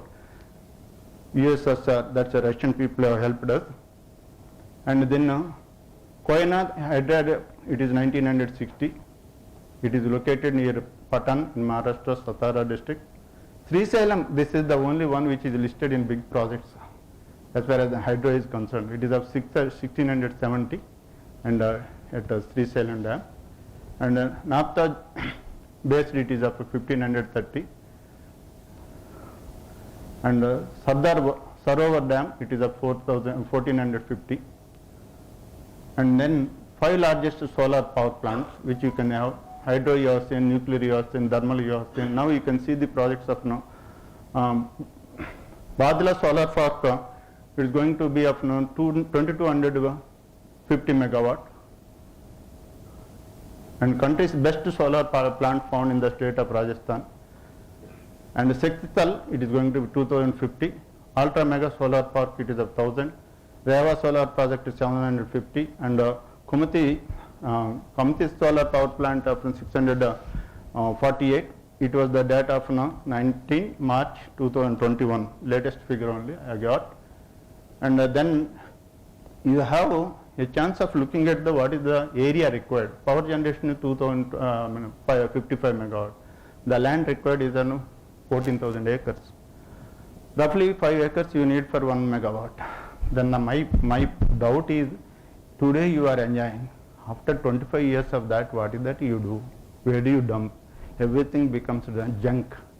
Then almost in world level conference I asked is the same question. You are promoting everything, big projects, trying to say that it is cost effective. All that you are telling, but after 25 years that becomes outdated. You can't really reuse it. Maybe he says that somebody is going to do research, chemistry people will do research, and then somebody somebody is going to say something and then use it for that's it. So these are going to be of major challenges which you are going to come, and you can see this of another Alavalli, it is of 2000 megawatt, 13,000 acres, and some figures which you can say it's ultra mega. It is of Kurnool, it is Andhra Pradesh is having almost 1000 megawatt at 2 places, and Anantapura another 1500 megawatts. And local it's of ultra megawatt. This is the area which you are going to really use it for. What is the last slide which I can show is of they are targeting for 450 gigawatt. That means 450,000 megawatt of generation by 2020, and hoping that we are going to have the big support from communication people, big support from computer people, big support from everybody. I wish nobody should really curse us, nobody should misuse our role in the modern society. For simple reason is that 33% loss is there in distribution network. It's not loss. Overall loss is only 6 to 8% in modern power system. If at all the government is going to really make a support, and all our modern power systems with major projects supporting the modern society with low cost, with reliable supply of uninterrupted, giving all possible benefit to the a citizen in India is possible. Thank you for giving me this opportunity.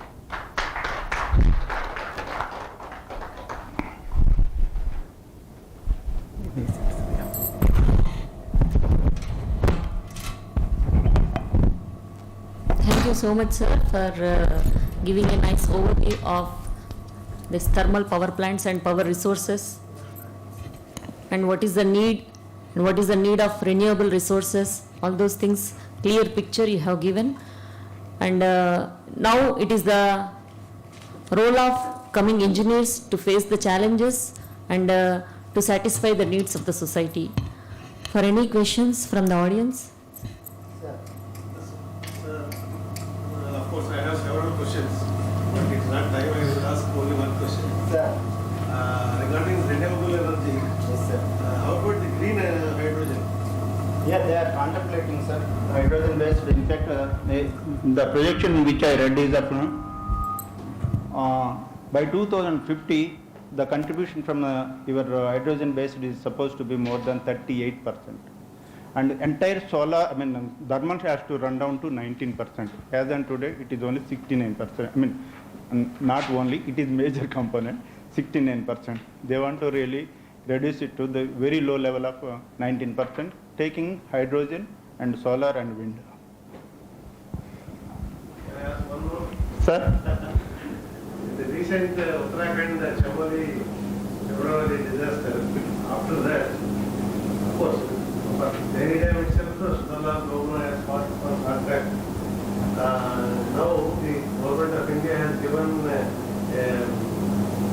permission for 7 more big power projects on Ganga, Himalayan, which is ecologically very rugged.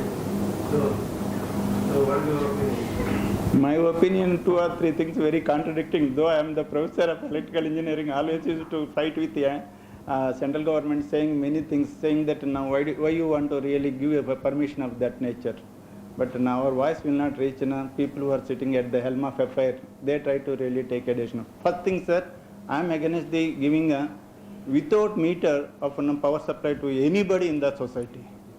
You give me meter, you make me to have accountability, you pay. Suppose my friend is having very rich money and he can support me, but accountability is not there. 33% loss is it, sir, any meaningful operation, sir? I think your researchers may develop some sensors so that somebody goes without switching off. I mean, that things, minimum things, we can always take that. But what I found in the society, sir, then, as you said, permission by the government, maybe with a limited number of people. I have always a feeling, sir, that's now, person who is of 25 years always find fault with father figure. And when he comes to the father figure, he does same mistake of putting lot of constraint to the youngsters. So that's my feeling of that. Bioenergy and bioelectricity. Bioenergy and bioelectricity. Bioenergy? Bio, it is coming up, sir. But its percentage less than 1.7%, sir, overall. But it is coming up, sir. They are trying to really, because it's going to really safeguard the, what is called, society. Thank you, Andy. Thank you, sir. 1 minute, Now I sir. request Dr. D. Sharma, sir, coordinator DG Learning Center to present the lecture. The speaker Professor Telugu. So it's a double down.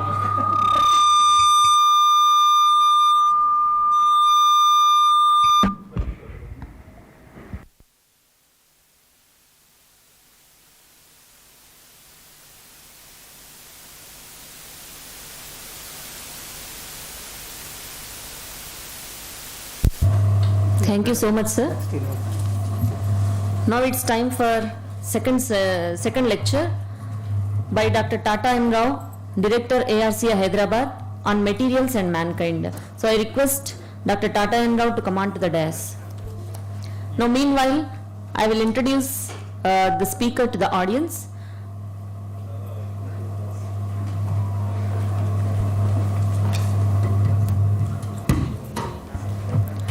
Dr. Tata Narsingh Rao, presently Director, International Advanced Research Center for Powder Metallurgy and New Materials, ARCI, Hyderabad.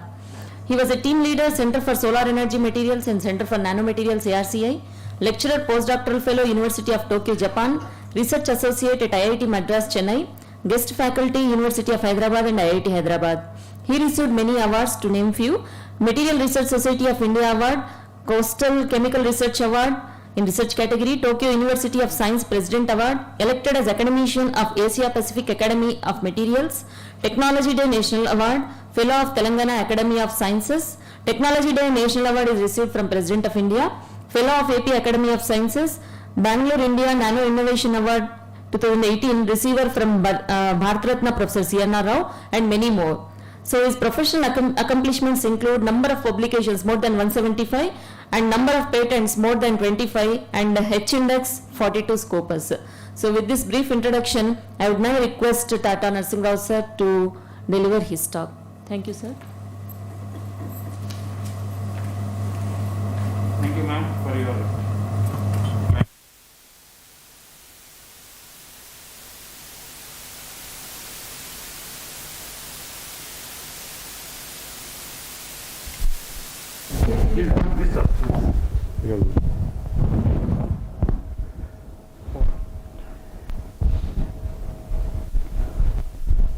So let me thank Mask TCR, sorry.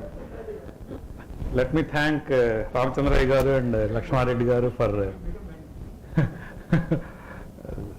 see, we lost our director because of COVID few months back.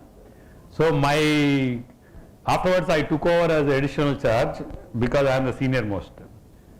So our people they are not leaving me anywhere. They say that we don't want to lose another person.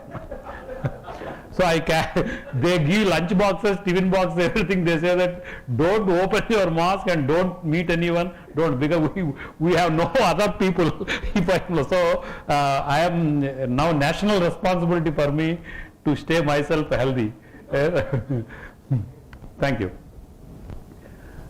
And my previous speaker, it was Sir Hekramar, Saidilgar. It was very nice summary. Really, I am so much impressed, and it was very educating to me. So nice. And you also said a lot of good things, that energy balance to meet the demand and the supply. Lot of technologies. One side you have thermal plant, and then hydro plants, and solar, nuclear, so many. But every technology has some issues. So I keep thinking, because even we talk about, we work on nanomaterials, and then most of the nanomaterials are toxic again. So you have to deal with nanomaterials, but my salary comes because I am working on nanotechnology, otherwise I don't have a job. So similarly, a lot of technologies have got pros and cons, and more than pros, cons are more actually. And there is no technology is green. Even you talk solar technology, to make solar cells, again you need energy. Maybe that is again coming from thermal, so you don't know. So, and electric vehicles, people talk about electric vehicles, which is also part of my talk. They say that it is green, your environment will be totally CO, but your battery making, we make batteries, plants, the plant is again, to make the plant you need again energy. To run the plant, to make the materials, to make the lithium and phosphate, all this again needs. Only thing, then people ask, why the hell you are here, why we are paying salary, public tax money? I say that no, because I don't know whether the answer is right or not, but I must defend, otherwise I will lose my job and I need to run my family. So, what I said, instead of spreading the pollution in the cities with the diesel and petrol vehicles, I am generating the pollution only at one place, which I can contain. If I have a CO2 capturing technology, I can capture because it's produced at one place. I cannot capture, go every city, Hyderabad, and catch everywhere. So you have, that is one school of thought I can say. Otherwise, my son asked me, "Sir, Papa, you tell me what technology is green and then how to." I say that never. If we want to be 100% green and clean, we have to be like Adam and Eve, because even a textile fabric also requires a lot of energy, and then for chemistry. So, but we can't live. And we need to generate pollution, because our next generation will have jobs to treat this one. So your technology is never ending, and then but you have to be very careful. See, that is the problem is now today Taliban is free with all of, and I need to produce whatever energy, whether nuclear or whatever, I need to spend because to protect my borders. We have to indigenize our technology, and tomorrow China will join hands with Taliban. They supply everything what you are dependent, even solar. How many solar panels are made in this country? All the solar what he is showing, they are all made in China. So I didn't do anything.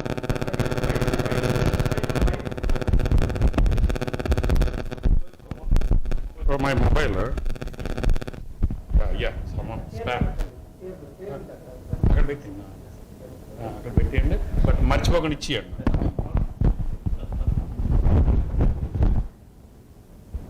Anyway, so let us don't debate on that. If we debate, whole day will go for that, but we have to talk what I have to present. And Lakshmana Reddy Garu said I should talk on materials of mankind. Then when he says, I must say, okay, then I start thinking what to give. And then I didn't have time. Oh, last 2-3 days we were fully busy with the finance committee, and but yesterday night some 2 hours I spent for you. You have to pay for that time. So my My name is Tata Narasimha. It is actually Mandalam Telugu kada. Tata Narasimha. But my grandfather put TATA instead of THA.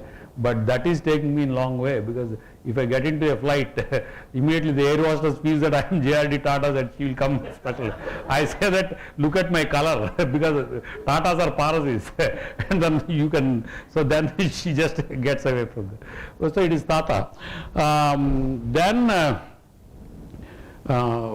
The International Advanced Research Center for Powder Metallurgy and New Metal, people get tired by the time they read, but it is very well known as ARCI, and some people ask again, ARC, I should be in the end. Why I is in the beginning? Because you people are crazy. I say that Doctor of Philosophy, it is not DPH, no, it is PhD. So all big things and prime things, they are all ulta seedha karte hain. So ARCI is a prime institute. So we are a little bit different than others, right? And we have a lot of centers, and many, I think several people have already visited. And then each center by itself is like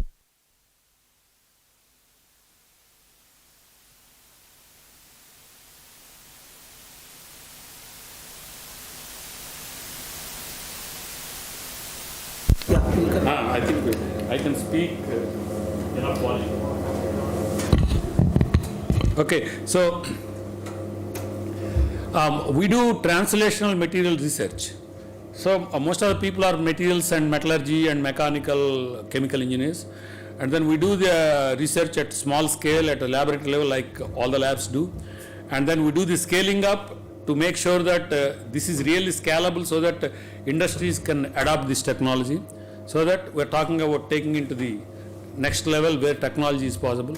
Then we invite the industries, and then industries tie up with us, and then if they feel that it's cost effective and user friendly and worker friendly and all, then they take the technology. So that's, but we, in last 20 years, we have transferred more than 30 technologies, and we get a lot of royalty. And if you come to ARC, it doesn't look like government institute, it's like a private institute. We have a lot of lawns and then a lot of luxury, because we get a lot of our own corpus fund we generate from our earnings.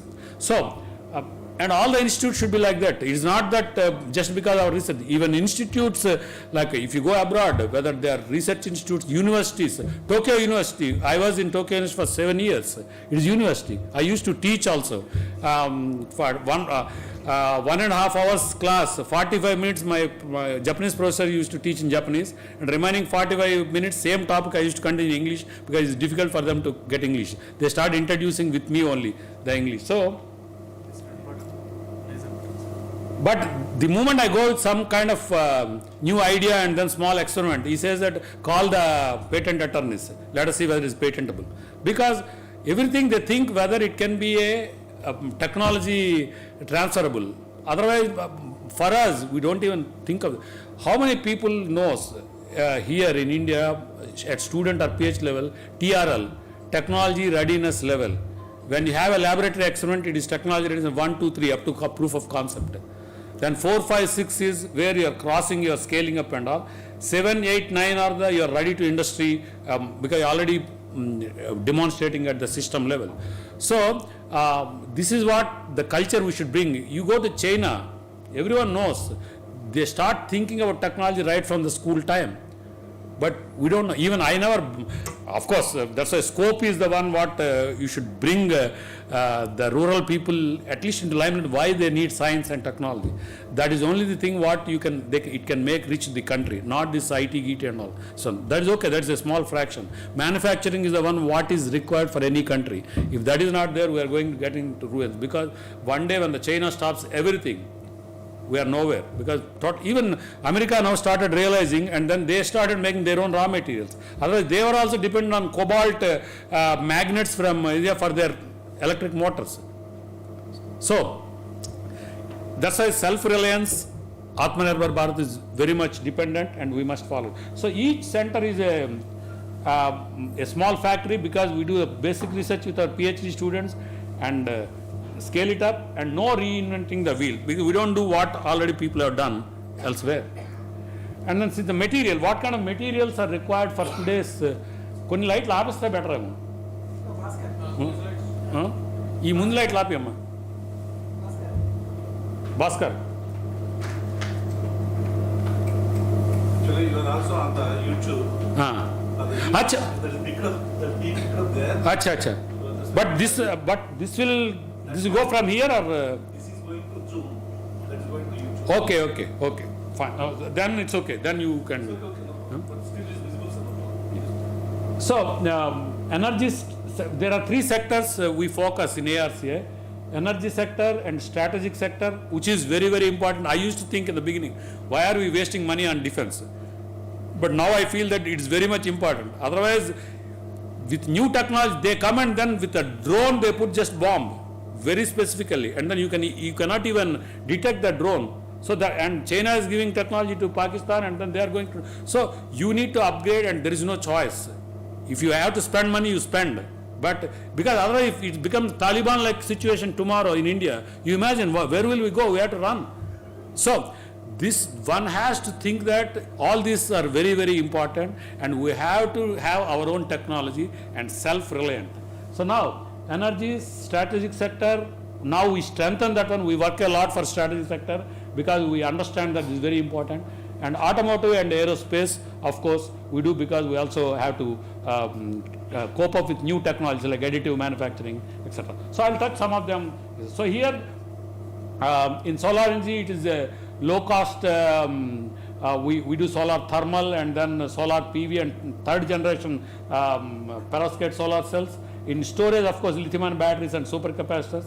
In fuel cells, it is a polymer electrode membrane fuel cell, and recently solid oxide fuel cells also we added because we are getting a big project from HPCL.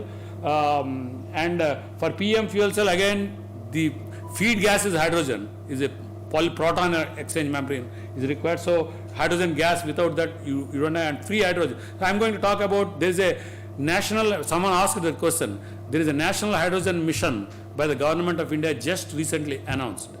So because hydrogen is even lithium-ion batteries, I'm going to talk, which is only for next 10 to 15 years because we don't have lithium in this country and you have to depend again on the imports of lithium. So if that is the case, what is next? So it's the hydrogen economy, but the problem again is, again, God gives everything, but at some cost. So you have to struggle. Nothing comes free, no free lunch. So how to do that, I'm going to talk also. And then nuclear, we have, for the nuclear sectors, we make oxide dispersion strengthened steels because as a replacement for the superalloys what are being imported, and transparent ceramics for the radar domes and all, magnesium, aluminum oxide and zinc sulfide domes, and silicon carbide for the space mirrors. We do radiation resistant space mirrors, lightweight one, and aluminum nanopowders for propellant additive to increase the burning efficiencies. All this we do at the pilot scale and transfer the technology. It's not just published papers.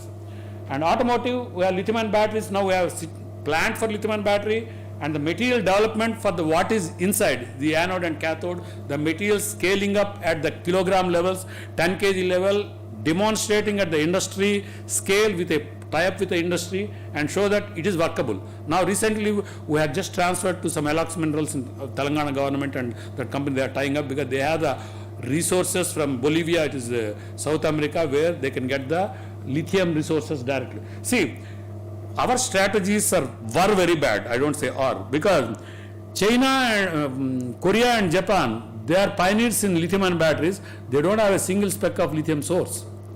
And they lease the mines in Bolivia and Argentina and all, and they rent the mines, they lease it and then they take it. But India, we never bothered about that. But now there are tie-ups and then MOUs with Bolivian government and Brazilian government to transfer, and one of the companies which took technologies from us, they have the source from the Bolivian lithium sources. And we work on supercars. Additive manufacturing is the one very, for those who are mechanical engineers, it is a very recent technology all over the world where if you want to make a complicated shape of a nozzle, for example, for any kind of aerospace engine nozzle, and then you have to make a block and then machine it, and you lose almost 50 to 60% of the material because you are machining it. Like you make a cube and then you want to make Ganesh Pratima, then you have to remove the matti out. So that waste is so much in terms of, because when you talk about super alloys and all, it's too expensive material, you cannot afford to waste it. So in this one, what you have a machine, a laser guided machine where you first plan your nozzle shape and all with a CAD 3D model, and then you ask this model to be printed, and this computer will allow this laser to move on a powder bed, and then you will be having directly the component. So it is a near nut shape component with little bit of post processing we do, and then we do a lot of surface engineering, because whether you talk about turbine blades and everything goes erosion when it goes at very high speed, and we have to give these coatings with the non-corrosive abrasion resistance and then thermal barrier and so on. High entropy alloy is new, because if I talk to metallurgy then I can talk more on that one, but for this crowd it is not required. And the future technologies are materials for desal, because we are materials people, so materials for desalination of water through solar and electrochemical, because desalination is the one what is required in future, because our 1.3 billion and then exponentially our population is increasing and the per capita consumption is increasing, and the per capita availability of clean drinking water is very less. So unless, like in Gulf, one day will come that where we need to desalinate our own water, and we have a lot of sea coast. So desalination should be done with low cost technologies, and we have some two technologies, solar coupled with electrochemical. It is called, because we are working on super capacitors, so we can do, it's called capacitive deionization, where you have two electrodes with very high surface area. When the salinated water, seawater goes there, you apply very high voltage, and all the ions, positive and negative, will go and then stick to that one, and you get cleaner. So this technology is already there, but we want to work on the high performance materials on that one. That's one thing. And materials for hydrogen production. Hydrogen economy is fantastic, but as I told, God has not given so free. Hydrogen is not free. Hydrogen, God has given water, but you have to take hydrogen from the water by electrolysis. For electrolysis, you need to have 1.23 is the thermodynamic potential to split the water by electrolysis. With over potentials of the electrodes, because you need to have electrodes, and it will be 1.5, 1.8, 1.92 volts. So you need a lot of voltage and a lot of power, and then this power, where are you getting again? Your thermal and hydro. So if you have, like Sir said, now it is 2.5 rupees per unit and 2 rupees per unit, and you can use that solar power and run the electrolysis. That is what the concept what every country is looking for, and you get electrolysis. So electrolysis, we try to get the best materials as electrodes, so that less over potential and with less power in consumption, you get the hydrogen production and run, where you can use the hydrogen mix with CNG to burn in your kitchens, because pure hydrogen is dangerous, and you can use in combustion engines, and you can use in PM fuel cells and everywhere. So it's fantastic. And materials for agriculture and nano fertilizer. Recently we have worked with University of Hyderabad.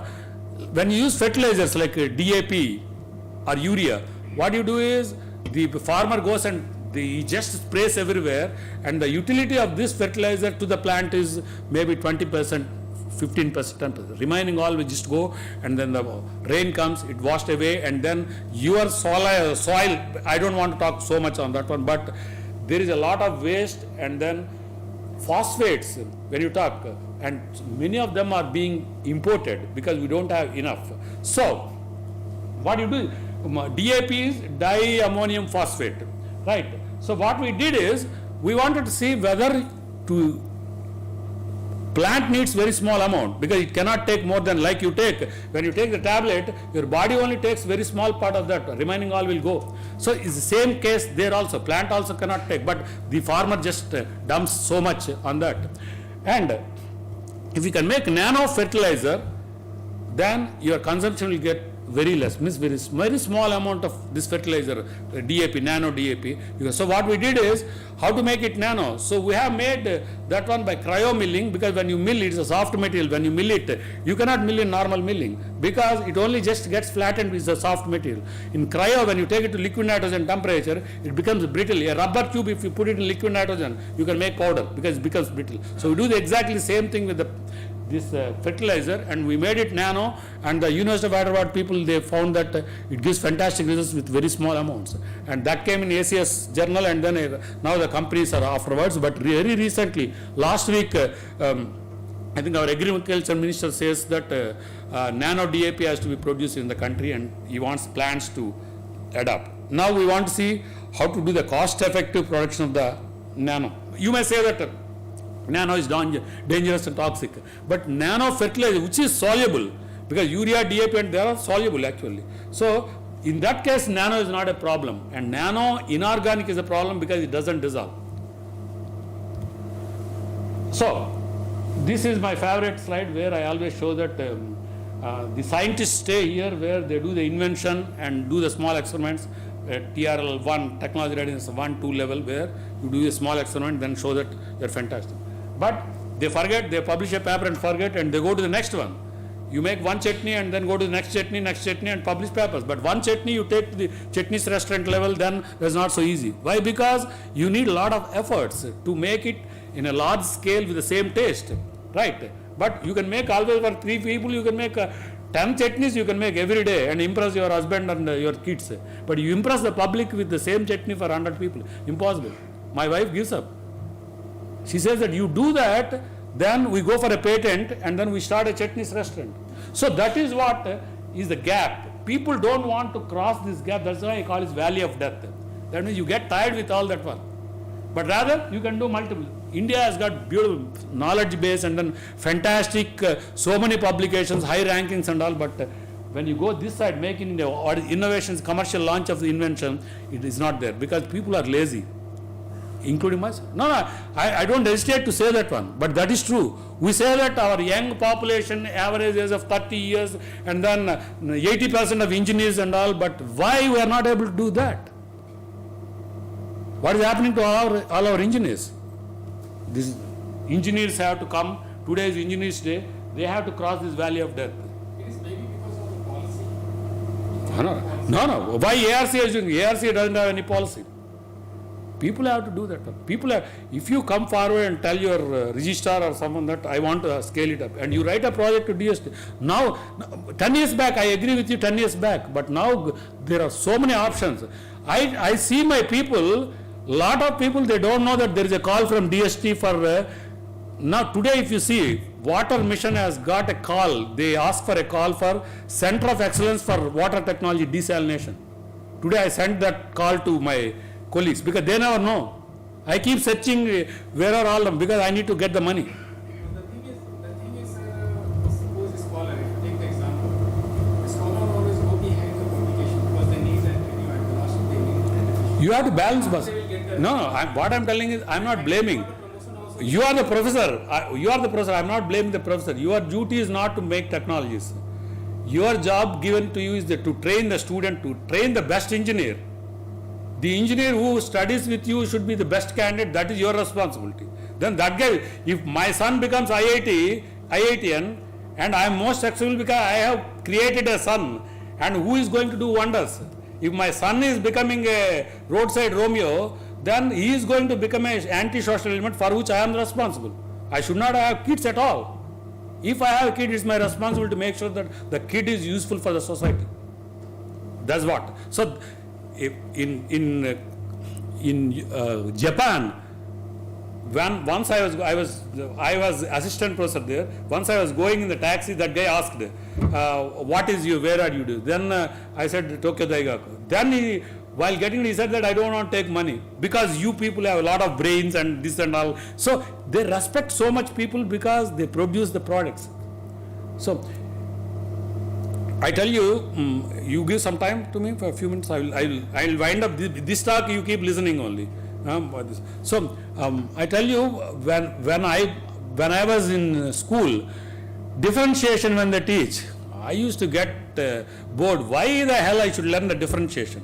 Then integration, which is more complicated, and double integral from infinite limits, all this. So then when I watched one movie of Krishna, Urika Monagadu, then he was talking about national integration and all. Then I understood integration is bringing things together and differentiation. So after MSc, I started thinking that where is this differentiation integration useful? When I have a cyclic voltammogram, when I want to see the area under the curve, If I have a square, it is very easy to find area and curve x into y. But when you have a curved surface, then you need all the integration. First you differentiate into small boxes and integrate and connect this. I can physically do that one. So when my son was doing that one, I was telling this example to him. Why you should learn all this one? When I was teaching, I told you, I was in Telugu medium and up to BSc I struggled, then I went to all this one. And I used to think that I can never go abroad because of my background and all. I went to IIT Chennai, my brother was a scientist in DAE, Kalpaka. He pushed me to IIT Chennai as JRF, junior research fellow. Then I was thinking, even driver in the IIT campus also may be JEE. Because I used to think that IITians means they are extraordinary and then I am fit for nothing. But after 1 year, I found that all the guys are like, oh, except they speak some big language and shrugging and all. Then they are going abroad and coming back, and then I thought I can also go abroad. I am not bad.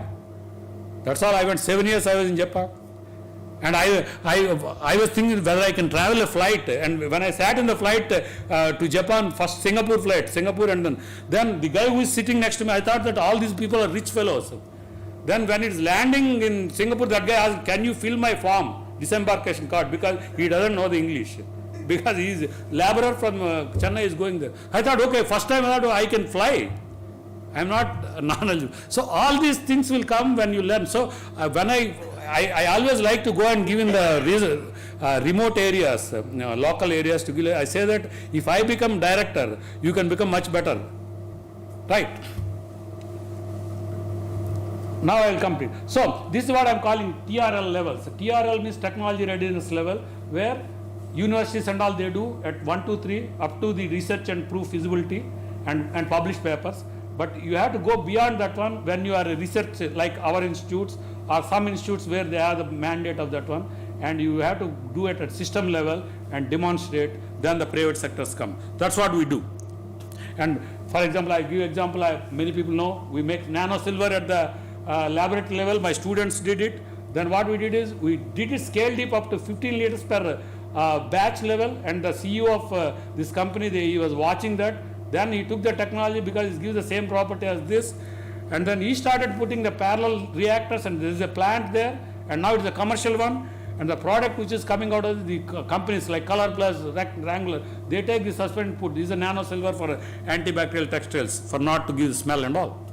And later titanium dioxide, similarly we gave to them, and then now the splash and flying machine they are using is all, and then we got national awards for this one. And now we are totally focusing on the electric vehicle batteries. Why? Because again we said that there is a mandate by 2030 at least 1 million vehicles of the electric vehicles should be there in this country. That is the objective of the National Electric Mobility Mission of Government of India. And most of the pollution, if you see, comes from the diesel and petrol, and only 30% goes to the energy, and remaining 70 goes either in the form of dust or unburned hydrocarbons and so on. And the carbon dust what contains nanoparticles, a small fraction, but even a small fraction by weight of nanoparticle, by volume fraction they are huge, because each particle is almost weightless. So they have millions of particles, they were floating by Brownian motion and not settling down, and then you inhale the nanoparticles when you stand in a 4-road junction inside, and toxicity of the breathing. Inhalation is the worst toxicity because it directly goes. That's why corona affects when you breathe. You have to put mask. That's why. Right. So the toxicity is very bad when you breathe it. So all this pollution comes because of your burning, and in addition you are importing the fuels, and your cost of the petrol, diesel keep increasing because it's all controlled by the prices in Gulf and elsewhere. And you produce a lot of carbon dioxide and ozone hole. All these are consequences. So if you can stop that and then put the solar energy and then make the batteries by solar electricity, and then do it, at least you minimize and stop the spread and produce it at one point where you can contain that. And you can see in the COVID time, before COVID, this was a photograph in Delhi, and then this is the COVID time, they put the lockdown, no vehicles, and you can see very clean photo. And it is the direct demonstration that if you don't have diesel petrol vehicles, you can have a clean image. In people, Delhi, they cannot even go for morning walks because of huge fog, not just because of the diesel petrol alone, and they burnt Rajasthan and all, they burnt this what is that? Yeah. So that all come also. So that is one of the problems. Now COVID has taught a lot of lessons to us. And as I told that, the diameter is, these are nanoparticles by weight. It is a normalized concentration and number distribution. Mass is less, but because of the light weight, the number is so used, and that is very dangerous. So we have to, now the electric vehicles, you can have hydrogen fuel cell vehicles, battery vehicles, and they are much better in terms of performance than your fuel where the, so these are all very well known. I don't need to talk, and then so many companies now are coming forward, and then especially two-wheelers and three-wheelers are plenty in this country. So next 5 years, these are going to dominate. And of course, public transport like buses and all. And already in Hyderabad, we can see the bus. But all these vehicles, if not vehicles, the batteries inside, they're all imported. Even your cell phone, the lithium-ion battery, what you use in your cell phone, that is imported. No company in India makes. That's what I'm talking about, self-reliance. If your cell phone has to become cheap, if your car has to become cheap electric vehicle, which is clean, your batteries have to be made in India, and which is not the case now. All these companies, these are the major companies who makes the batteries, and they're all outside.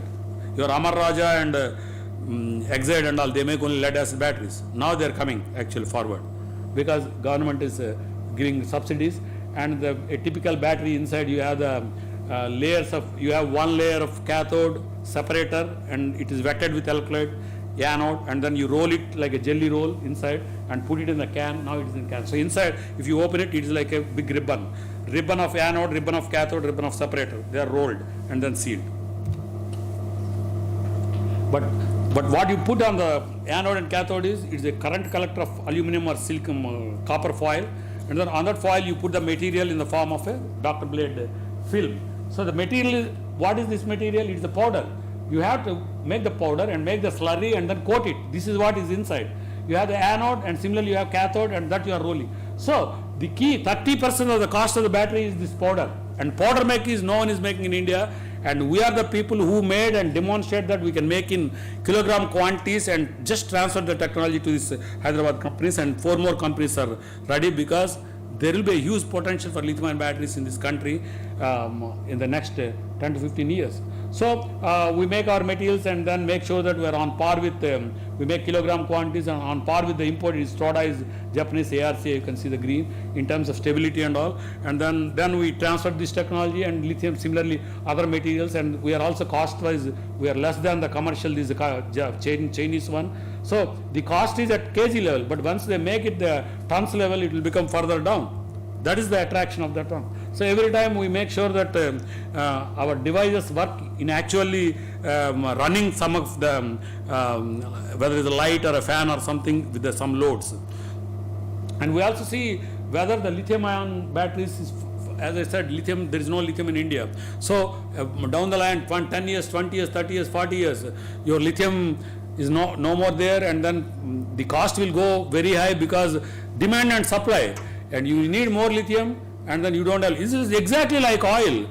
For last 100, I don't know 100 years, when I came to India in 2003, it was 30 rupees, now it's 100 rupees petrol. So in this 20-25 years itself so escalated, now the same thing is going to happen, lithium, because you are importing lithium again. So I keep telling that after 50 years, when your grandkid or someone comes, that it will be like Muthoor, not Muthoor Finance, gold loans, no? Manipuram gold loans. Then it will become Manipuram lithium loans, because lithium will become more expensive than gold because you don't have source, you have to import. Then you start giving batteries to the Manipuram guys to get money for the children's marriage or some function and all.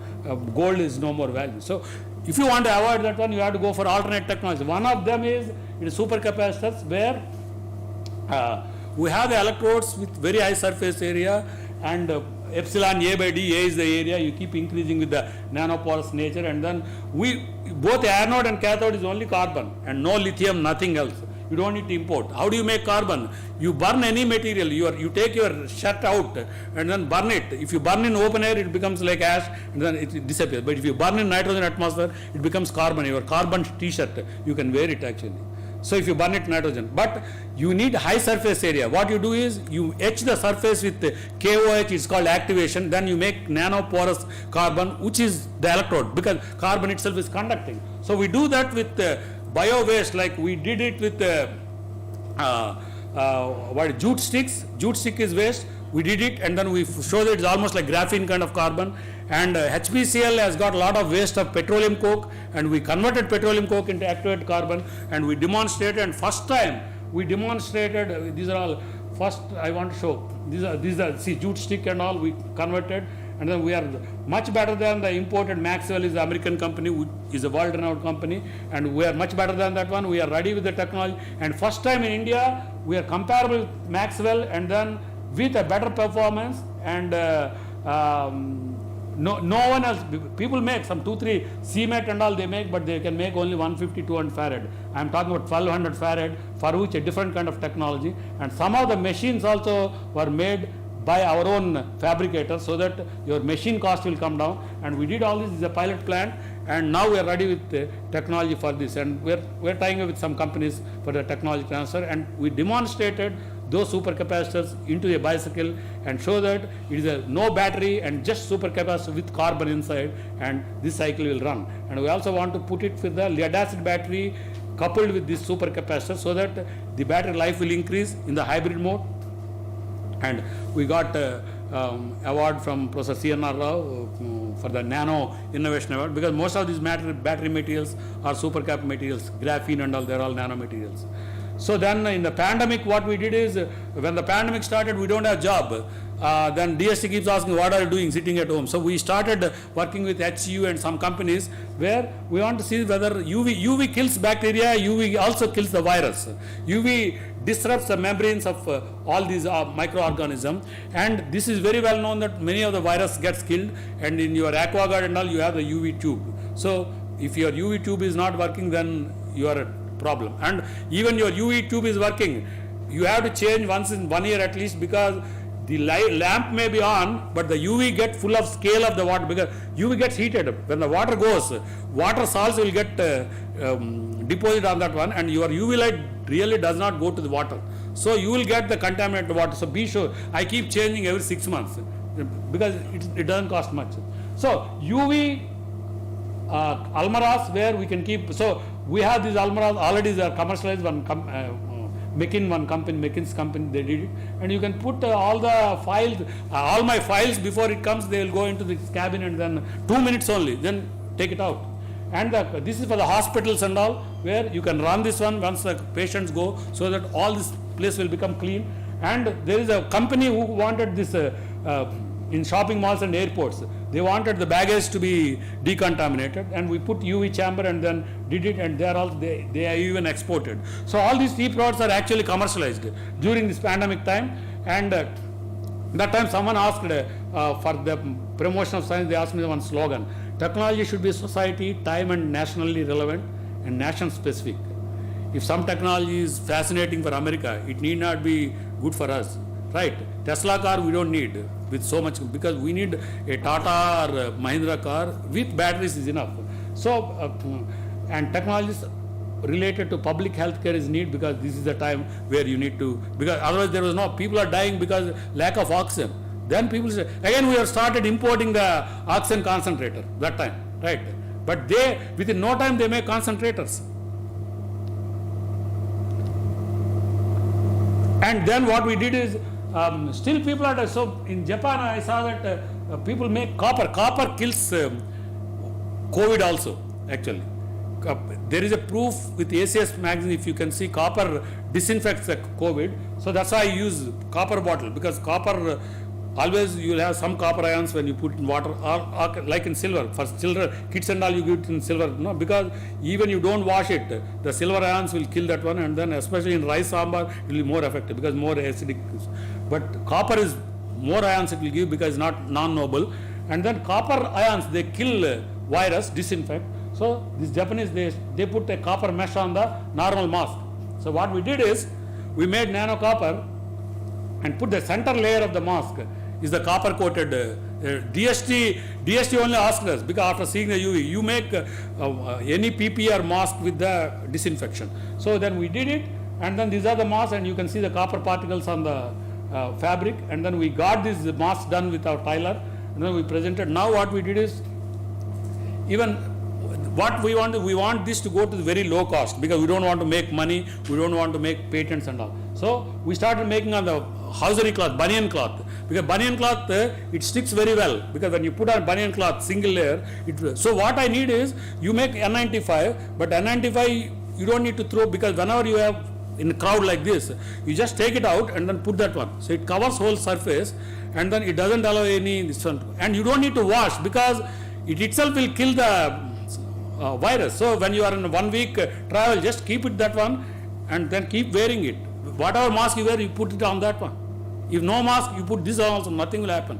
But it is COVID free. So we are going to do that, and then in 2 months time, we are going to make 1,000 masks with a single layer hosiery deposit with copper, and that is going to be our very immediate product. I think I will stop here. Thank you so much for your attention. I am done.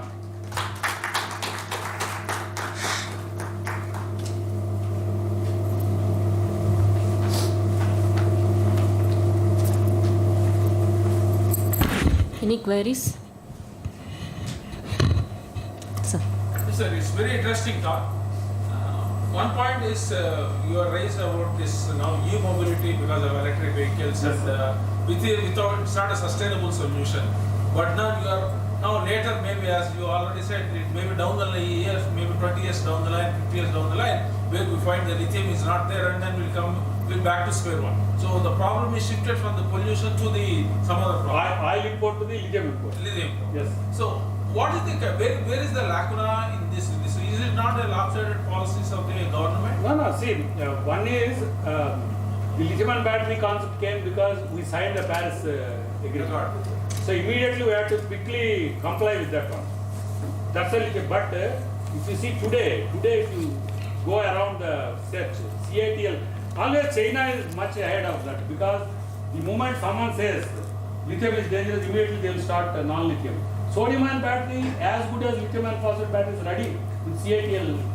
And the sodium is plenty everywhere. You don't need to. So sodium ion battery we have to work on, and it's on par with lithium ion, and then we have to produce, and that's going to come next. Then that's the alternate. That's why I say non-lithium technology. One is supercap, what I said, but supercap cannot give long range, but it has very high power density, but that's not enough. So you have the sodium ion batteries and the supercap. That's all. We don't need to depend on anything. And the manufacturing should be made in India, because I in the morning also, just before lunch, I was in some EV mission panel discussion with WRI Delhi and some DST. I was only telling that everyone is talking about sodium ion, lithium ion and all. I said that is okay, that's only 30 or 40%. But what you require is the manufacturing the plant. Still all these guys, they import the plant from cheapest Chinese plant. Even we ourselves have the plant for what, 2.5 crores plant, and we are making all the supercap.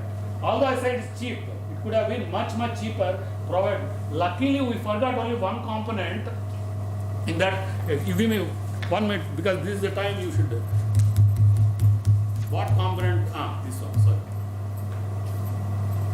This one, after you make jelly rolls of this, you have to press it flat.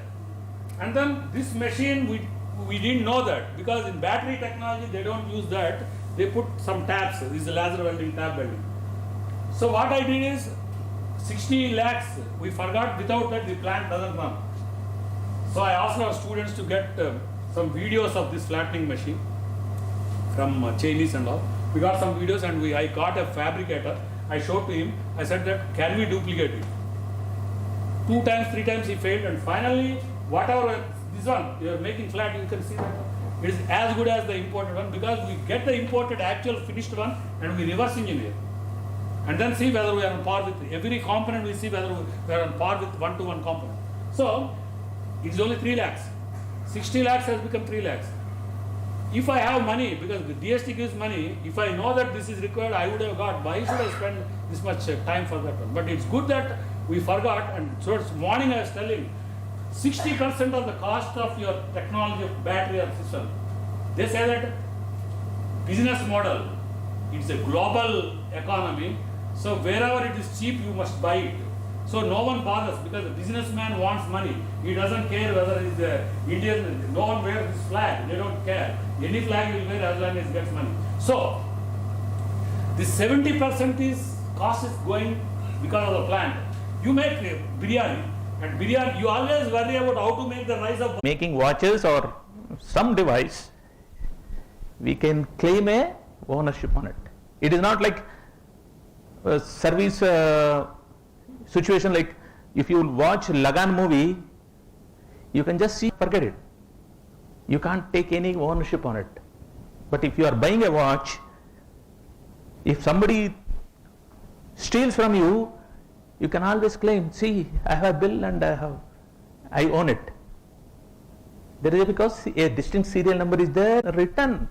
See, that is the greatness of mechanical engineering. You take a claim on what you are buying. Here, so anyway, so let us start from history, from prehistoric. So we start again by changing the size or direction of a, and to be more elaborate, a device that makes work easier by changing the amount of force you exert, the distance over which you exert your force, and then direction in which you exert your force.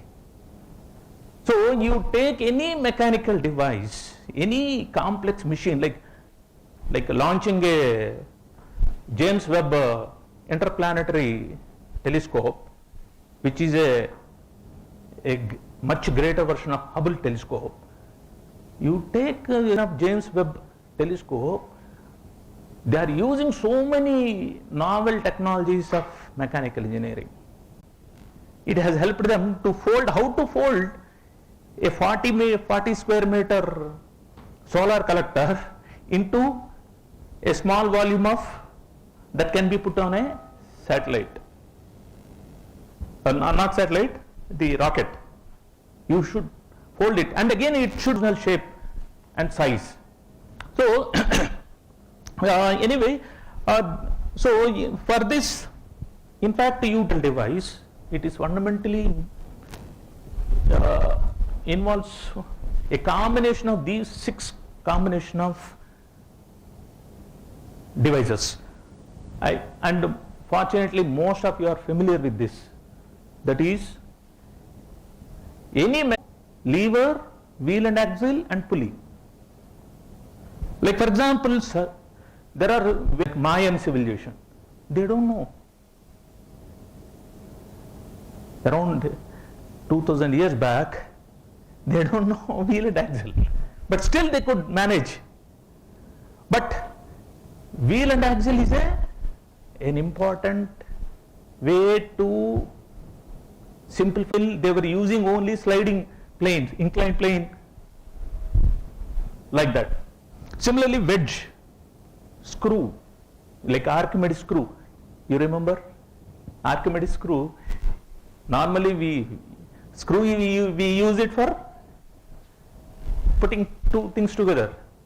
But Archimedes has used to pump water.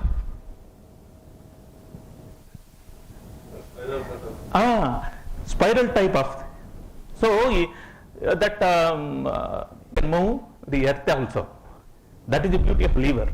So so let us see like the pictorial versions of this. So you have an inclined plane here, then a lever. You pull the nail from a wooden plank like this, a wedge, screw, and then a wheel and axle. So this is, so all these things you can see them in various Egyptian pyramids, pyramids of Giza. If they have moved the 20-ton each stone all the way to the around 400 feet top, they were using inclined planes only, series of inclined planes like this. Just like if we have to go to Tirupati, we have to take a very winding kind of see, we can't see. If you have to go directly against gravity, it consumes a lot of energy. That's why when we launch rocket, 90% of the rocket weight goes to fuel only. Only 10% is left for payload. That's why climbing, going directly against gravity is a very, very energy consuming activity. So that means you need a lot of force to come out of that. Right? So you need a lot of effort or force to go against that. So anyway, like now let us go to the primitive kind of devices people have invented over a period of time, and that has changed the way we developed our civilizations. Because one of the subtopic that was given by Professor Lakshma Reddy Garu is human civilization. So machine and machinery and human civilization. So I have to connect everything to our civilization, how it changed our civilization. So here, anyway, innovation, how happens is like one is necessity, then local peer pressure, then it should be part of your DNA, right? Organizational culture and industry clusters. And even though they have set up, even though they are competing with each other, but at the same time, the wage worker can own a call, he can make call to even US. See, that is the beauty of democratization. You are able to make everyone equal. Just like Milton, that Friedman has said, now world is flat. What, or somebody was joking also. See, central government has struggled to impose Hindi in Tamil Nadu for so many years. But finally, they couldn't succeed. But only one program has totally changed the Tamil Nadu. That program is Kaun Banega Crorepati. So Amitabh Bachchan is at the seat, and then that man, he says like anybody can win. So that man only speaks Hindi. Then people have automatically learned. They have forgotten all this Tamil kind of this jingoism. They have left it. Alright? So that is the beauty of technology. Without TVs and all those things, that Kaun Banega Crorepati would not have got telecast there, and all this is would not have happened. Right? So anyway, here, so the next great invention, I would say, this is printing press. If you look at the development of technologies, various technologies, most of the major inventions have happened after invention of printing press. When in 1492, John Gutenberg, what he did is, he has not invented the total machine. He has just modified the existing. There is already a wine press. He just changed it slightly and to print letters on a paper. And he is the man who first introduced the concept of the so-called concept of interchangeability. That means substituting one letter with the other one and putting them in a line. That is, then anyway, clock. See, clock is another great. See, in fact, in each of these things I can tell a lot of stories. See, printing press, how it changed. See, printing press, actually it is the one which has affected particularly Christianity very much. One of the reasons why Pope has lost his grip on people is because of printing press. Previously, only people who can possess Bible, they used to dictate the terms. But the moment printing press was invented, even a common man could possess a copy of Bible. And whatever the interpretation that is given by Pope or somebody, they used to immediately identify. Yeah, enough is enough. That's why, as a protest, they said, look, we don't agree with you. Again, a technology bringing changes in structure of the society, changing thinking pattern. Right? So here, and again another great invention is this clock. This is another pendulum clock. That is again, in fact, when I went to UK, I visited Greenwich Time Museum. What a beautiful, that Harrington, the man who is credited with inventing a pendulum clock which works on a ship. Normally pendulum clock doesn't work on a ship because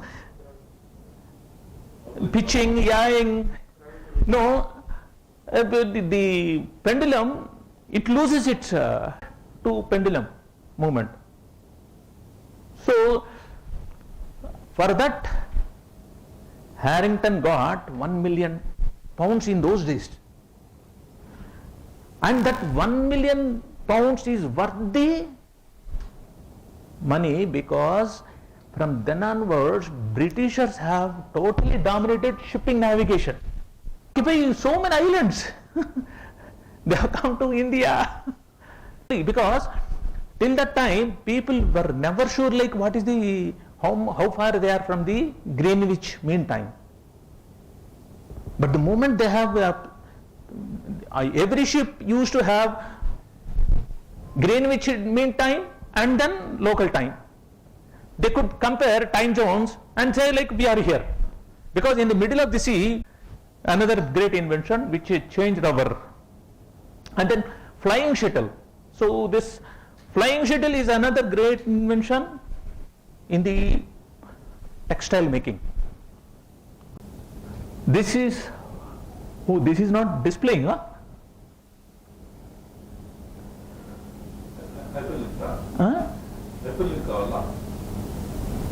ఇది ఇక్కడున్న బొమ్మ అక్కడ రావట్లేదే. Society pattern. This is another great invention, cotton ginning machine, which removes seeds from raw cotton. See, if American people have given freedom to American blacks, don't think it is because it is out of love. Because they have found there is no use of them. After the invention of this cotton ginning machine, even though we say like it is Abraham Lincoln who liberated them, who gave them freedom, but it is no. To pull a cotton seed from raw cotton, 50 kg of cotton per day. But whereas with the cotton ginning machine, this 50 kg of raw cotton can be processed in 1 hour. So all the surplus slaves that they have purchased from Southampton in UK, they found it is wasteful to feed these guys. So sometimes technology can shape the society proportions. So then we have, anyway, this division of labor was given by Adam Smith, father of, and then concept of interchangeability. Interestingly, it is again invented by the same man who invented cotton ginning machine, that is Ailey Whitney. Liability Act. See, again I can tell a lot of stories on that, but century. Because with Henry Ford's invention, he has brought down the cost of making a car from $960 to $280. He has invented a concept called moving assembly line. Right? Previously they used to take 12 hours to assemble a car. He has reduced it to 90 minutes with his moving assembly line. Alright? And that's how you could reduce the cost of manufacturing a car. from $960 to, and then anyway we have electric motor, Michael Faraday, great job. Simultaneously he invented like Saidal Garu, as we live. It is all because of comfortable. In fact, there used to be one great leader of Singapore by name Lee, but ultimately atmosphere. It is only because of AC.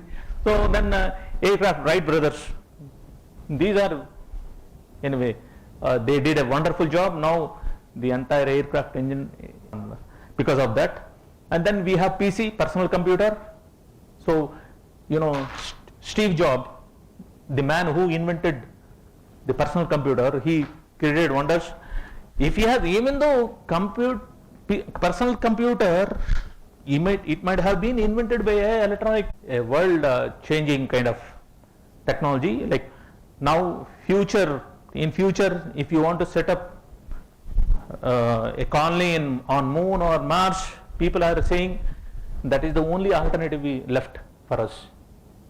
Using that local Moon material or Mars material, you develop the local materials and then do that. And autonomous vehicles, like most of the Google, Apple, they're all now, they're competing with the Ford Motors, General Motors. Maybe Apple might have never assumed that it will develop a car in future, but now Ford and GM, they feel that Apple and Google are the biggest threats because they are coming with autonomous vehicles.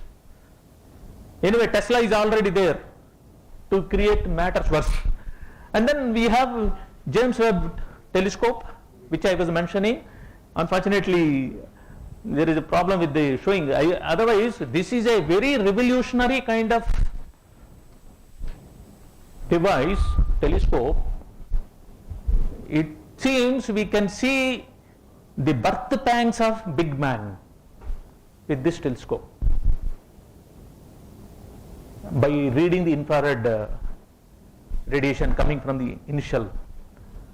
And then we have interplanetary exploration. Anyway, this I want to show you because I want to show you this the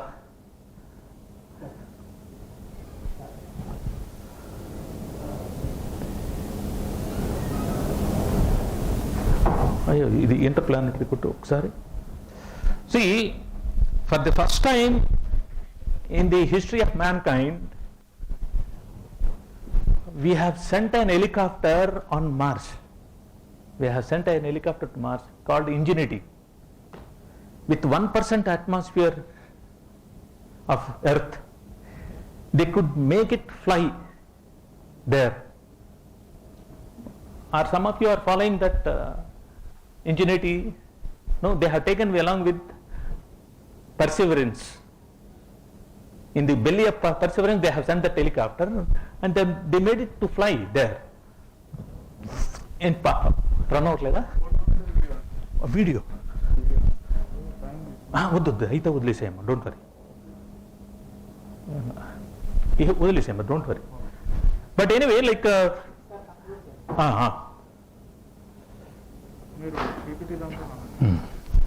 so here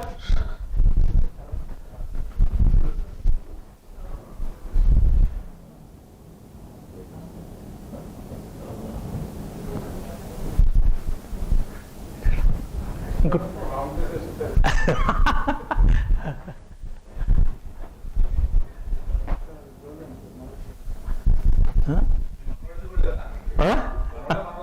మనవాడు అదే ఓ net పని చేయట్లేదా? So anyway, it is only to show like where India stands in the world, like in terms of the per capita GDP. So we are saying now like we are still at a very low level, all right, and then why innovation, like like you can see, like whenever there is a great invention, the per capita GDP of world has increased. You can see, like there is a big step up for United States, because during this time they invented a lot of technologies, right from automobile to washing machine, everything, refrigerators, they were doing in mass production.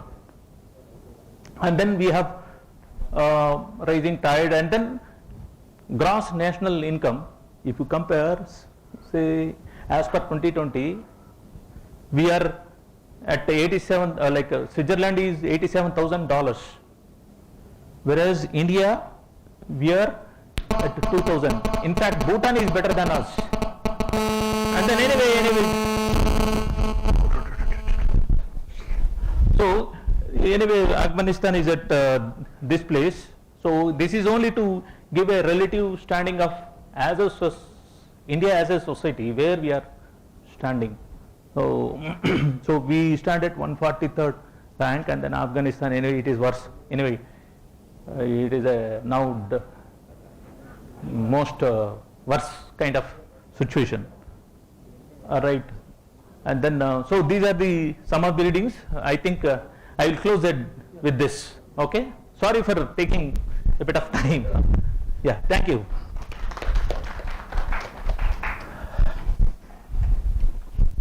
Thank you so much, sir, for describing various innovations which gives the importance of mechanical engineering to the society. Now it's time to felicitate our Professor L. Krishnanand Garu by Professor A. Ramchandraya, sir.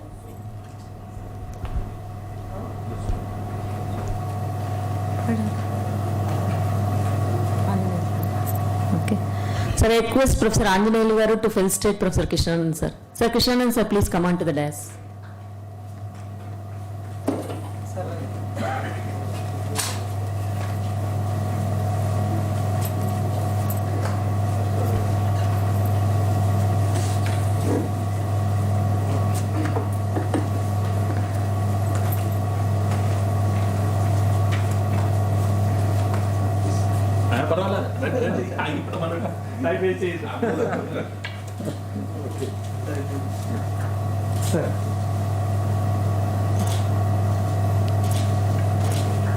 Thank you, sir.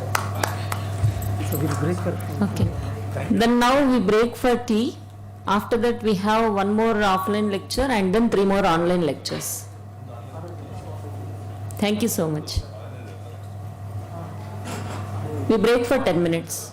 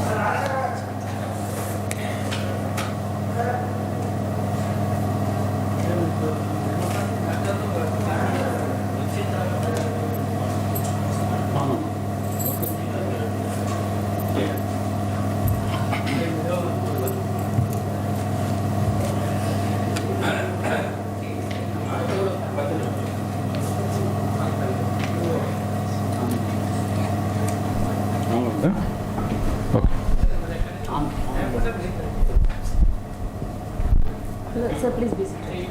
Okay, madam, please. All connectors.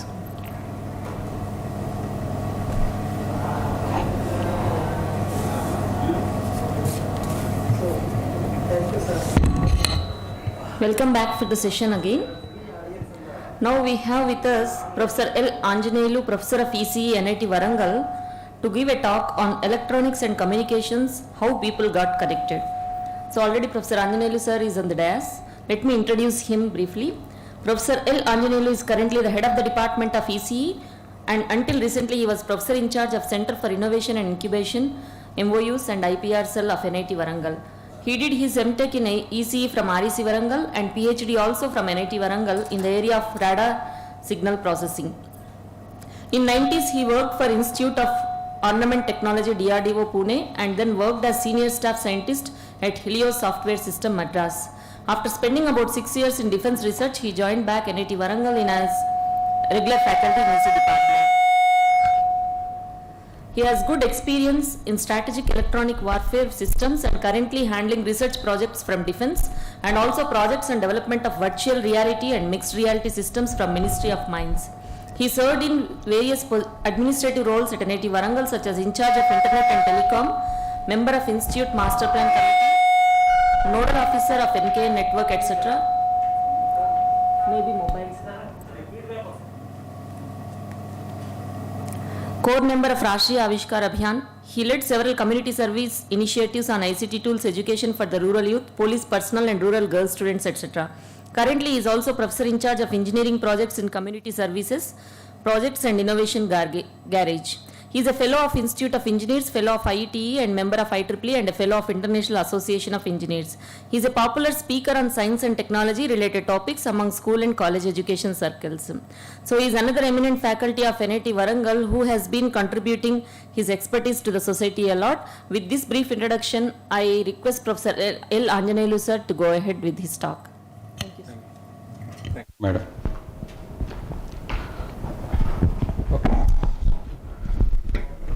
Yeah, okay. Anyway, good afternoon and good evening, everyone.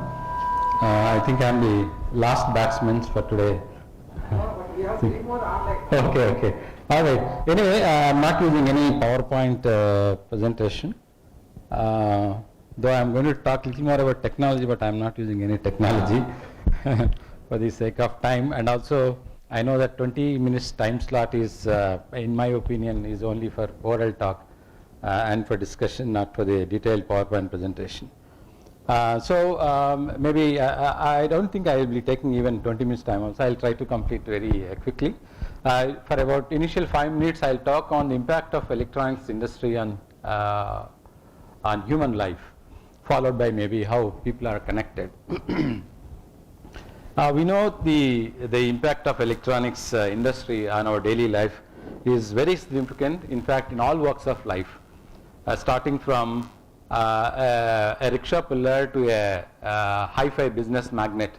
Each and every profession or walk of life are significantly influenced by the electronics and the way that we use various devices like smartphones, now smartphones with added intelligence in them in their day-to-day life. In addition to this, actually, right from the morning that we get up till we retire to bed in the night, there is no moment that we don't spend time with even a single electronic device. So there is a time that we spend always with some other electronic device without which we say that the day is not complete, and it has become indispensable part of our life. Using electronic devices. On top of it, now we have got lot many fields that have come up, emerging fields in the development or in the race of technology development, starting from very hi-fi electronic equipment in the consumer sector, as well as electronic equipment in various industries, let it be automobile industry, let it be an industry manufacturing plastic bottles, or let it be a very hi-fi industry manufacturing fighter planes, whatever it is. that there is a kind of automation that is going on where electronics is indispensable, and it is there. On top of this, we have got now many areas like Internet of Things, and there are many buzzing words that we keep hearing now: artificial intelligence, machine learning, deep learning, and so on and so forth. In fact, now actually we have got the developments in all these areas, especially after the Internet of Things concept has came into the society. It has now become possible for the people to do everything without even actually moving out of their house. In fact, after having spent a long time in the office before they drive down to their home, it is possible for them to switch on the geyser right from the office, so that by the time they reach home, the hot water is ready in the geyser. They can switch on the toaster right from the office. By the time they reach home, the bread toast is ready in the thing, and then their favorite program is running in the TV by the time they step into the house. So it is the technology, it is the magic of the technology that people are enjoying as on today, and it thanks to the protocols, the so-called internet protocols that have been developed. So they say IP version 4 and IP version 6. There are so many things. In fact, now people are also working on what is called IPNG, IP next generation. They are actually calling it as interplanetary internet protocol, thinking that in future we will be residing on Moon and Mars. Okay, so they call it as interplanetary internet protocol. Okay, so on the Earth now they have actually integrated to IP version 6. Now they are working on IPNG, IP next generation. And on top of this, actually we have got several facilities on our mobile phone, and there are so many healthcare products, and there are so many devices, empty number of devices which we will be using in our daily life. So, I mean, if you keep talking like this, there are so many fields which are not influenced by the field of electronics. In fact, each and every engineering field that morning we are trying, I mean, don't think that as an electronics engineer I am trying to say that electronics is now superior to everyone. But what I am trying to tell you is, in real life you see that each and every field of science or any field for that matter, any engineering field that matter, that electronics has a signature or a fingerprint in it. Because everything is now being electronified. To actually see the corresponding engineering field is better, have a better products or better way of bringing the products to the people's life. So everywhere there is an electronification irrespective of individual engineering fields. And also on top of this, now we have got the robotics field, now emerging field, the so-called cobots, cooperating robots playing a vital role in industries in sharing the manufacturing task, and hence making money. Professor Krishnan was talking about the automation. And also they actually play a very significant role in manufacturing processes, etc. And we have the humanoids, Asimov, for example, humanoids who are developed, and they are at very advanced stage of humanoids have been developed. Who, I mean, we can call them as equivalent to a human being, play again a major role in organizing events.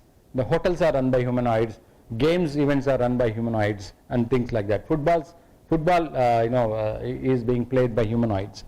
So on top of this, actually, we are trying to see in the name of development and in the name of understanding the universe around us, we have prestigious projects called SETI, Search for Extraterrestrial Intelligence, where we are trying to look for, are there any species in this universe similar to us out there, and then trying to decode any special signals by very powerful radio telescopes managed by the electronic circuitry, and to listen, are there any special signals that they'll be sending similar to us that we are sending through shuttles like Voyager and all, which actually already crossed our solar system and traveling into the deep space in exploring the outer universe. And coming to the space technology, again we have got many developments. Let it be a docking station of ISS with the other space shuttles, or the astronauts working out there with various gadgets. Tremendous developments have been taking place in the space technology, where astronauts are actually connected to the ground station and to their family members. And also we have got this so-called area called virtual reality, augmented reality and mixed reality field, where it is possible for us to train the personnel in a virtual environment before they actually go into the field. In fact, I myself involved in some of these projects for the Ministry of Mines, where we have developed a virtual reality scenario for the operators of the lifts, which goes into the mine up to 2 kilometers, 3 kilometers into the earth. And on military and defense, we have got again very fantastic development, sometimes unbelievable development that have taken place in terms of the electronic systems that are part of fighter planes, MiGs, and F-16s. A lot of radars and stealth technology is being exploited there, where the decisions are taken in milliseconds, because it's a kind of a do and die situations without which we can't fight with the enemy. On top of this, we have got again the electronic surveillance at civilian airports, as well as ship surveillance, ship navigation. And also in medicine, again, there are many development that took place. All our healthcare appliances used for computed tomography or computer aided tomography, CT scan, MRIs, ultrasound, echo, ECMO, all these things again are heavily influenced by the developments in the electronic field. And also the pacemaker that we use inside. So on this side, I mean, like this, I can keep talking so many advanced developments in the electronics field, which had actually made a lot of impact on the human life as on today. On one side, actually, people are also working on devices which can be embedded into the human body, by which we can assess the vital body parameters of the human body. On the other side again, where actually the extremes of scientific innovation that I can say, that people are trying to work on some special devices coated with special hormones. I don't know whether it is for the benefit of the mankind or for the destruction of the mankind, but however, that is on one side that the science exploration and scientific innovation is taking a wrong side. Maybe it's my opinion that people are trying to invent some of these things where they do not want to make people to feel hungry. That means the moment they have the device installed in their mind, it will send a signal to our human brain that we will not sense that we are feeling hungry. And also the kind of research, again maybe extreme research people are doing, at least I do not know what for we need such a kind of research, which actually try to mimic or cheat your mind. So suppose a diabetic patient wanted to eat a vanilla ice cream, but obviously he is advised by doctor not to eat a vanilla ice cream. So but when he is fed with such a hormone tablet, so his mind feels as if he is eating a vanilla ice cream, even though he just puts a normal chocolate in the mouth. So this is a kind of a significant improvement that have been taking place in the electronic field. But anyway, leaving aside these developments, maybe I'll spend another 5 to 10 minutes on talking to you on how technology connected human beings. So technology is actually is our future, and technology is going to be our next nature. We are in that situation, and believe me, technology is going to have fruits coming in the future which are unbelievable. The technology is indistinguishable from magic as we go through the developments in coming few decades or so. So that's how it is. So technology keeps us connected now more than ever, and it is our future. Now students are connected to the teachers, and the clients are connected to the business establishments, patients are connected to the doctors, and the clients are connected to the jury, employees are connected to the officers, and then astronauts are connected to that. So wherever you see there is a connection between these individuals. And of course, it has become so introduced into our daily life. Whenever we have visitors to our house, a relative or somebody, the first thing the kids ask, "Uncle, what is Wi-Fi password?" Okay, that's the first thing that they ask, what is the Wi-Fi password? So therefore, it has come into our daily life in such a way that we want connection always in some or the other way. So it is sometimes often said that technology actually drives us apart, but in reality, technology helps to keep us all connected. Of course, we can argue either way also. If you give me 5 more minutes time, I'll argue on the other side as well. Okay, it is such a there. So over the years, actually the technology has revolutionized the whole world and even our daily life also. And there are so many amazing features of technology that we take for granted and we use every day, and then it is because of technology we are able to enjoy the current quality of life that we are leading. So therefore we can say that without technology's fingerprint on our daily life, I don't think that we will be enjoying right from the beginning, morning that we get up till we retire to the bed. So it has so much influence on us, and then we are simply not able to get out of this technology. So and on top of that, a lot of our daily rituals, now they have become digital now, of course in virtual domain. So digital daily rituals have become very common now, and everything that we wanted, of course we are able to make meaningful human interactions, while even though our daily rituals have become mostly digital. Okay, and of course more than ever as on today. For example, if you want to do a workout, now people are not going for gym, even though of course in the pandemic they are not going. Even earlier days, even now also, even without pandemic, people are not preferring to going to gym, because now there are apps. Switch on the app of aerobic exercise, they will teach, and then you do workout at the home. Similarly, if you want to do shopping, people are not going out now for shopping. They are ordering online and the groceries at the doorstep. So therefore, all our daily rituals have now become digitized, and we are all working in the virtual domain. And of course, the technology keeps us in such a close contact with each other that it actually strengthens the bonds and human relationships. And one way, on one side we complain that technology is actually taking the relationships away from us. That is on one side, of course, but it is another way of getting addicted to the technology too much, leaving our own nature of what we are. A few years ago or a few decades ago, if at all you want to make a phone call when you are out of the home, we had to actually visit a nearby telephone booth and make a call. But as on today, it's not the situation. With your smartphone that you have in your hand, we can now connect to anyone, anyone wherever they are in the corner of the globe.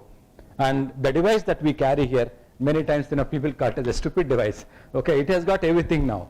So it has a diary. Okay, now we don't have to. It has a wristwatch. Okay, and it has the camera. It has a video camera. It has a wallet. It has a mic. So what do you need? You don't have to carry all. You just have to carry only this stupid device, so that you are done with this. On top of that, now we have Alexa here. Okay, who listens to you and does whatever you want. Now when you are driving and you say, Alexa, I am feeling hungry, where is a nearby restaurant? Alexa will respond to you. So that is actually the artificial intelligence enabled thing that we have in our device, that suddenly you ran out of fuel. Now simply ask Alexa, where is the next fuel station? Alexa replies to you, in next 1 mile you have a fuel station.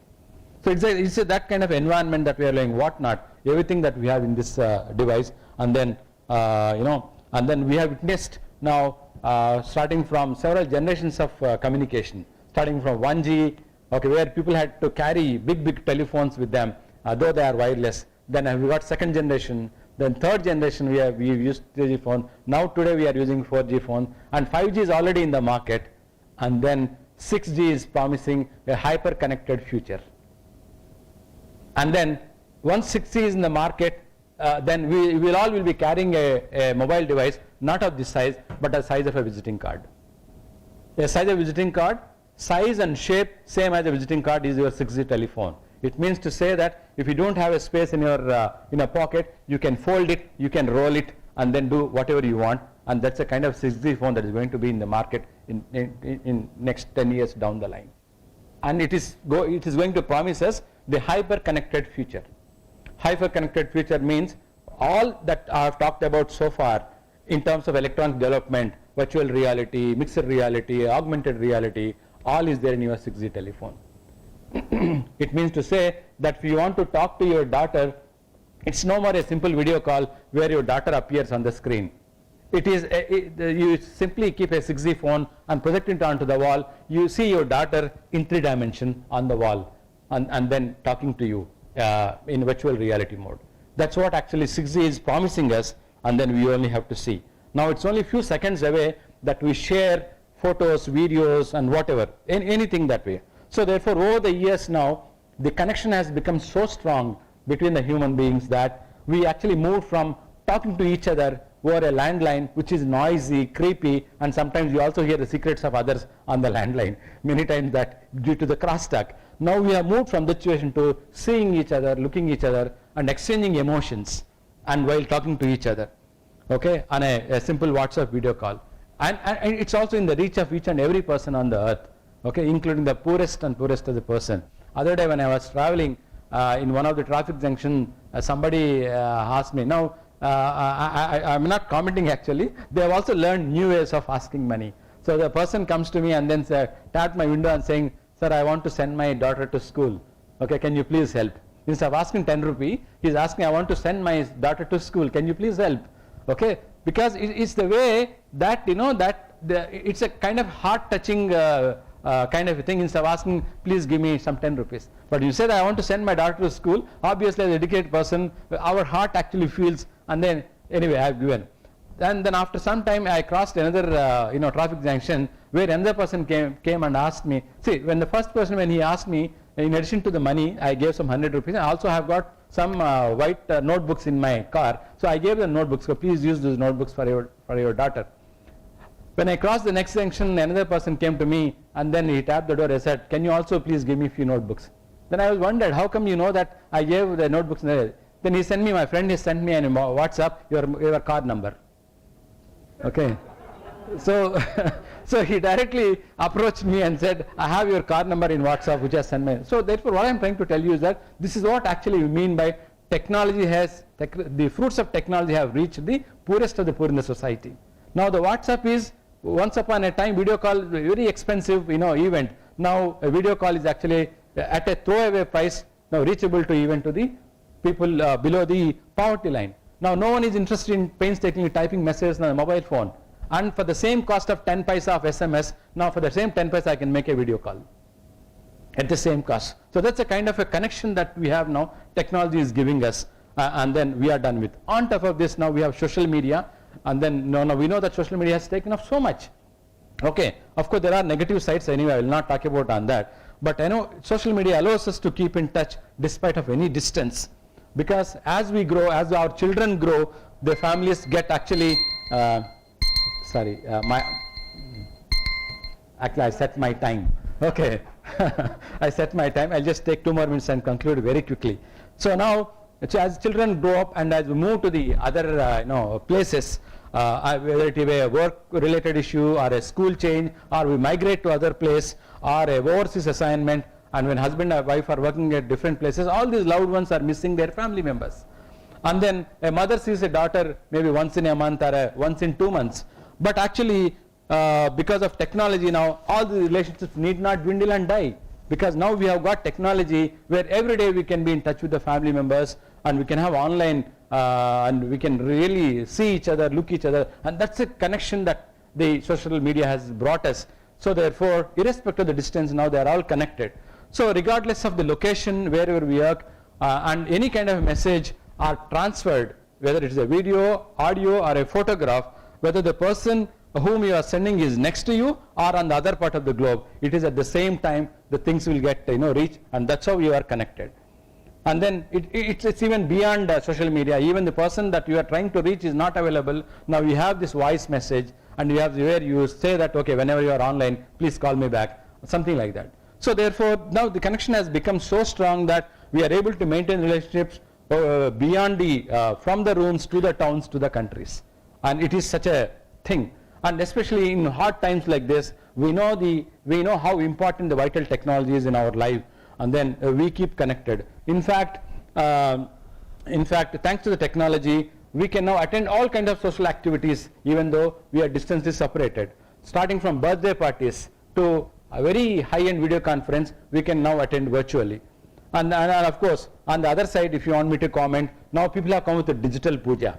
Actually, puja is supposed to, you have to involve, okay? But now, digital puja has come now. Engagements are online now, okay? And also, and in fact, the worst use of technology is that even the last rites are being performed online. The guy will say, I cannot fly to India, I'm in US, please keep it online, let me visit the last rites of my father. How sad it is. Okay, where you are supposed to be emotionally connected to such events, now the technology is now making people to misuse technology even for such close interactions. And of course, I mean, that's how people are against technology. It is because of such misuse of technology. Even television now people have got started all kinds of different events. Now it has become cloud-based reality shows where the stars need not travel to a city, everything from their home. And even now when you are working in office, when you are especially working for remotely, you can have lunch together with your office colleagues online.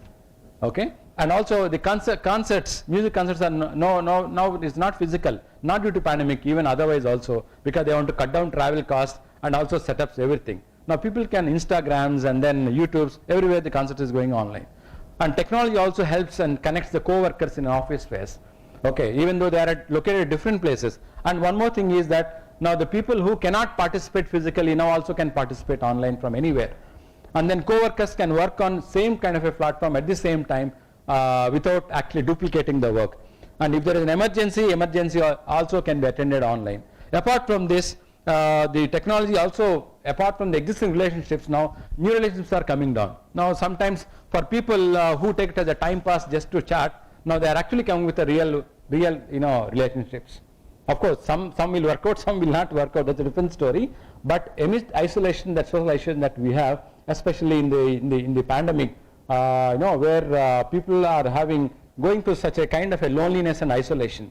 Now technology is at hand, and they are able to. That means when illness has created a void or a gap, now innovation is filling the gap, and then now we are able to enjoy what we were doing before the pandemic. So there is no reason, or there is no reason, and there is no location-based restriction, but still we are able to do all that.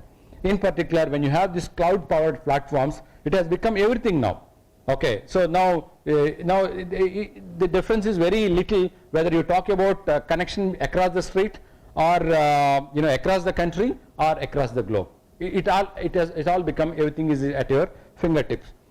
Okay, and then travel. Okay, now travel has become so convenient for us. Travel has become more safe now because of GPS. In fact, you don't need a map now to travel to reach any location. We have got this Google map. You simply set the location, it will show you the path, and then you can.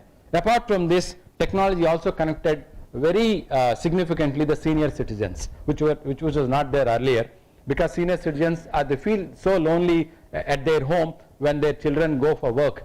But now senior citizens have so many sophisticated devices which are actually mounted as a kind of a wristwatch, which actually sends their body vital parameters to their loved ones, so that they will immediately know whether any issue with the senior citizen. And also senior citizen also can communicate to them, and that's a kind of a strong connection that we can see between the senior citizens and their loved ones, even though they are not at the same place but across the cities or even in the country.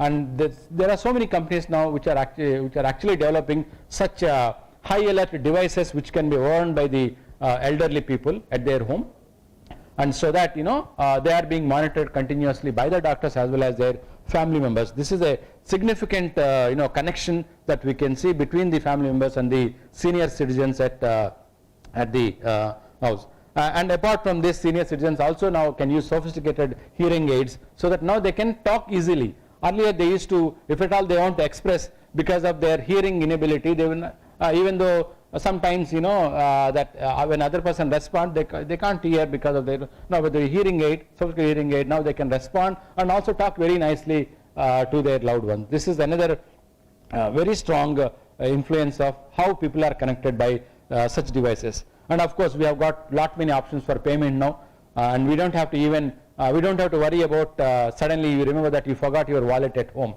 Now wallet is not at all required for us.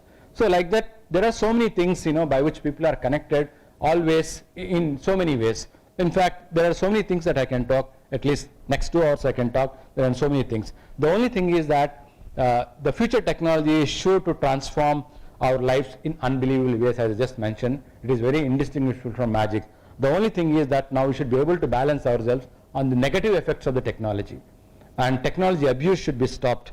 Let it be a technology addiction, let it be electronic pollution, or let it be the ill effects of electronic devices on the human health. Whatever it is, these are the after effects or the side effects of over usage of technology or misuse of technology that somehow are to be balanced, so that we don't feel that our relationships are becoming routine and mechanical, and wherever we feel to be close with the family members, and we should be able to do it. So in future, I'll just conclude with one single sentence that in future we are going to have one single word called wireless World Wide Web. It's not just www, it is www. It is called the wireless World Wide Web, where there is a seamless connectivity for you. Wherever you go, you have only one dream, one device and one number, wherever you are on that, whether you are on the Earth, on the Moon or on the Mars. Thank you so much. Thank you for your attention.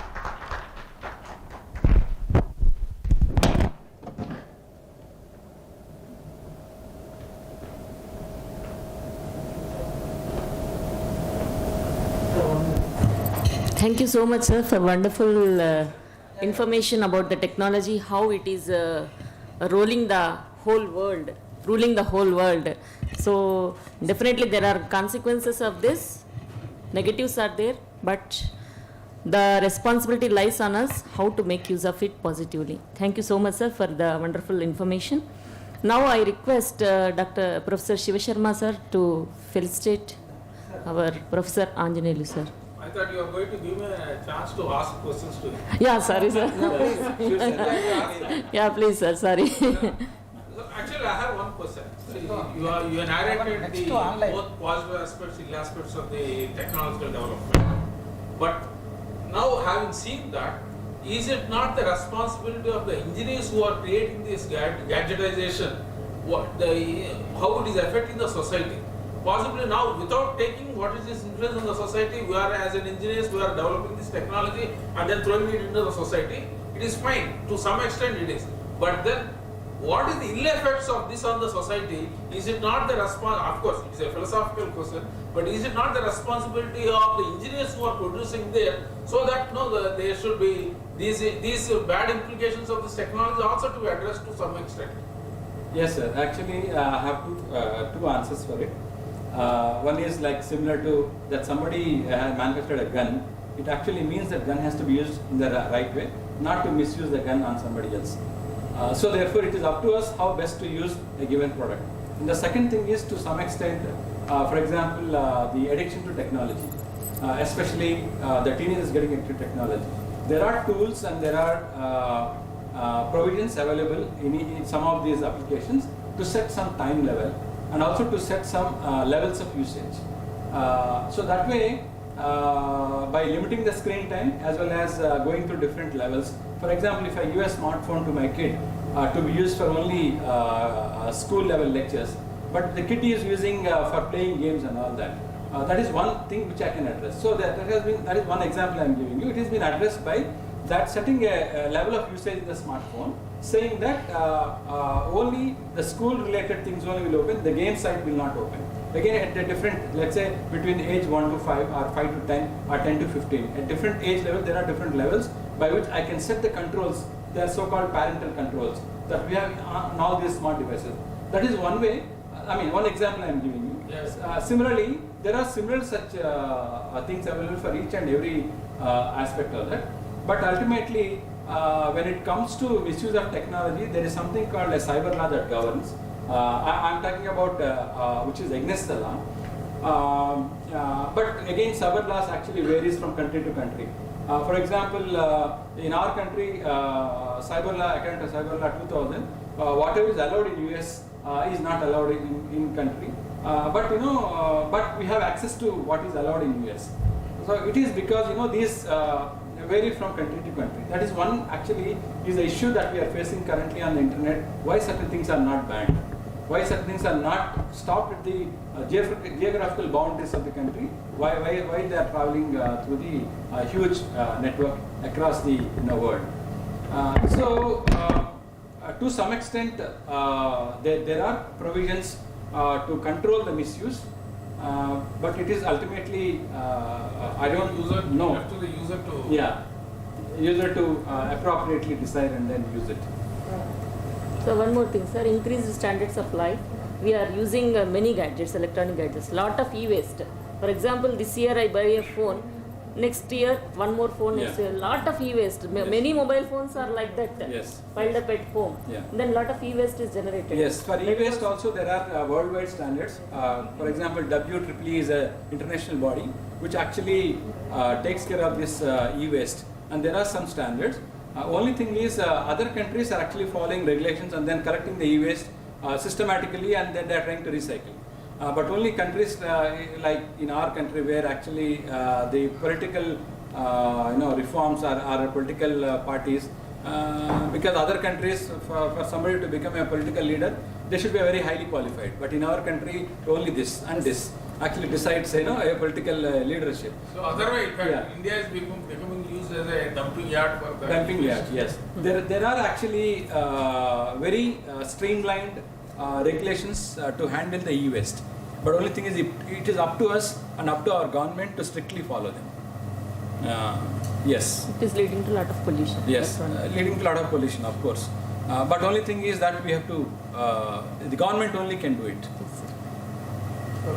Thank you so much, sir. Now I request Professor D.V. Shivasharma, sir, to felicitate Professor Anjaneyulu, sir.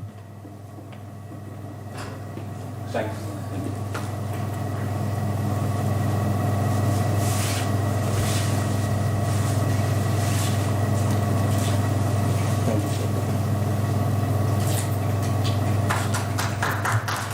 Thank you, sir. Now we'll move online now. With this, our offline lectures are finished. Now we are moving for 3 online lectures. So,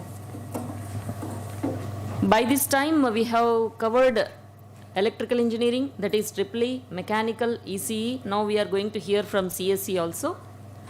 So, from outside people who couldn't reach here.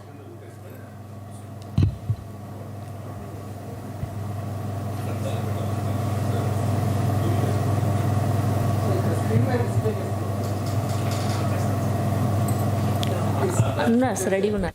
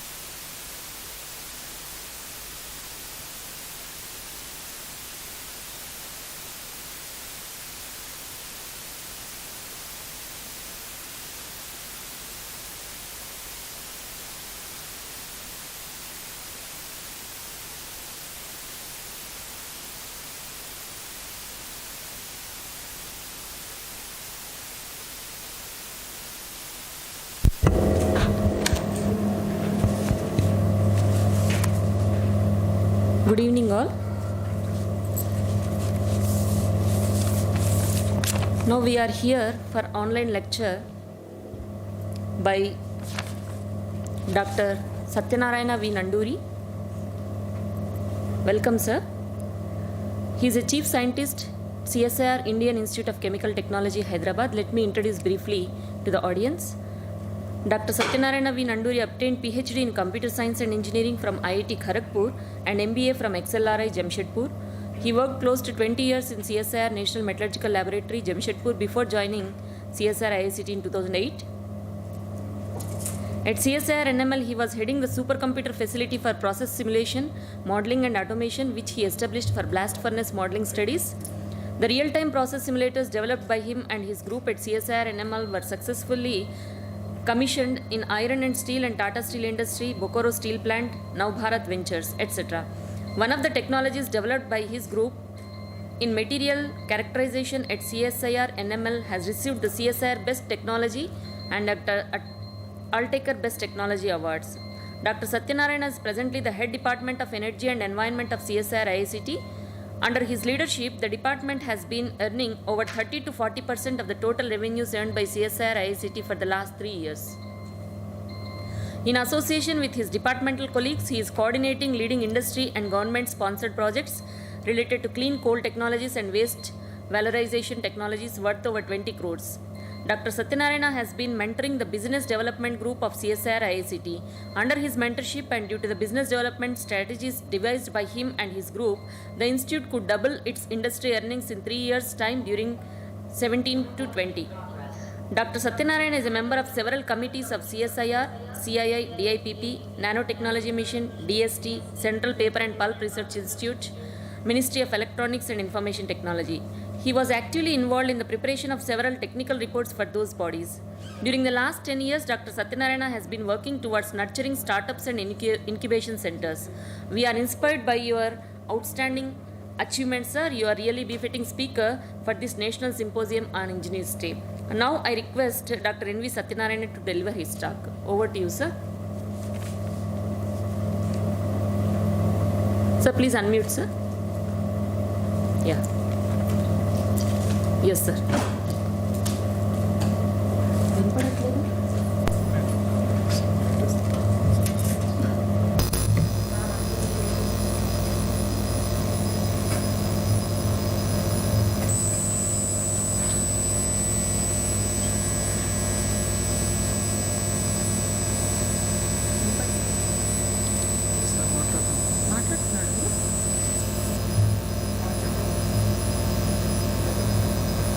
అంటే మన దగ్గర problems unmute ఉంది కానీ మనకు వినపడట్లే.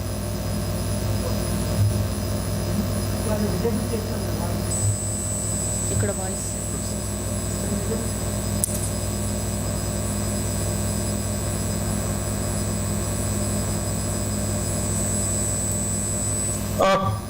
Can someone respond back? I'm audible? Yes sir, yes sir, you are audible sir. Please go ahead. My slides are visible? Yes sir, yes sir.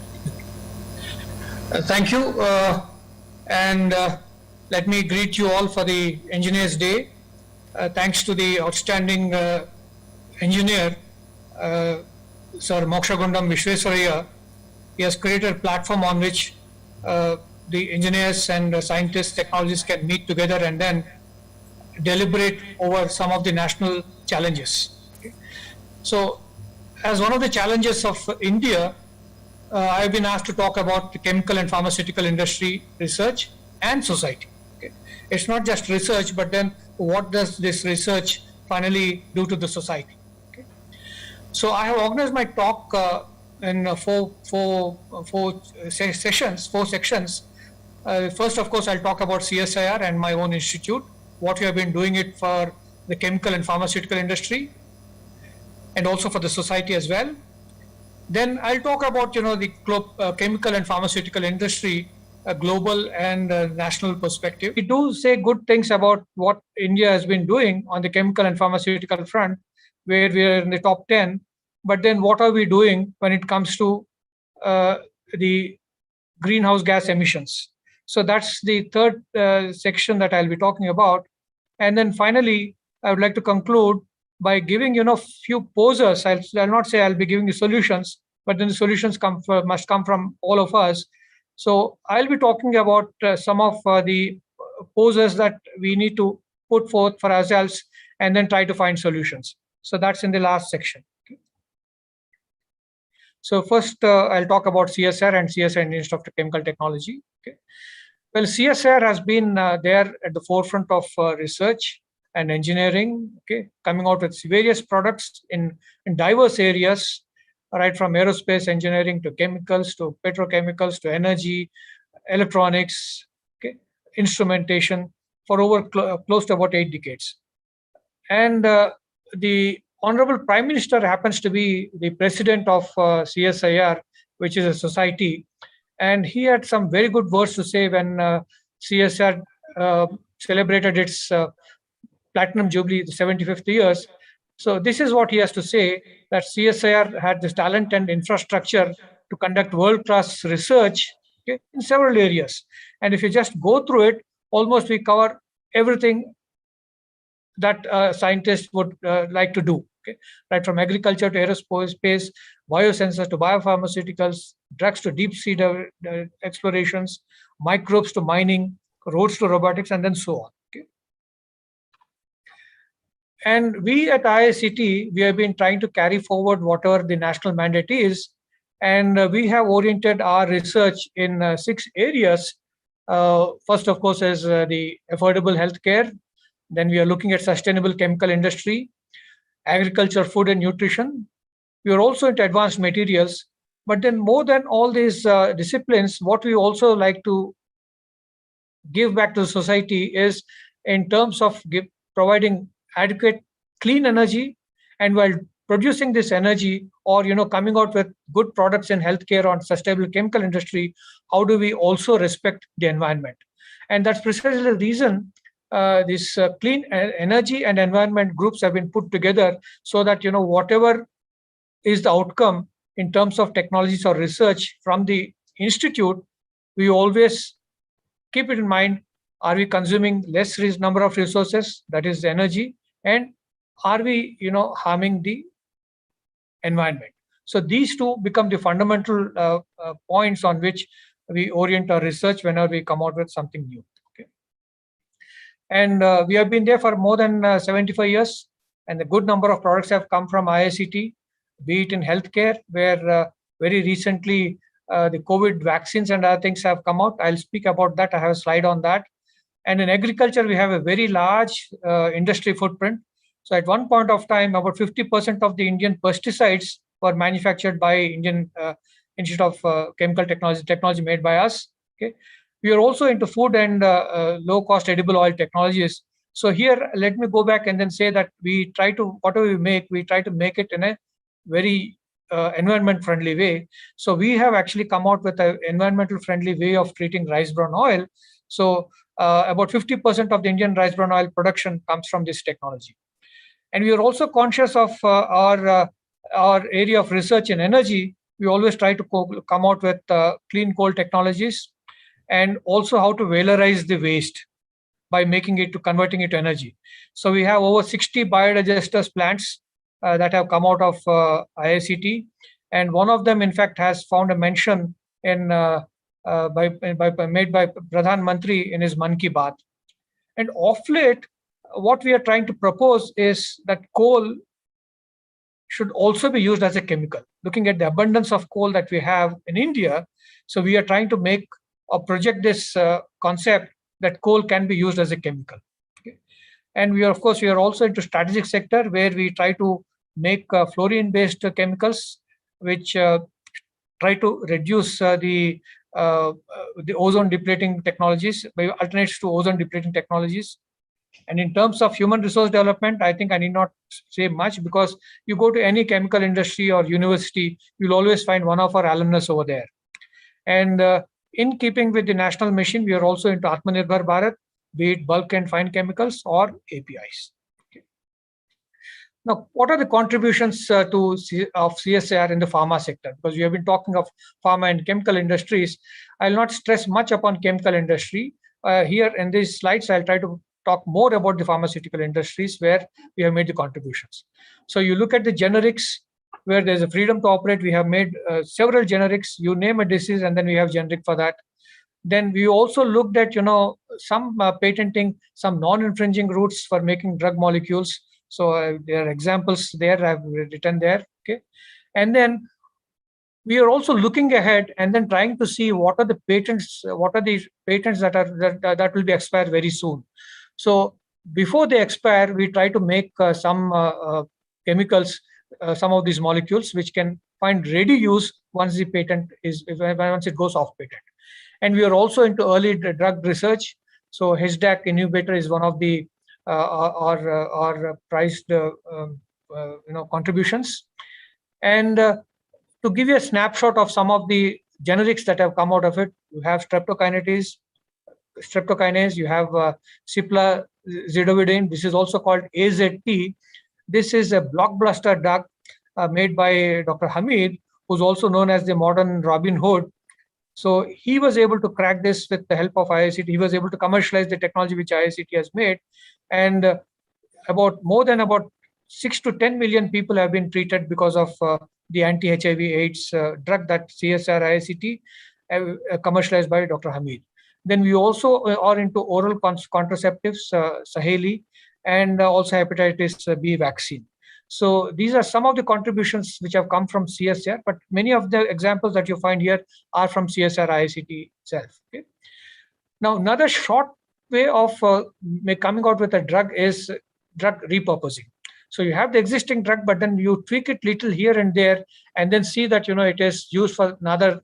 It is targeted against another disease. Okay, so this way we are reducing the clinical trial costs, at the same time also hastening the introduction of this drug into the market. Okay, so it is because of this strategy that we were ready by the time the COVID hit.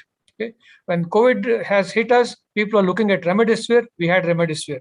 People are looking at chloroquine. We had chloroquine. People were looking at hydrochloroquine, which was exported to the US. We already had that. Favipiravir is something that we already had.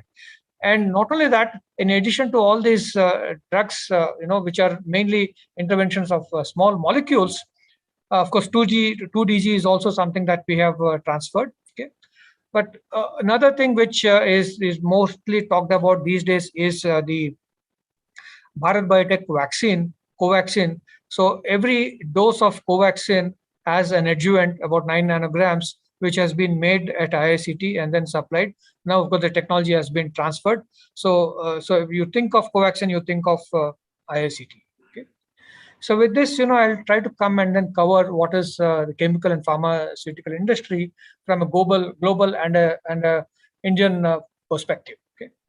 So you have, I just try to list, the types of revenues that some of the leading pharmaceutical giants would have. So one thing that you keep in mind, that if they're doing well, what it actually means is we as humans are not doing well. Okay, because if only when we have diseases that these pharmaceutical companies, they make money. So while it is good to say that the pharmaceutical industry has been growing at a rapid pace, but then you look at the flip side, it is only at the cost of our own health. Okay, so India is also doing very well in terms of exports. We export more than about 40% of what we generate. So our revenue is also very good. And as of today, we contribute something like about 6 to 7 to 8% of what total Indian export market. Okay, and India has a huge advantage in terms of cost efficiency. Okay, we try to make goods products at a very low cost. Okay, and there are economic dividers that are there, which in terms of return on investment, which is very, very attractive. We have also been backed by very good support from the government. And looking at this, the investments are flowing in terms of the foreign direct investments. So if you look at it, India is the largest producer of generic drugs. It amounts to something like $42 billion US dollars in 2021. We are third in terms of pharmaceutical production by volume, the number of tons, millions of tons that we make. And in terms of dollars, we are 14th by value. Okay? And what is very heartening to know is that we have a huge network of about 3,000 drug companies. And these 3,000 drug companies have about 10,500 manufacturing units. And this COVID has actually, has become an opportunity, and many drug companies have opened, many more companies have come up, many more manufacturing units have come up. The capacity of these manufacturing units also has increased several fold. Okay. Now, coming to the chemical industry, a chemical is a very broad term, but then if you try to further classify it and then see what are the chemicals that are being made, you can look at, petrochemicals. It can be plastics, it can be man-made fiber, it could be perfumes, cosmetics, soaps, detergents, pharmaceuticals, crop productions. So what it actually literally means is you cannot imagine, any human to live on this earth without a chemical being produced. Okay, be it in construction industry, be it in transportation industry, be it in food industry, agriculture, everywhere, fertilizers, okay, fine chemicals. You need to have these chemicals. Okay, and this is another further breakup of what is the percentage of the sector-wise percentage of the chemicals that are under use. Okay, so like rubber and plastics is about 17%, leather and footwear is about 5.3%. Okay, the figures are given. Okay. Now again, coming back to India, we have a huge advantage again here in the chemical industry as well. Just as we are, doing very well in the pharmaceutical sector, we are also doing very well in the chemical sector. So if you look at the recent survey by SME Futures, we are the 6th largest producer of chemicals in the world, and we cover about 70,000 commercial products, and we earn about $300 billion presently. And one very good thing is, happy trend is this 300 billion done that what we are running today is going to double by 2025. In about 3 to 4 years time, this will be about $600 billion. So that's the projection that we have. Okay, and we have very healthy CAGR ratio as well. Okay, and if you look at the worldwide market, the first one is the Indian chemical industry and Indian market. Okay, so what it actually means is for about 5% market, we are able to make about 15% of the chemicals that we are making. Okay, so this will be further articulated in my next slide when we talk about the emissions. Okay, fine. So next I'll come to what we are doing as in terms of emissions that we do. So we talked about the good things about the chemical industry.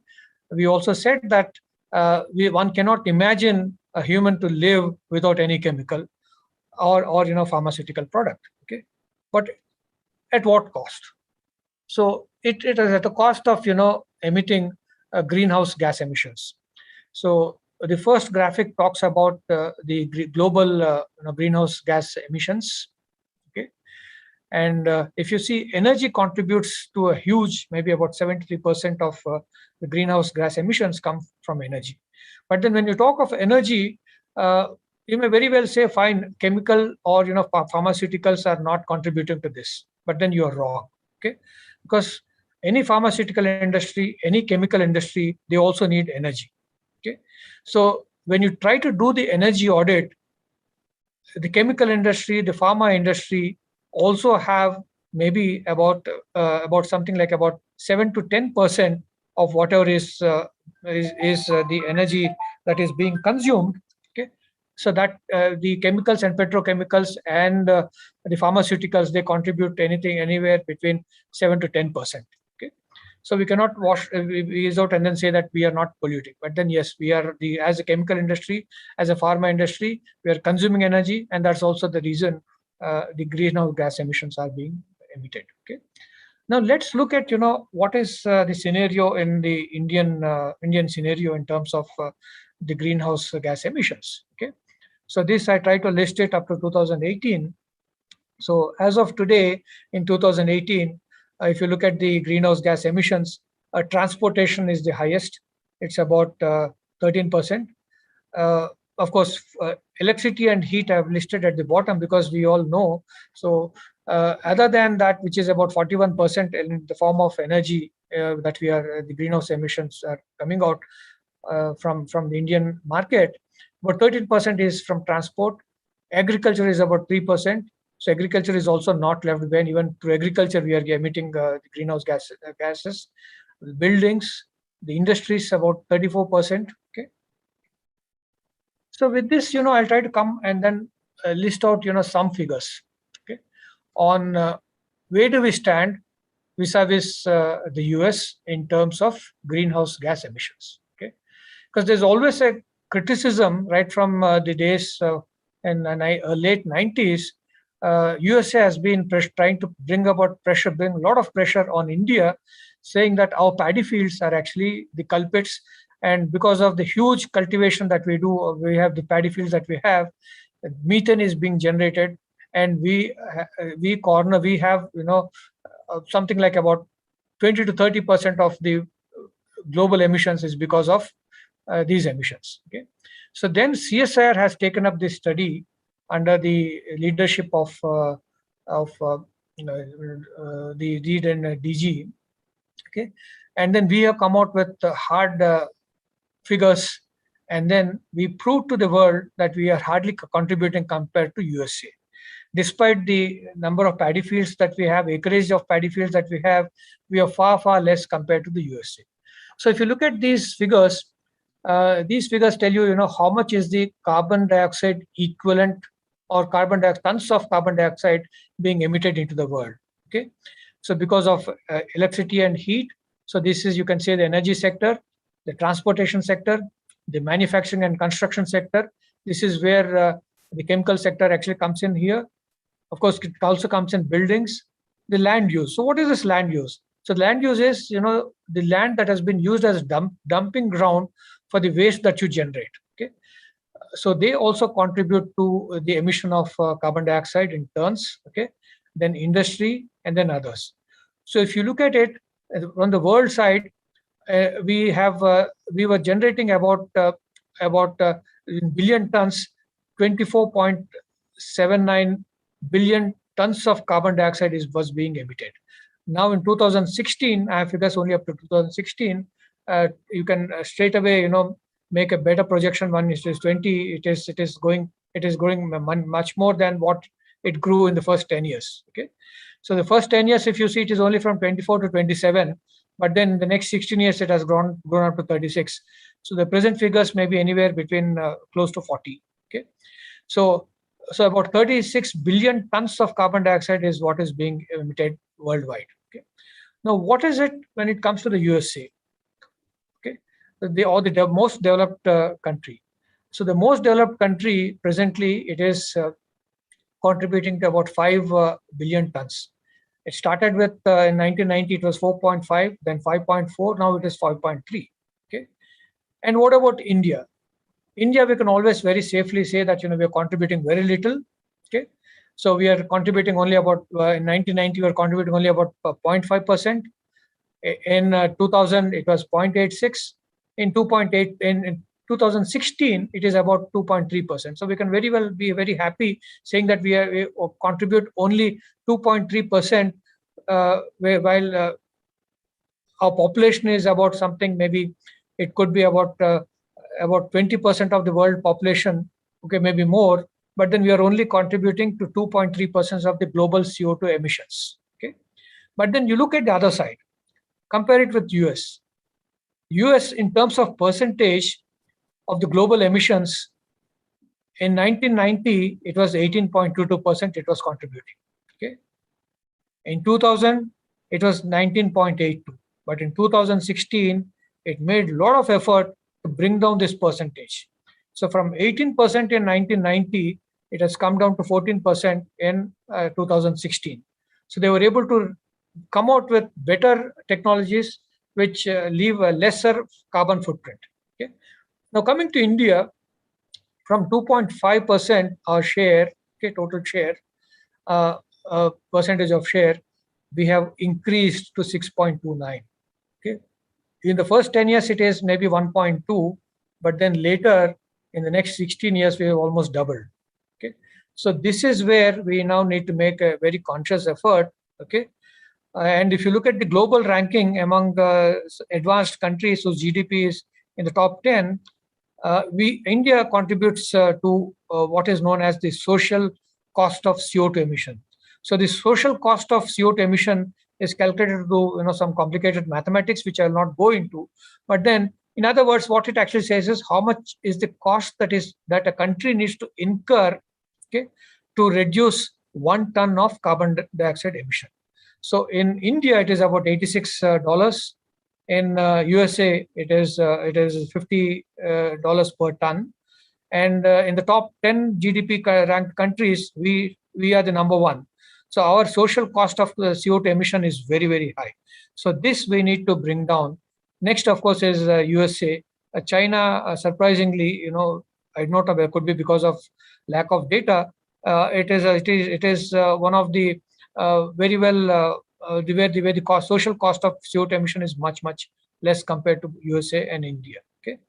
So what it actually means is when we say that we incur $86 per ton, it also means that the Indian economy loses $86 by emitting each additional ton of CO2. So if you are emitting 2.3 billion tons of CO2 annually, you multiply it by $86. So that's what the cost that we are incurring because of our emissions. Okay. Now, is it good? Okay. So that's something that we need to now look at it from a society perspective. Okay. So from a society perspective, while we are very happy that we have a lot of things that are available, which makes our living style very luxurious, our lifespan has increased several fold. Okay. And we can virtually buy whatever we want. Okay. But then at what cost?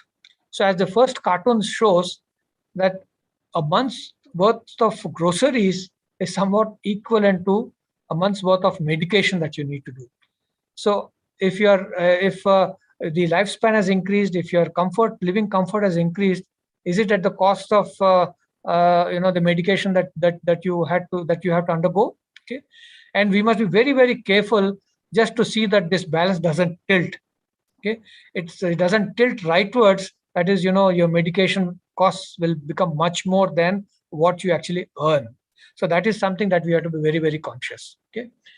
And another, on a philosophical note, what we need to understand is, with all our achievements, what are we giving back to the society? So this is something that we need to ponder on. Okay.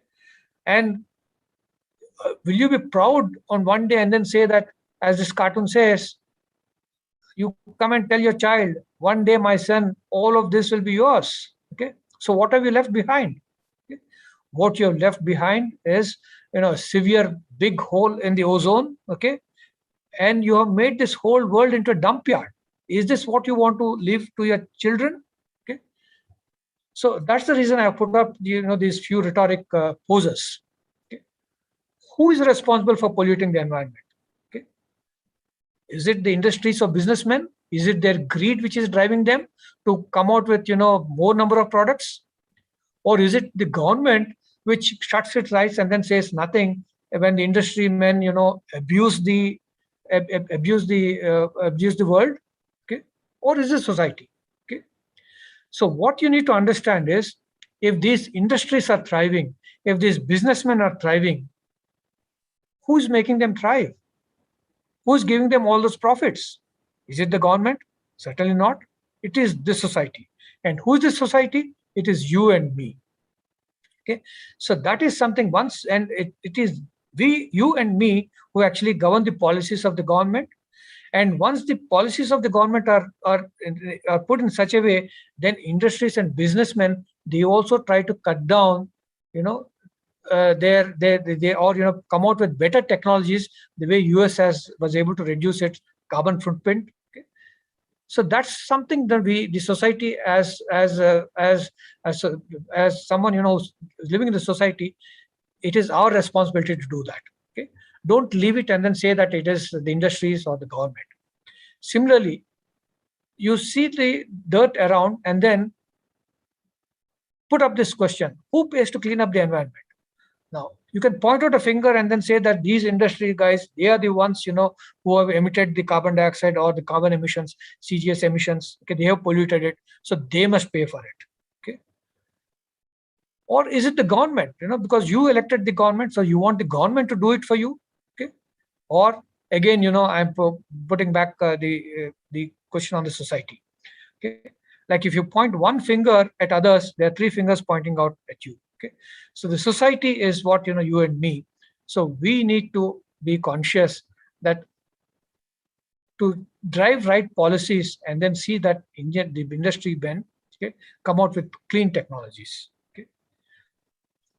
So with this, what is it that we can do collectively as a society? Okay.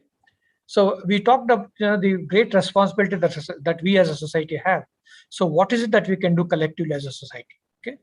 So the best mantra is make and eat only what you can chew. Okay. Don't make more and more. Okay. Which leaves you in your belly undigested, and your health is at stake. And once your health is at stake, you depend on some medicines. Okay. So don't do that. Make and eat only what you can chew. Okay. And another thing that you need to do is give back to the society what we have forcefully taken. Now, what is it that we have forcefully taken? The Mother Earth, the nature, was in its pristinity about 100 years back. What is it now? Okay. It is we as a society are responsible for spoiling it. Okay. So now, how do we give back to the society? Okay. You don't have to go here and there, look for strategies, involve, do a brainstorm and then try to come out with strategies where you can give back to society. Don't go anywhere. Look at what nature has done, the carbon cycle. Okay. So what is a carbon cycle? So carbon is, of course, is essential for the mankind. Okay. And if you look at the whole living species, without a carbon, nothing is made. Okay. So this carbon cycle, it enters into the plants in the form of carbon dioxide, as we all know, through photosynthesis. So that's how the food is actually made. And what happens? This food, the plants, they feed the animals. So the plants are known as the producers and the animals are known as the consumers. Okay. And what happens next? The animals consume the food, the plants make the food, the animals may consume the food, and finally, when they leave the world, you have the total plants and animals are decomposed. How are they decomposed? By microorganisms. It could be bacteria. They are decomposed. And once they're decomposed, again, carbon dioxide comes back. Okay. And also carbon dioxide also comes back through respiration. So like we all take oxygen and then give back carbon dioxide. So that carbon dioxide is again going back for making food. Okay. So carbon dioxide at the same time is also returned through industrialization. I'm not totally ruling out industrialization. Industrialization is required. So what is also required is, some amount of carbon to be given out through industrialization, so that you can have, more plants to be growing in this world. Okay. So this actually brings me to this very popular sloka of Bhagavad Gita, which says, Annat bhavanti bhutani parjanyat anna sambhavaha yajñat bhavati parjanyo yajña karma sambhavaha. I think we all know the meaning of this. I'll not elaborate on this, but then this is something that we should be very conscious. Okay, so we need to understand that it is because of plants we live. Okay, and plants live because of water, and this water is created through yajna, or sacrifice, and this sacrifice is done through doing proper karma, that is, make and eat only what you chew. Okay. So this is what we need to do as a society. So with this, I end my talk with this last slide, where we say that, while we have to work as a society, don't work in silos. We need to reach out, talk to each other, and then see how best we can achieve the collective goal. So for this, I've taken this example of a Plato's allegory of a cave. So you need to walk out, and only then you will see that the world is large, okay? The world is beautiful, and there are many, many beautiful creatures around with whom you can collaborate and then make this world even better, okay? And as Einstein says, okay, the God doesn't play dice, okay, with this universe, right? Okay. Everything that you see, it may look chaotic, but then there's always a method in the madness. Okay. If there are hundreds of plants, there's a reason why there are hundreds of plants. If there are hundreds of animals, there's a reason why these animals are there. Okay. And also remember that nature doesn't require us. Nature can live without us. But if you try to, tweak a little, play a little, then you'll see what havoc it can create. Okay. We have seen the recent floods at New York, where many places are inundated. Okay. So that's how, and also maybe the COVID that has come out. Okay. So the more you try to abuse the nature, it has its own way of correcting. So don't abuse the nature. Okay. Remember that God doesn't play dice with the universe. There's a method, and keep doing that method. Okay. So with this, let me thank you with acknowledgements to my director and Dr. Prathama Mayankar, who's heading our Organic and Process Chemistry Division, and Ms. Benia Zara Begum, who's a project scientist who has helped me compile the talk. Thank you so much. Thank you so much, sir. Dr. Satyanarayana Garu, your wonderful information about this chemicals and pharmaceutical industrial research and society. You have said all the contributions made by CSIR IICT towards the society, and really it is wonderful, sir. You're doing very great job. CSIR is doing extremely well. So we are really proud of this institute, as well as you have said many things about the nature and environment, how we should be, what is the role of each and every one, scientist as well as engineer, everyone, about the restoration of nature. Thank you so much for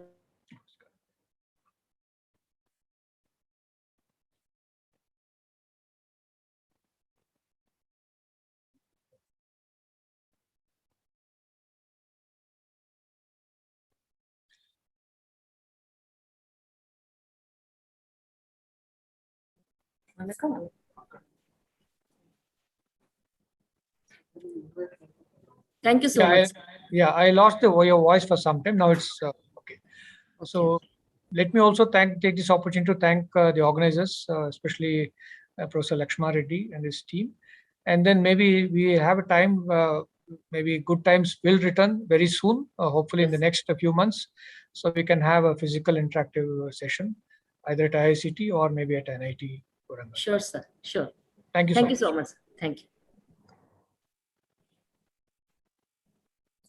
Now I invite Professor N. Venugopal Rao, sir, to give his talk on transformations in agriculture. So let me briefly introduce about Professor Venugopal Rao, sir, to the audience.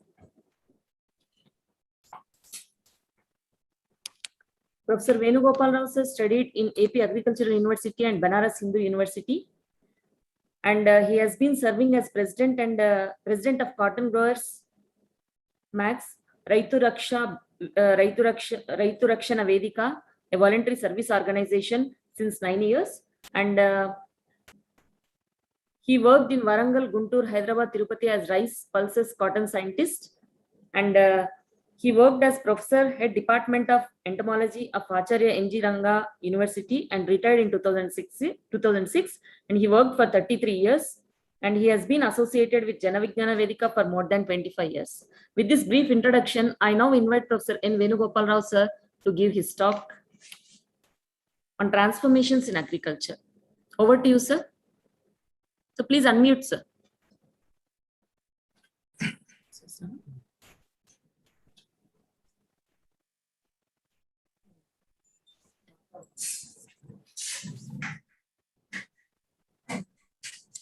Hope you can hear me. Yes, sir. Yes, sir. Yes, sir. Huh? Yes, sir. We are able to hear you. Am I visible? Yes, yes, sir. You are visible. You are audible. Okay. Thank you.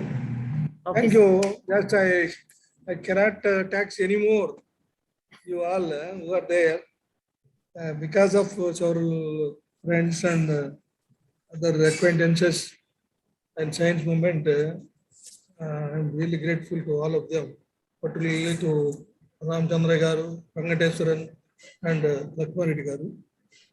In fact, from morning to this particular Satyanarayana lecture, that was more informative and educative. But of course, our Lakshman Reddy was careful enough to mold that information to that of what is how it is useful to mankind, how it is useful to society, like that. He has molded it. That's a good thing.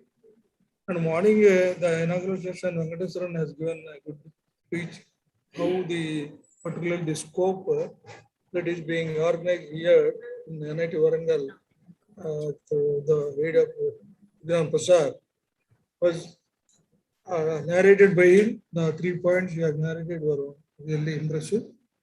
And now the point is how Vishwesvaraya, the great engineer and contributor, is connected to agriculture. This is what I raised when Lakshman Reddy asked me. But one thing, without Vishwesvaraya, there was no agriculture also in India. Vishwesvaraya or K.L. Rao or some people like that, they did monumental work by taming the rivers, by creating dams, and by expanding the irrigation systems in India. That's what when we go to deep into the history. Just if we look back about the history of agriculture in India for a long, long time, whether it is historically Gupta period or any ancient Indian agriculture is it is only self-sustaining. Sustainable agriculture or something subsistence farming means it is farming as a scope to eat and live. Beyond that, they never visualize trade or commerce or anything. For a long time, it went on like that. And subsequently, what happened, Britishers have realized that unless we do something, technological advancement, or influence the farmers, or change the system prevailing, the agriculture will not be in proper shape. So, when some of the administrators like Burns, one important administrator, he wrote, the most important point in Indian agriculture is the poverty of farmers and poverty of soil. Interestingly, even in 2020, the same thing is prevailing.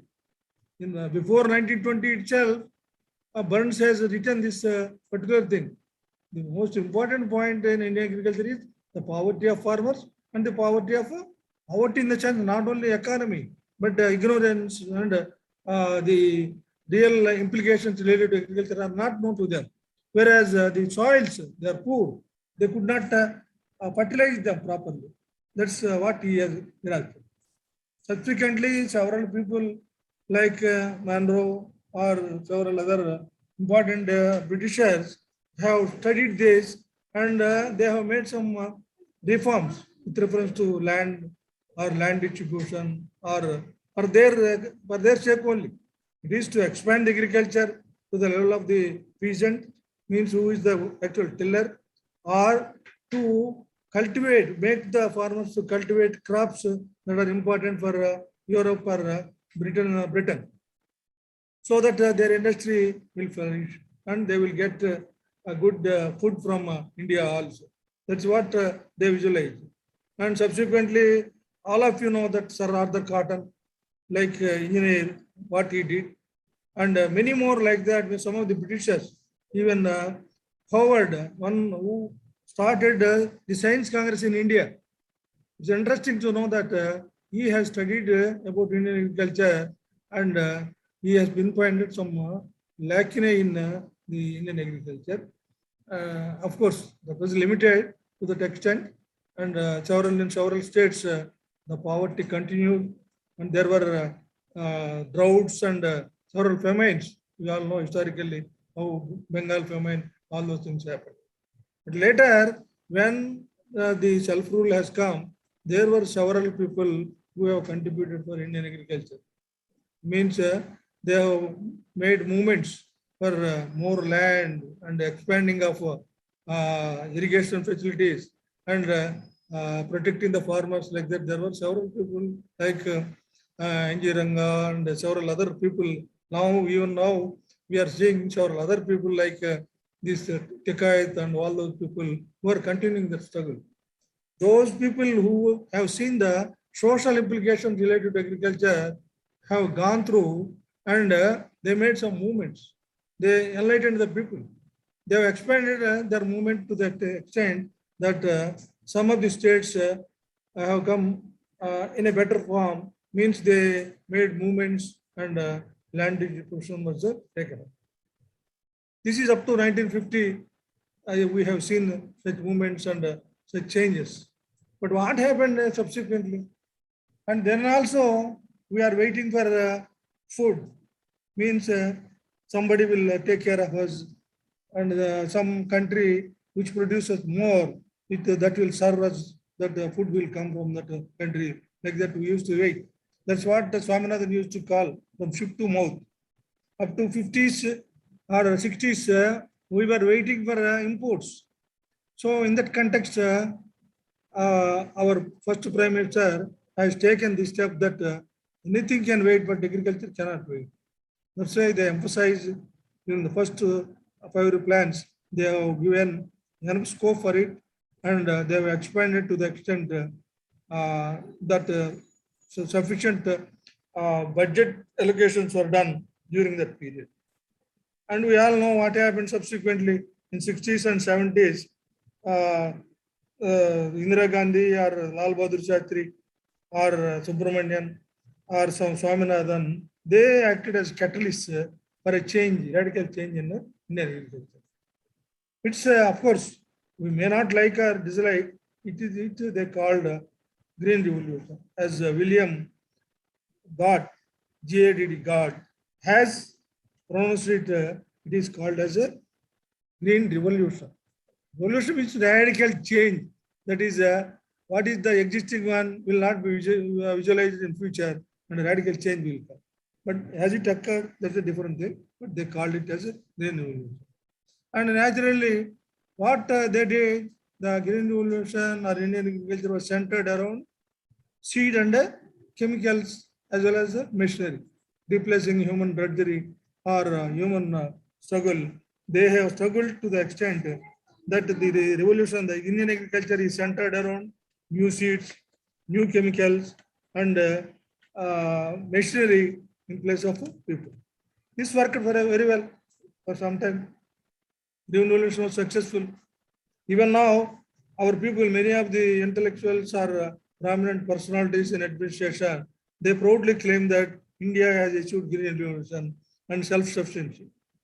And that has made us to make an act, that is a Food Security Act in Parliament. To that extent, we have grown. So that green revolution has paid to that extent up to 1985-90. We got better returns, and our food basket was comfortable. Not wonderfully, we got not nutritious food, but some food we got. Means we got cereal food, some pulses, some oil seeds, some fruit crops like that. We have expanded, but there were some deficiencies. Even then, our struggle was successful to that extent that India has recognized as one of the countries that achieved good agriculture. So naturally, our word means our leaders could prevail on some of the developing countries, and a non-aligned movement leadership was given to us. Perhaps some of the seniors can recognize this and agree for this. They made some contributions because they became self-sufficient in food.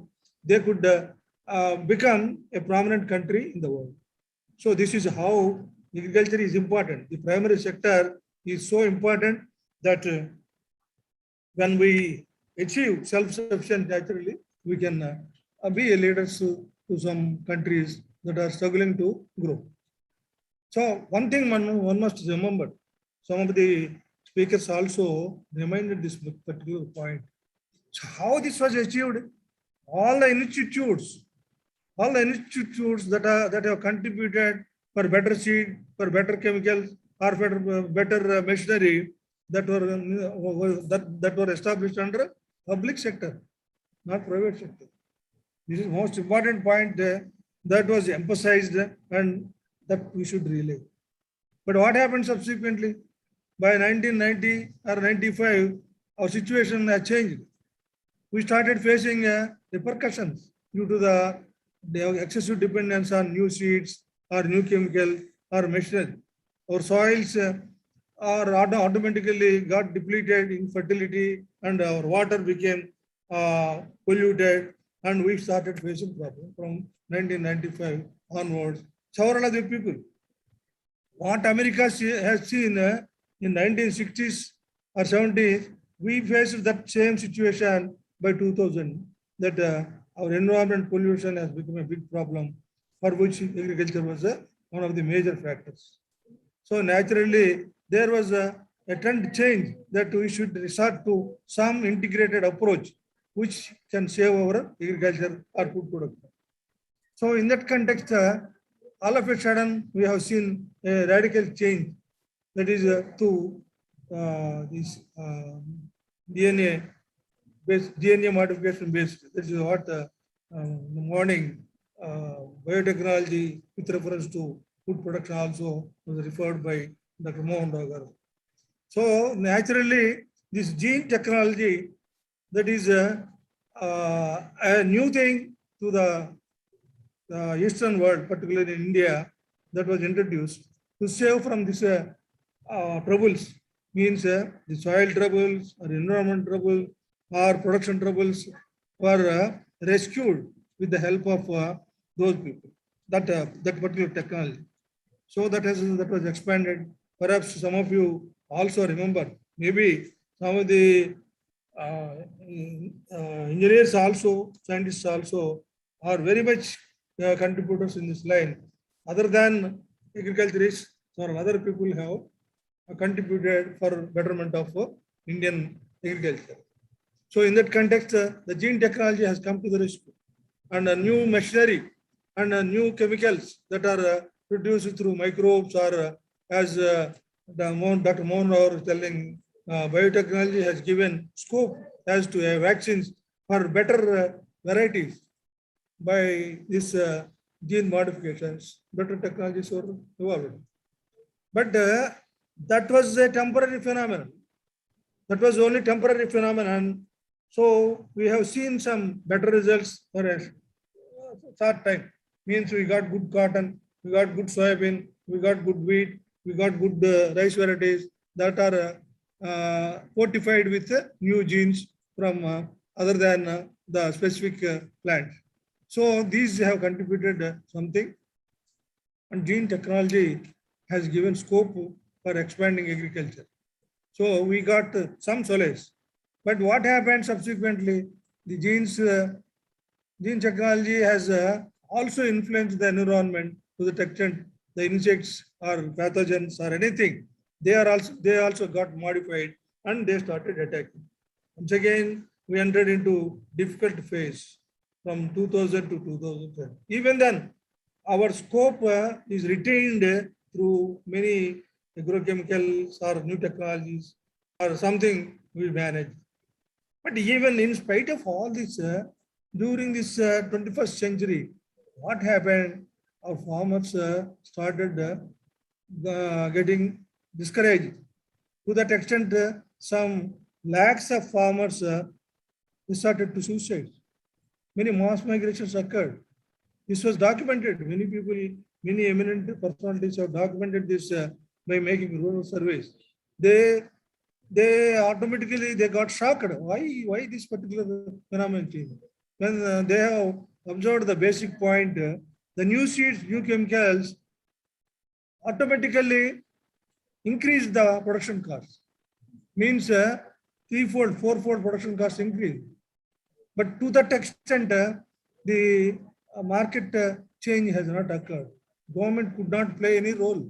Means when the world agriculture, when the world market is deciding the fate of the produce rates, prices, naturally the government also became helpless.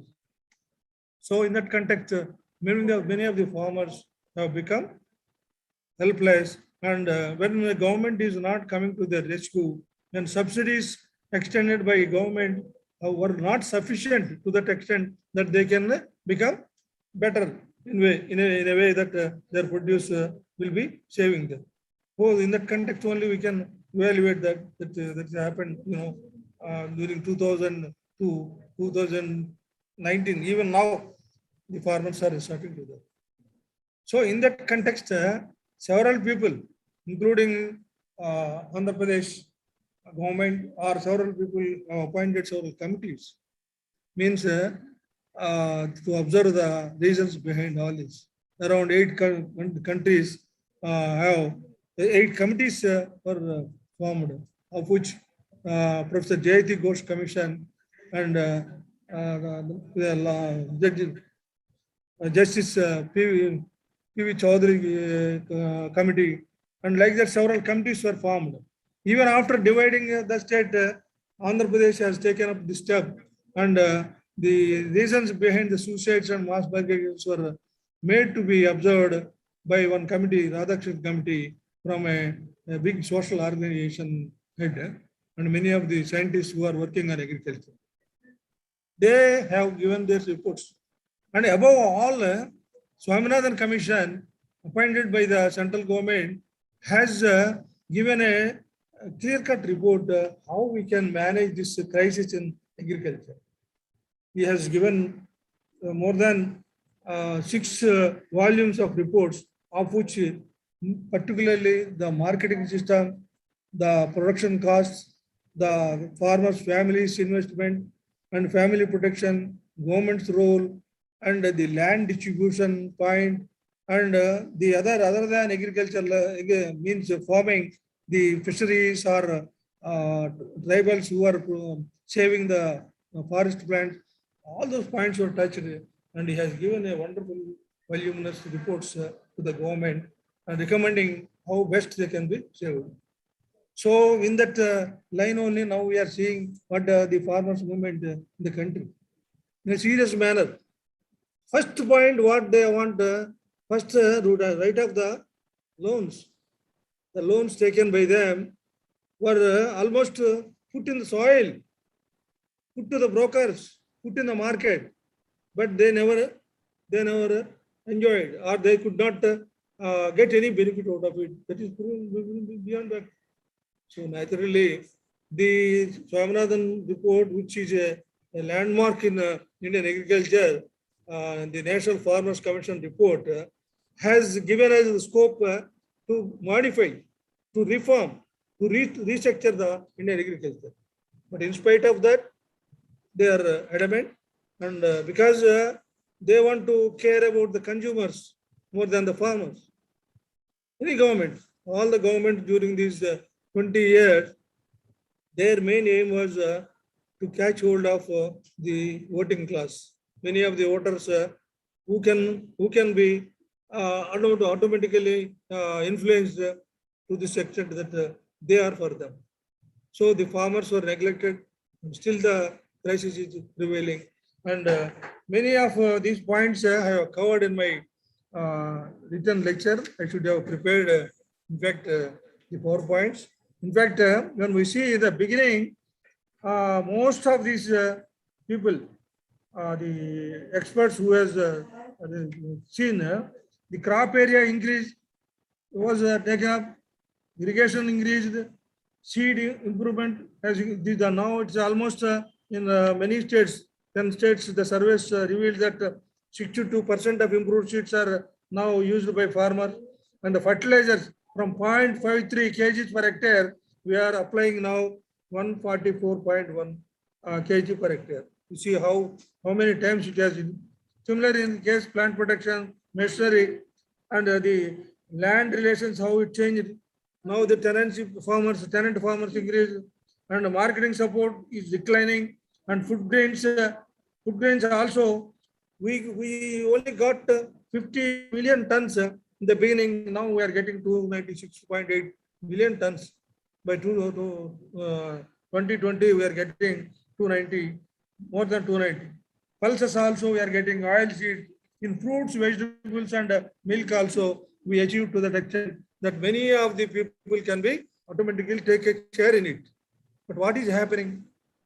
Malnutrition and the negligence of children and women are documented by many people. In spite of so much vegetable, next to China, ours the record in the world.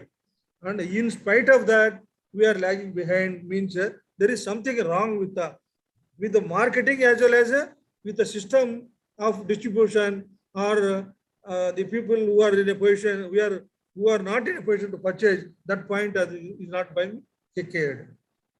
And the subsequent surveys by Vikas Rawal, the economics of family planning, he has clearly recorded, documented in 2009 to 10. And there, the all yields from rice to other things, they are getting negative returns. From rice to onion, they have documented what is happening, how much return they are getting. Many of the states in AP, Maharashtra, Gujarat, West Bengal, almost all major states, they are mostly getting on an average negative results. Means the negative means more than they are not getting loss. The investment was not fulfilled. They are not getting returns properly because of the underestimation of their struggle, their work. So that's like that in other states also, in Telangana, UP, Maharashtra also, they have studied the family incomes also. They have assessed all the parameters and found that many of the families are in debt. Perhaps some of you might have seen the 2-3 days back, even the Telugu vernacular newspapers or the Hindu paper also covered this particular point. National Statistics Organization, that is NSO, has provided to the media how the farmers are now in the economical position. Most of the farmers in 10 important agricultural states are in debt. Andhra Pradesh, 93.7% of the families are in debt. Telangana, it is almost 90%. Like that, Kerala, Tamil Nadu, if you take any major agricultural state, many of the families are in abnormally indebtedness. And what is the reason for behind this? Was it agriculture? Was it trade? Or was it other than these two? Are they spending more for luxuries? Or the families are wasting on education and medical line? They also assisted this. Much of the debt is related to agriculture, particularly to invest on crops. So this was clearly shown. And I have given these details in a paper submitted to the organizers. I hope that they can, if anybody is interested, they can take the copies. And these statistics are not of the ordinary people's collections that eminent economists have collected. In a sense, so Shahinad, like rural economist and sociologist, has collected through his PARI, an organization for rural India, has collected. What are the major recommendations this National Farmers Commission has made? Reforms for minimum support price to farmers. What is that minimum support price? If he gets, if he spends 100 rupees for a bag of rice, he should get 150 rupees for a bag of rice. Means 50 rupees extra he must be paid. If the market failed, the government to come to their rescue. And reforms centered around human rights and gender equity. This was emphasized repeatedly. The women farmers are suffering and they are being deprived. For the same work, the women farmers are given less, much less than the male farmers. And land reforms should be fulfilled. In many states, the land is accumulated in few hands, even now after so many reforms. Extending social security measures to farmers. They should be having social security. Apportioning reasonable budgets for all avenues of agriculture. Security of nutritious food and protected water. Attracting youth towards farming. This is most important. he has emphasized repeatedly. Even in 2017, after 10 years of submission of report, he has emphasized this.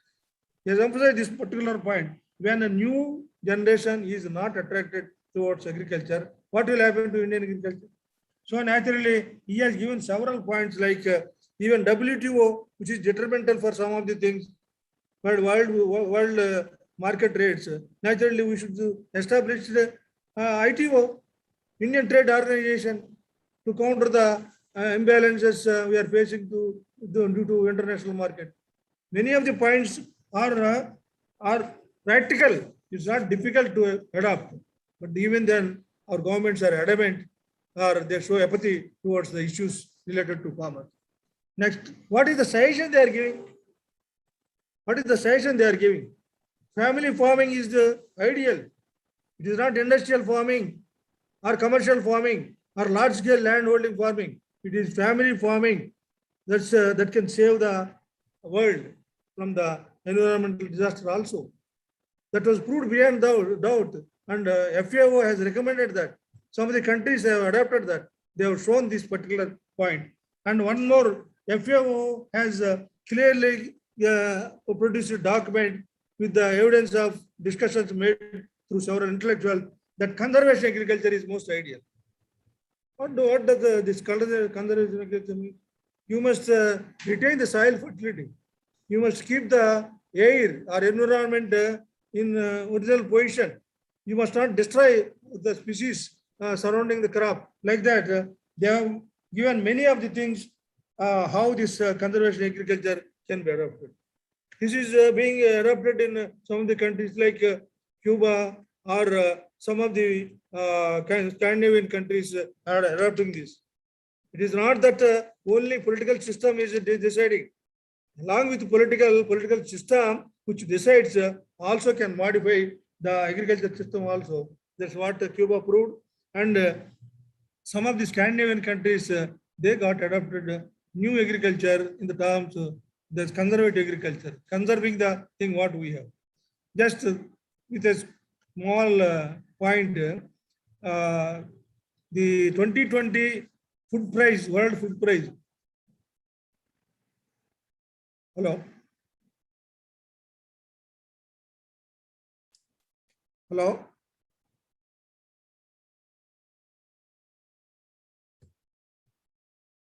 Hello. Am I audible? Hello. Yes, sir. Hello? Yes, sir. You are audible, sir. Should I close now? Yes, sir. Yes, sir. Please conclude, sir. I am concluding. Just the world food price of 2020 was given to one great scientist like Ratanlal. He's an Indian settled in USA. His point was the seed-centered agriculture should be soil-centered. If you want to really see a new agriculture and see that India is secured in food production, the new agriculture should be soil-centered. That's how even conservation agriculture also, which is soil-centered, should be adopted in a large scale, and government come to their rescue. That's what the farmers are demanding now. The 3 laws are meaningless. That's what they are telling. So kindly take this in the manner that you also support the farmers movement and realize the basic problem. It is socially related. As you are telling, actually the technology developed to that extent that we could produce more food. But the market system or the issues related to the environment are not solved. We are not solved. That's why once again I remind to the learned audience who are listening me, kindly look into this matter. Of course, many engineers, many scientists have contributed.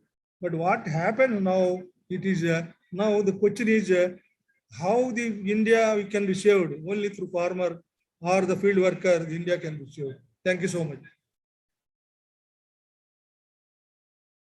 Hello. Thank you so much, sir. You have clearly explained about the transformations in agriculture, as well as the crisis faced by these farmers and gene technology, and so many commissions. You have given information about so many commissions, government commissions. And really, fact is that farmer is the main role that is played in our country. But this fact is totally ignored nowadays. So it has to be proper care is to be taken to support these farmers. So thank you so much, sir, for joining us today in this evening and giving wonderful information about these transformations in agriculture. Thank you, sir.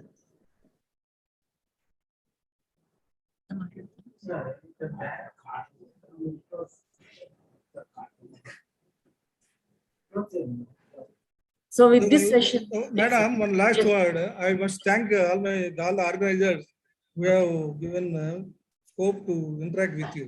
Thank you so much. Thank you, sir. Thank you, sir. So with this session, we conclude the program, today's program. Yes, sir. So thank you, sir. Thank you, Venugopal Rao garu. So nice of you, sir. It's all because of you only. I am in the midst of engineers. Yeah. My role is confined to. But they actually Vigyan Prasar is very much particular a lecture on agriculture actually. Oh, so nice of you. Yeah. So Venkateswaran, first they said we only arrange a speaker from West Bengal actually. They tried, but somehow it is not materialized. But then they asked us to you look for somebody and then arrange. అప్పుడు ఇంకా next మిమ్మల్ని request చేయాల్సి వచ్చింది. In fact, I have asked some of the people who are working in agriculture university, sir. They could not really come to. Future లో ఇంకా మనకు చాలా అవసరం ఉంటుంది sir. We will take your help and getting some people from the university and we will use their services. So nice of you. Thank you very much, sir. So then we are closing it because it's already delayed, sir. అందరికీ కూడా so మీరందరూ of course ఇంత అంటే morning 9:30 నుండి ఇప్పటి వరకు ఫిజికల్గా ఉంచడం అంటే ఇంకా మీరు కంపల్సరీ అయి ఉన్నారు. Thank you.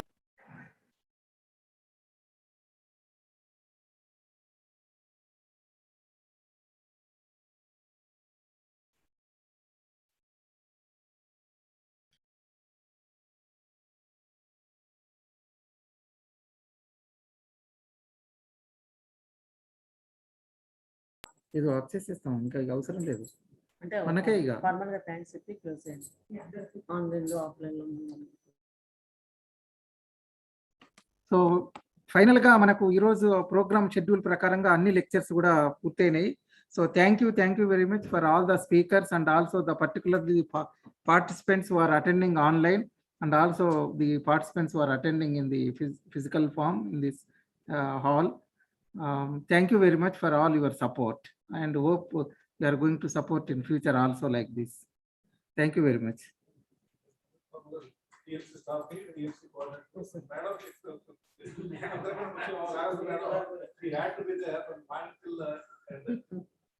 Actually, you made the wonderful the entire event. So 50% work you only did, madam, and thank you, of course. Actually, so you need the support of other persons also, but you have taken care as alone. Thank you very much, and particularly the TLC staff, Pavan and other Bhaskar and other even Sumant and the research scholar Dhananjay and Anjaya, they also helped in the registration. And thank you very much for everybody.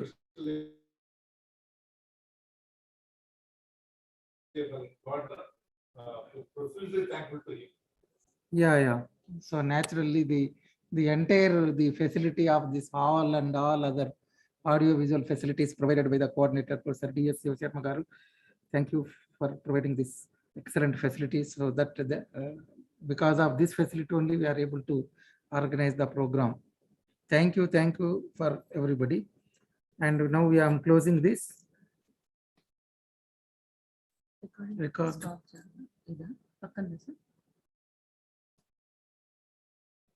Still it is recording.